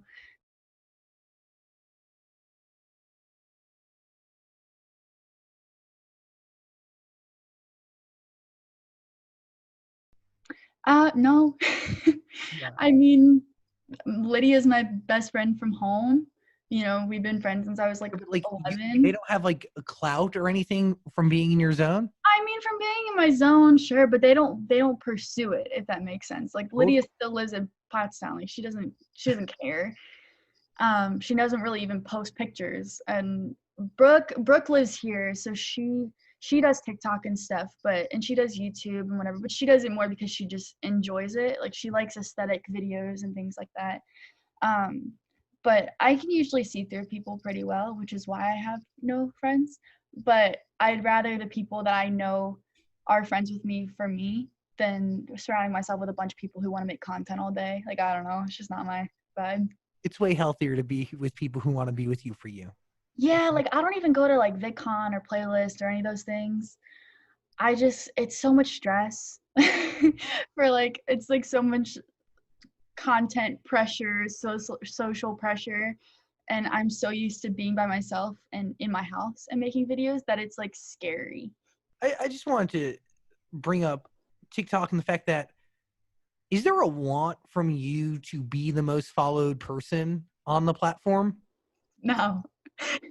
never in my life have I ever, because I've never really been motivated by being the best, if that makes sense.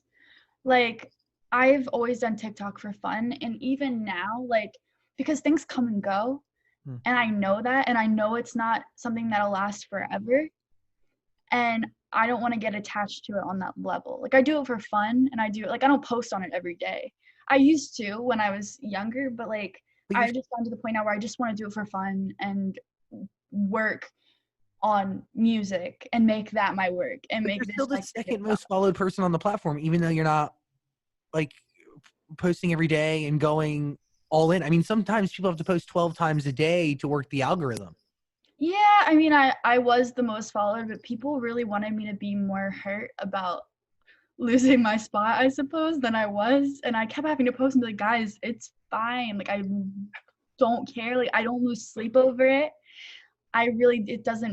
Numbers don't bother me like they used to, because I used to be really like paranoid about it.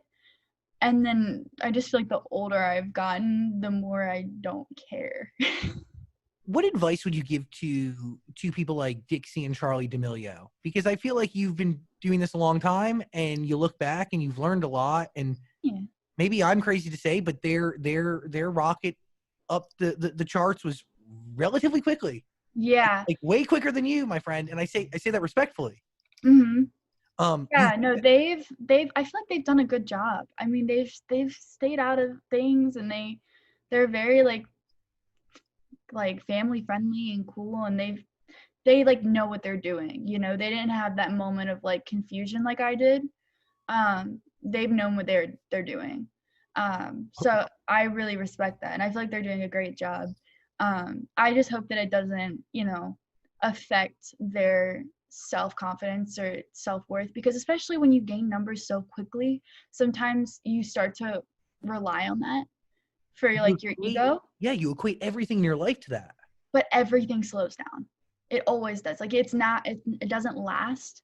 And sometimes when it slows down, like that's a shot to your ego. And I just hope that like they continue to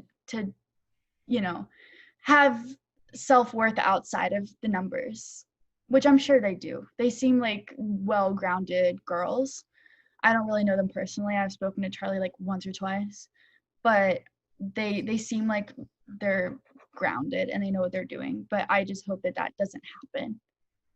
It's you talked about like the numbers will go down. Yesterday we were talking to Katy Perry, and Katy Perry's obviously been making music for a very long time, and she went way, way, way, way, way up for a long, long time, and then some went down. But that's the path of a real career, right? Is ebbs and flows, peaks and valleys.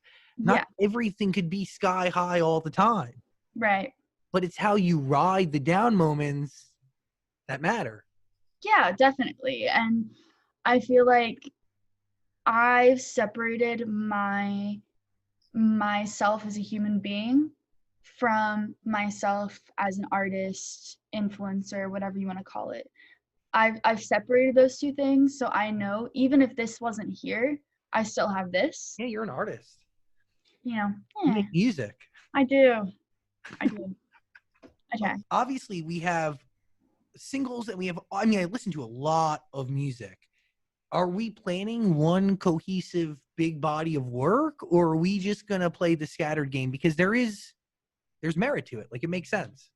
Yeah. So right now, I'm trying to figure out, because I feel like for me, and this is a conversation I've been wanting to have actually, like, I obviously want a body of work, but every time I come out with a song, I find something that sounds better, and then I'm like, oh, I want to make an EP that sounds like this song, and then I find something better, and then I'm like, oh, but this song's so good, I need more that sound like this, and then it just keeps spiraling.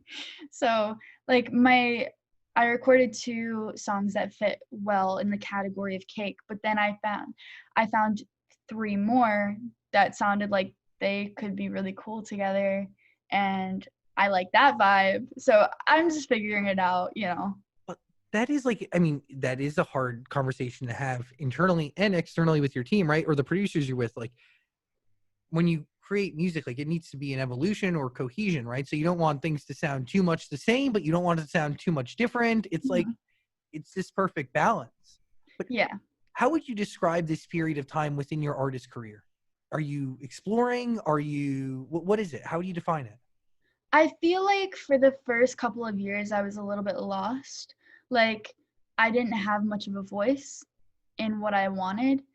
And then I started really getting involved, not just in the singing aspect of it, but the more I learned about cutting vocals and production and mixes and masters and all the other elements that go into creating a song, I feel like I gained a lot of confidence from that, from really understanding what it means to write a song, mix vocals, like all that. I feel like I learned a lot from that and gained a lot of confidence in my writing and all that.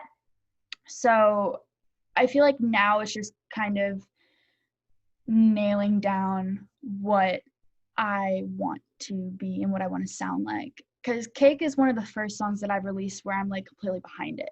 Like, I'm like, yes, I have no doubts. I like this. Obviously now it's old to me because I've heard it for the past like 3 or 4 months, so I'm sick of it. But like, I still think it's a good song. Yeah. I'm just sick of hearing it. But I still love it. And I've never felt that way before. So I feel like I'm at a really nice like turning point. I'm 18 now. There's more things I can sing about than just, you know, boys and friends. And I really liked My Story. I thought that song was good. It was cute for what it was. Yeah. It was nice. Have you been given the freedom to kind of do what you want with your music?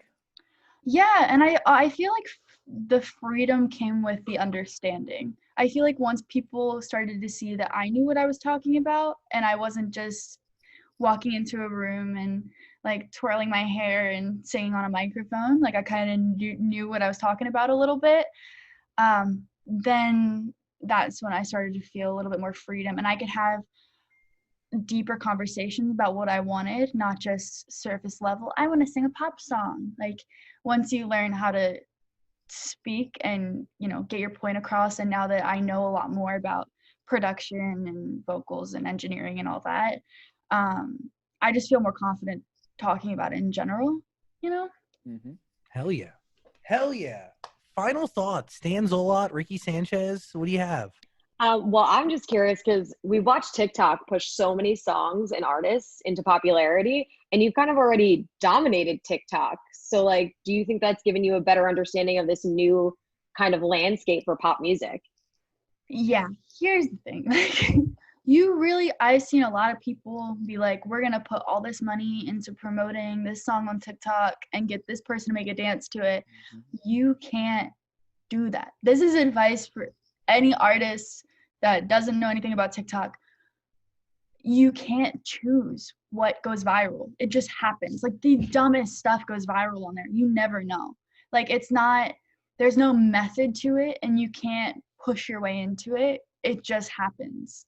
Like, it helps boost things if you get, you know, big TikTokers making videos to it, whatever. It definitely boosts things, but I know people will think that if they pay Charli D'Amelio to make a dance to it, that their song's gonna be #1 on the global top chart. It doesn't work like that. Like, the stuff that goes viral on there is not what you'd expect, you know? I mean, I don't know. I was planning on creating a record and paying Charli $1 million to do a dance. You can pay me to do a dance for $1 million. I'll take half of that if you want. Like, it's gonna be the biggest record ever. What if I give you publishing on it?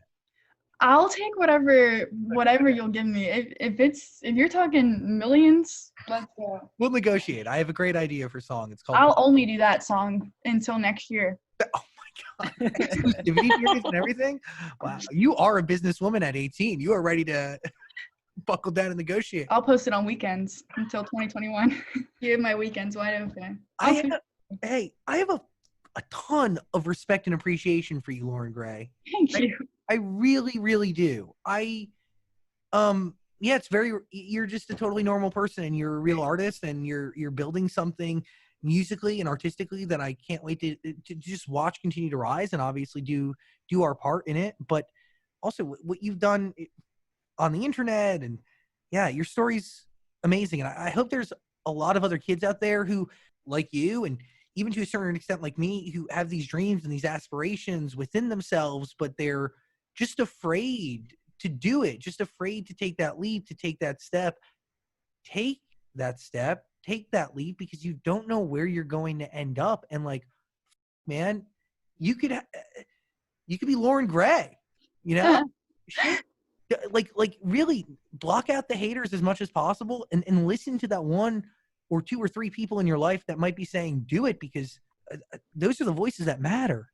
Definitely. Yeah, I think that a lot of it too is just if people see that you're being you and that it's genuine and that you're consistent, I feel like anything is possible. I mean, obviously, living proof of that right here.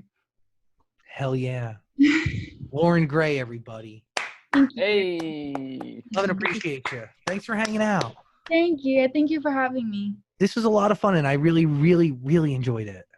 Thanks. I'm glad. Yeah, hopefully we can do it in person next time. Yeah, definitely. Hopefully. Get me out of this house. Yeah, it needs to happen. And if you, if you do want to go to a prom, we're going to have a good one. You're more than invited. Oh, awesome. Yeah, I'll be there for Love. sure. Awesome. Thank you, guys. Later. Nice meeting y'all. Thank Bye, you. Lauren. Hey, beautiful human. Thanks for watching our full interview, but I get it. Like, a full interview is a lot. So we got a clips channel.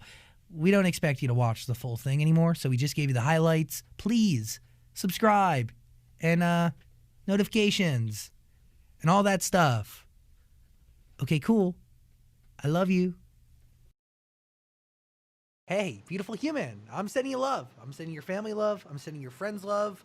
And I'm ready to hang out. I think Dan is here. Hi, everybody. Oh, you're so big. You're right over my face. Rick Dog Sanchez is here too. Hola. We are getting ready to talk to AJR. Three incredible human beings. Their latest album is called Neo Theater. Totally deserves your ear if you haven't listened, but you probably have because it's a great album and it's pretty big. Also, they have a tour coming up this summer with Quinn 92, Hobo Johnson, and Ash. Hopefully. They have another single out called Bang. I want to dive into that with them. I'm just excited to see their face. Oh, I forgot to tell you, today's conversation is brought to you by Total Wireless. Total Wireless, total confidence. There's never been a better time to make the move. Well, Hello? We're busy. I get it. Priorities. Hi, everybody. What's up, guys? You look at that apartment.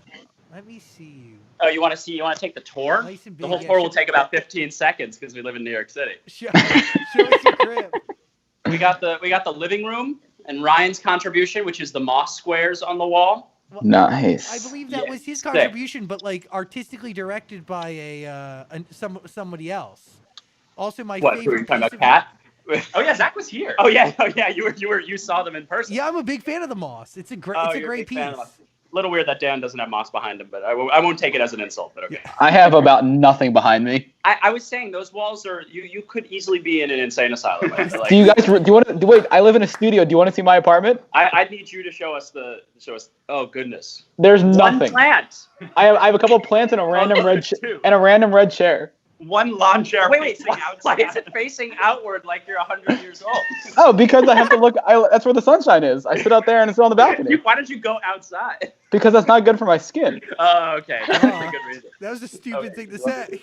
that was dumb. Okay. We've all calmed down. Well, Okay. Adam, you look the manliest I've ever seen you, and also you are just a crusader for this planet. I've been reading article after article and all the work you've been doing for Earth Day, also spreading the word on recyclable Legos. Like, Yeah. Thank you so much. I really appreciate that. Yeah, I mean, it's been really amazing, and I'm so excited that Legos are actually now recyclable, so we can throw them away. That's what the song was about. We didn't want them to throw away Legos because they weren't recyclable. It's all a message. But now they can throw Legos away. Yep. Can you tell me, I mean, obviously we should be passionate about the earth for many, many reasons, but I think the cool thing is, and the one thing that I've noticed is like, you've been able to develop this side of AJR that is very proactive as it relates to, I don't know, things that matter, like the climate and the world. So can you just brief me on like what your fuel is to keep that fight going and to keep spreading that word? Yeah, absolutely. I mean, we see so many people our age, younger, older, and they're all looking for something to get involved in. I mean, now you have so much access with social media to like get causes out there, and people are looking for something to kind of grab onto. And for me, I've been in school for the last 10 years. I mean, we've talked about this. I've stayed in school while we've been on tour. I did my master's from the back of the tour bus, and now I'm a year away from finishing my PhD in human rights and sustainability. And so it's always been a passion of mine. And so as many of these people around the world that want to fight for something, I say fight for the climate, because there's so many small actions that you can do. I mean, removing single-use plastics, planting trees. I mean, even unplugging your computer when it hits 100%, that small action will end up convincing more and more people, more businesses, more politicians to make real systemic change. It's a real example of what one tiny action can influence the entire planet. So, yeah. We're talking about easy stuff, too. We're talking about very basic things that you can do. And the truth is, you can try to tackle a ton of different issues, but none of those issues matter if we don't have a planet for those issues to take place on, right? If they're like, the kind of Earth is kind of number one. I think that there's no cause more of an emergency, more urgent and more important than that right now. So that's what we really need to get behind. Yeah. And most people, I don't know if everyone's old enough, but the number one thing you can do right now is go out and vote green and vote sustainable, the people who are going to support those kind of causes. Democracy rules. You got to use the system to break the system. I was going to say vote Team Edward. What? That's not even a little bit what we're talking about. Isn't that what we're talking about? No. We're always talking about Twilight. I understand your reference. At this point in the interview, I've probably spoken more than in the history of the Zach Sang interviews. Yeah, you have. You guys ever go to the comments of the AJR Zach Sang interviews? And like, Adam talks at 42:19. And it's like from 42:19 to 42:21. You know? When Dan's fixing his microphone, Adam goes, "Thank you," and like that's what it is. Okay, I want to talk about at-home life because one, Ryan, I saw you in the middle of the night. It looked like the middle of the night. You were in a kitchen that wasn't your. Maybe it was your kitchen now. Wasn't your kitchen, but you wrote a song, or you were in the process of writing a song. Yeah. We've been writing a ton. That was in Brooklyn. I was at my girlfriend's house, but So right now we were supposed to be. Were we still supposed to be in South America at this point? No, I think we were just gotten back. Okay, we would have just gotten back from South America doing Lollapalooza, like all across South America. So obviously that didn't happen. So the moment that got postponed, we kind of switched frame of minds because it's hard for us to be on tour and write at the same time. They're like totally different headspaces for us. One is very structural. You know, okay, go to the dressing room. Okay, now it's sound check. You become a little bit of you hold a schedule. You have to. It's regimented. Yeah. Exactly, and it's kind of hard to be outside the box and creative in that situation. So they're totally different frames of mind. And so as soon as we found out we're not going to be in South America, something kind of clicked, and we got super inspired to start writing. And so we've been writing like basically every day for us, for other artists. Like the creativity has been flowing. What stimulates or starts that creativity? Is it the fact that you have pent up energy that you were expecting to be using elsewhere and now you're not? Is it the reality that we're all facing? It's probably more so the latter, the reality. So like essentially what me and Ryan do, this is really unusual for us because basically every other band sits down in a room and says, let's write a song today, you know, and we've literally never done that as a band. Every idea that we've ever put out in a song has come from us walking down the street or watching a movie, and then something sparks and we have to get home and write it. Can I interject? Yeah. Speaking of, we were watching a Zach Sang interview, I want to say with maybe with Madison Beer or something, and she said, maybe it wasn't Madison Beer, I forget who, but she said the phrase, "Wow, I'm not crazy." She was like, "Oh, wow, I'm not crazy." And we were like, "Oh my Jesus, that would be a great song title." And we ended up writing the song "Wow, I'm Not Crazy." So that's how it can spark at any moment. So we'll have lawyers settle that whole thing. Totally. But I know Dan just opened up on his Safari. Okay, like legal. I want to figure out who exactly said that. That's what I'm going to start looking up. I think it might have been Madison Beer. I think maybe Sabrina Carpenter. I don't remember. I think I think it was Madison Beer. But anyway, Dan has memorized every line from both of those interviews. So probably has. Okay. Like one of those TikToks where he mouths the words back, but like he doesn't need to. He just knows it instantly. But anyway, I guess to finish what I was saying, so we never do that. And I guess what's making it easy to do that is the time, like you're saying. It's kind of it is kind of unprecedented, like a really sad time.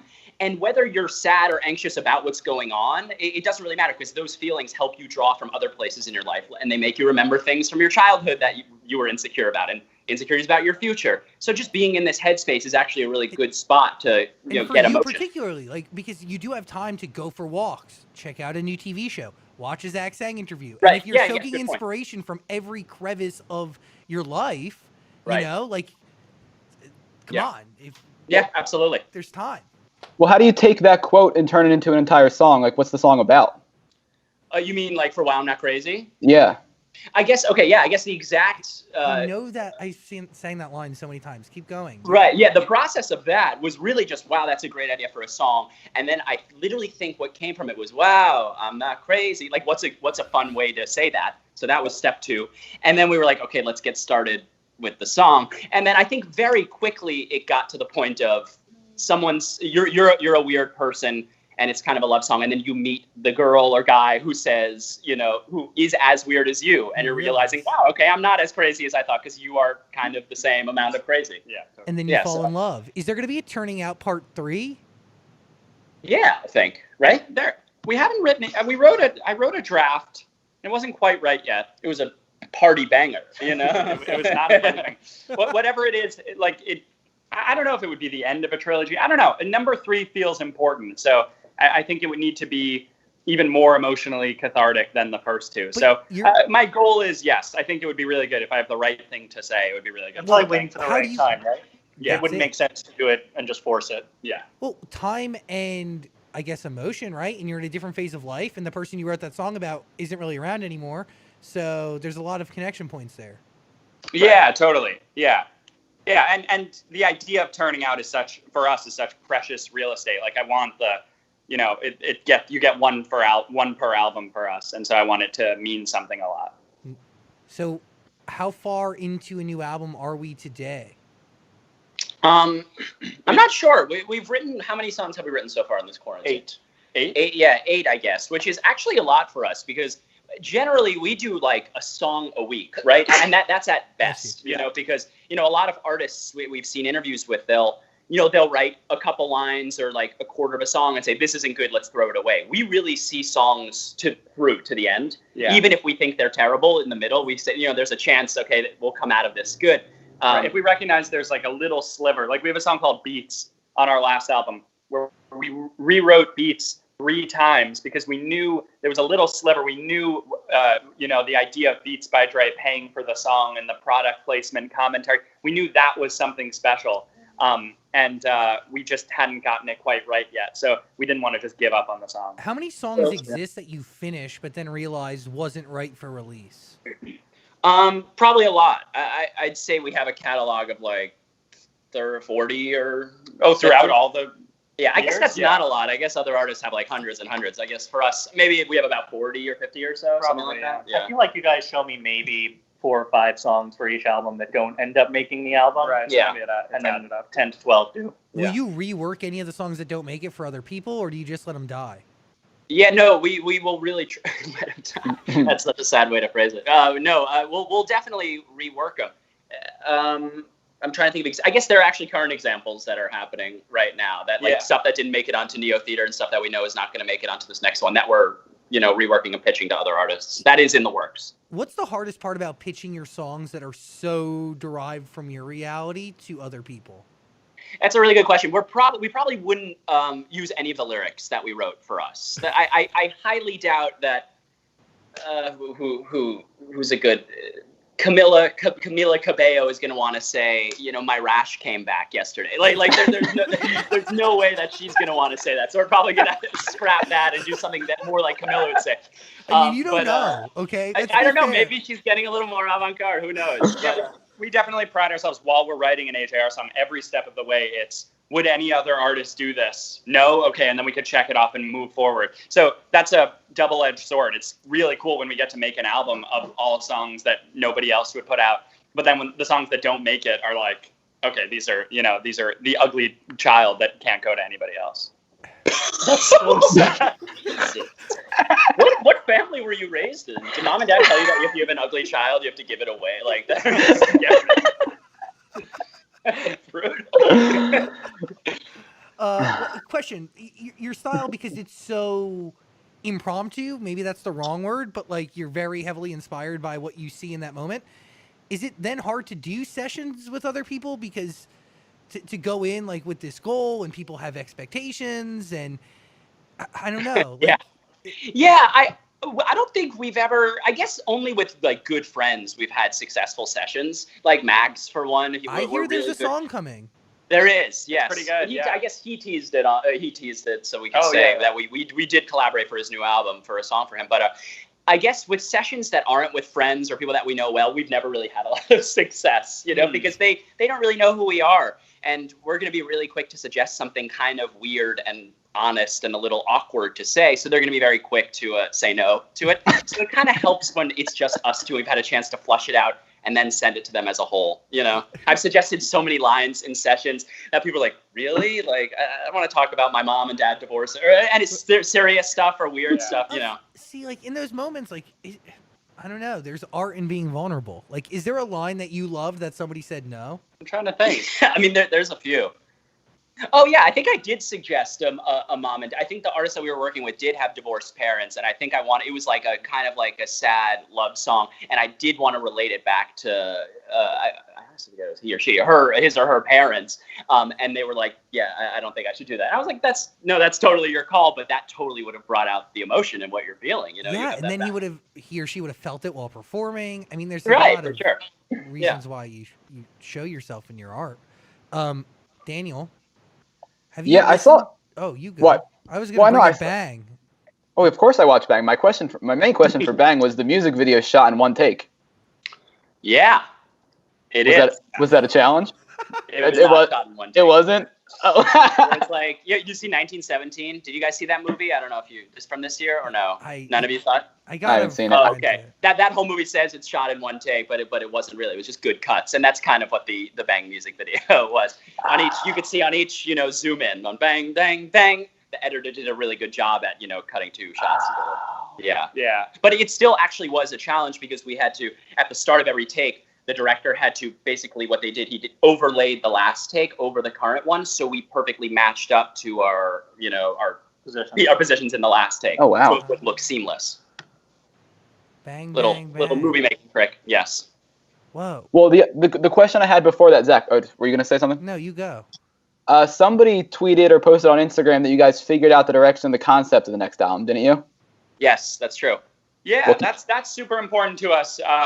We're not really excited about an album until we, figure out the cohesive thing that connects every song. I don't think we're ever gonna put out an album of just songs. That's what we did with our first album with Living Room, where we were kind of searching for an identity a little bit. We were like, okay, maybe this, and then after that, with The Click and with Neo Theater and with the next one, it's definitely we're never going to put out a random group of songs. And so we got really excited. We figured out kind of an expansion of the Neo Theater universe, and it's a little bit of a sequel to Neo Theater, but with like a totally different sonic feeling. So yeah, we got very excited. We had to tell everybody. What is the process to figuring that out? Is it only from doing a certain amount of songs and then it presenting itself? It depends. I think with Neo Theater, we knew the idea before we went into the album. We knew, okay, we want to do something that feels like 1950s choir and orchestra, that feels like Technicolor, the invention of, cinema kind of feeling. And then we were able to, make all the songs look back at that. With this album, we just went in because we hadn't really planned to make an album. And then all of a sudden this quarantine hit and we were like, oh, okay, let's go head first in. And so we a little bit started walking off the cliff and hoped that we landed somewhere cool. And after making about 5 or 6 songs, we started to see the direction. Oh, this is what we have to say that we didn't say on Neo Theater. There's more specifically, there's one of the aspects of the album that really stands out. It's a production. I have to be vague, you know, but it's a production aspect. And it's something really difficult and weird that we tried to achieve in Neo Theater, and we couldn't do it. Like, Ryan worked for hours and it sounded terrible. And I guess a year and a half or 2 years passed and he finally was able to do it. And once the album or group of songs come out, you'll know what I mean. And you'll be like, whoa, that sounds really cool. Yeah. But basically it was just a lot of work getting good at, you know, his craft. This is kind of braggy, but I sent it to Jack the first time I made it. And Jack called me and he was like, my jaw just dropped. Yeah, I just never, it's a sound that I had never really heard before in music. What changes in your skill set that allows you to figure this out? I don't know. It's not more money because we're spending less money on this album than the last album. I think it's just time put into something. That's like the biggest advice I could give producers. Nobody's first song is going to be any good. I don't know. It just doing song after song just kind of makes you think, it makes you get outside your comfort zone a little more and think, oh, what if I use this combination of plugins and ran this weird instrument through this effect? Just time, putting in your 10,000 hours. Would you say that this next album is a second act, a part of Neo Theater? Is it a pure extension? Does it get a new name? Does it get a... Oh, yeah. Well, it's a totally new name. It's very much a new concept, but we still are kind of enamored with this idea of Neo Theater, this place where you go, where you don't have to grow up and you don't have to learn life's lessons. So in a way, we kind of wanted to expand that in terms of like, what if you did grow up? What if you had to get to that point where you became disillusioned and started learning these hard lessons and forgot a little bit of your childhood? What does that look like?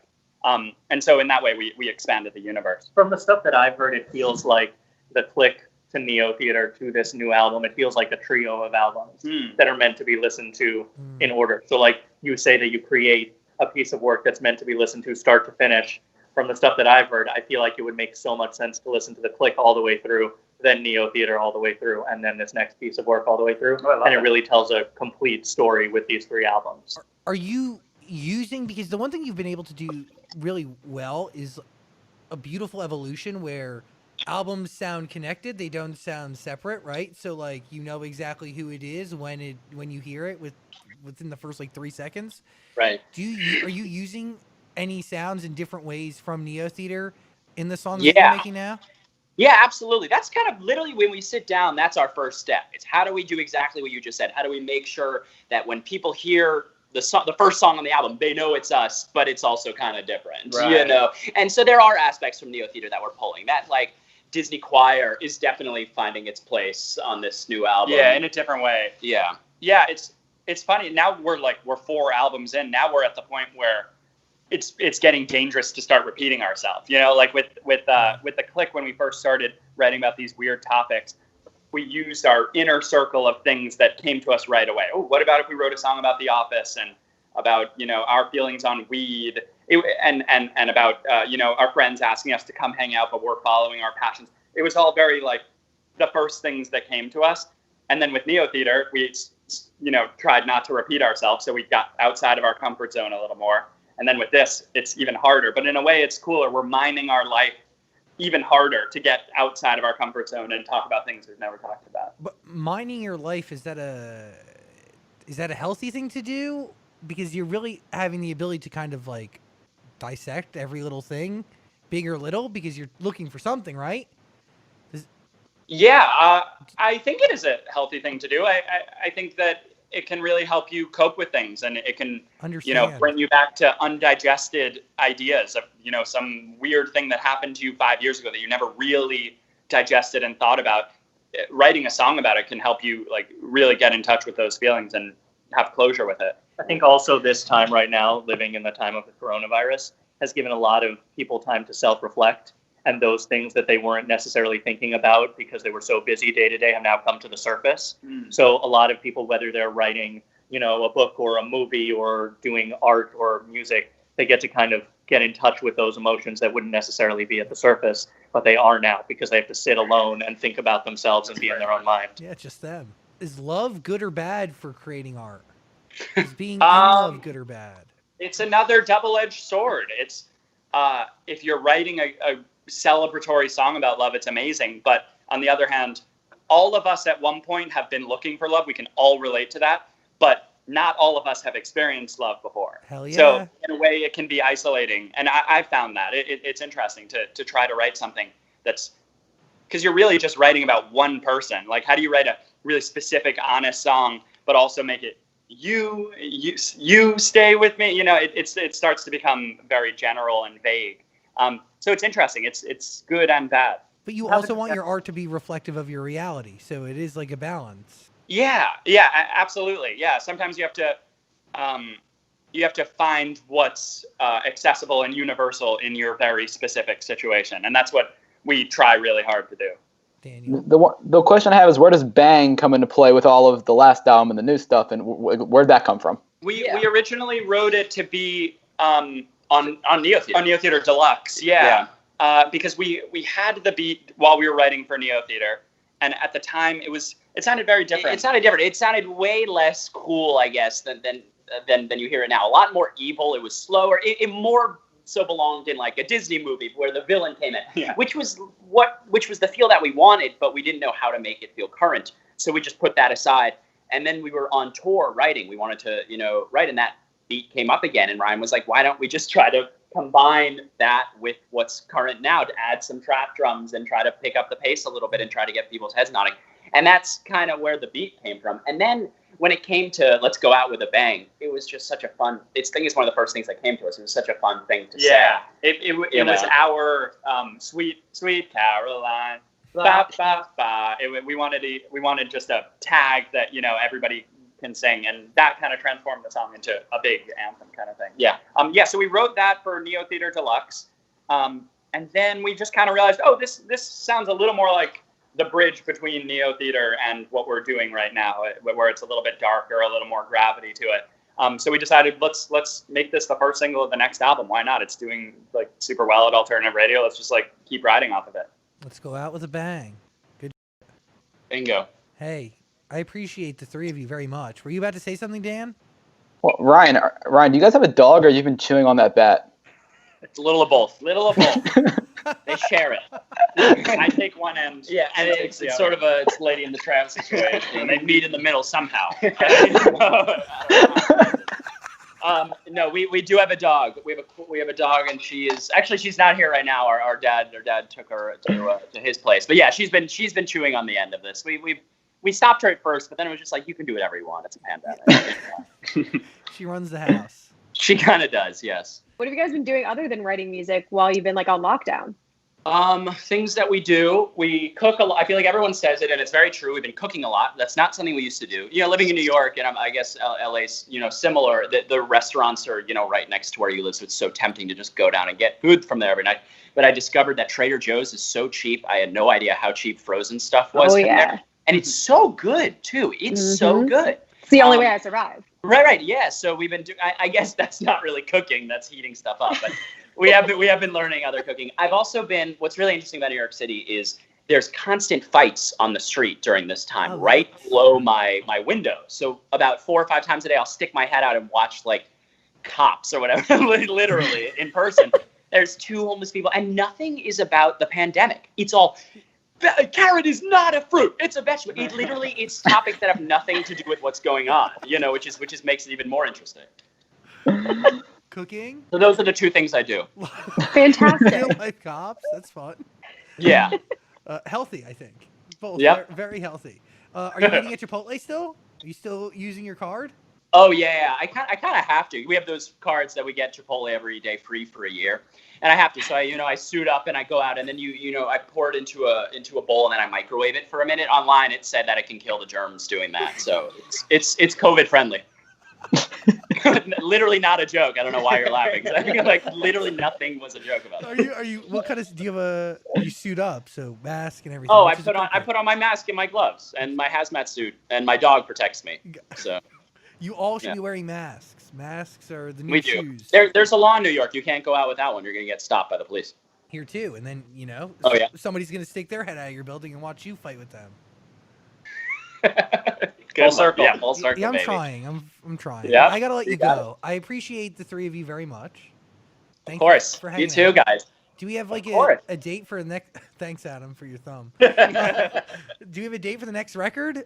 Next album? I mean, obviously nothing, but I know there's gonna be another song, maybe. There's 100%. There's definitely music coming out in the next couple of months, right? Yeah. A few months. Yeah, that's I'd say for sure. Probably, yeah. In the next month or so, we'll drop the next song. Yeah, we really, I really just want to put out songs when they're ready and when they're quality and they sound good. That's number one for us. So I imagine we'll have a little bit of a trickle of songs over the next couple months leading up to the album. Beautiful. And obviously there was a tour in June that was scheduled with Quinn, There and was. Bobo Johnson, and Ash. No, that's the tour. That's July and August. I know it's confusing. We have two tours out at the same. Sorry. So, Neo Theater Part 2 was May and June. That ended up getting rescheduled to the fall, of course. And now July and August is with us, Quinn 92, Hobo Johnson, and Ash. And as of now, that's still on. So that's basically what's going on. Cool. Thank you for the update. Everybody needs to know. I appreciate the three of you very much. Of course. All you guys, thanks so much for talking. All right, love. Can everybody lean in quickly so I can take a screenshot so it looks pretty on social media? Yeah, I'm sorry it's so tight. I'll just sort of. You know, you guys kind of look like chia pets when you're positioned right behind them. Oh, right with the moss. Totally. Hold on, let me check to see if I got it before you go, because I'm gonna be real annoyed if I didn't. The love and passion Ryan, in you're getting everybody's. Oh wait, no. It's so annoying. I need you guys to do it again. Somebody needs to talk because it's now on Ricky instead of you guys. Have to stop. This is the sharpest bat.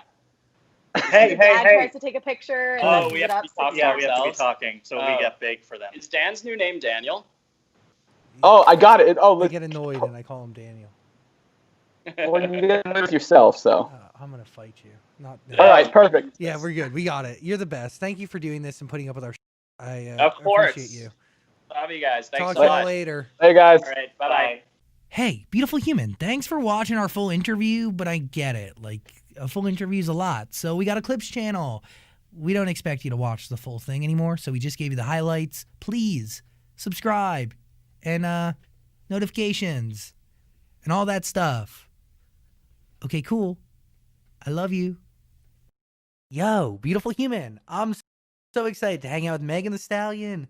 She's going to be here in just a sec, but first, I got to tell you about ASU. If you're considering going back to school, you should ask yourself the following questions. By the way, message and data rates may apply. And Megan Thee Stallion's still in college, even though she's hella famous. Do you need the flexibility to take classes on your schedule? Do you have college credits that you need transferred? Do you want to earn a highly respected degree from a world-renowned university? If you answered yes to any of those questions, Arizona State University really could be the school for you.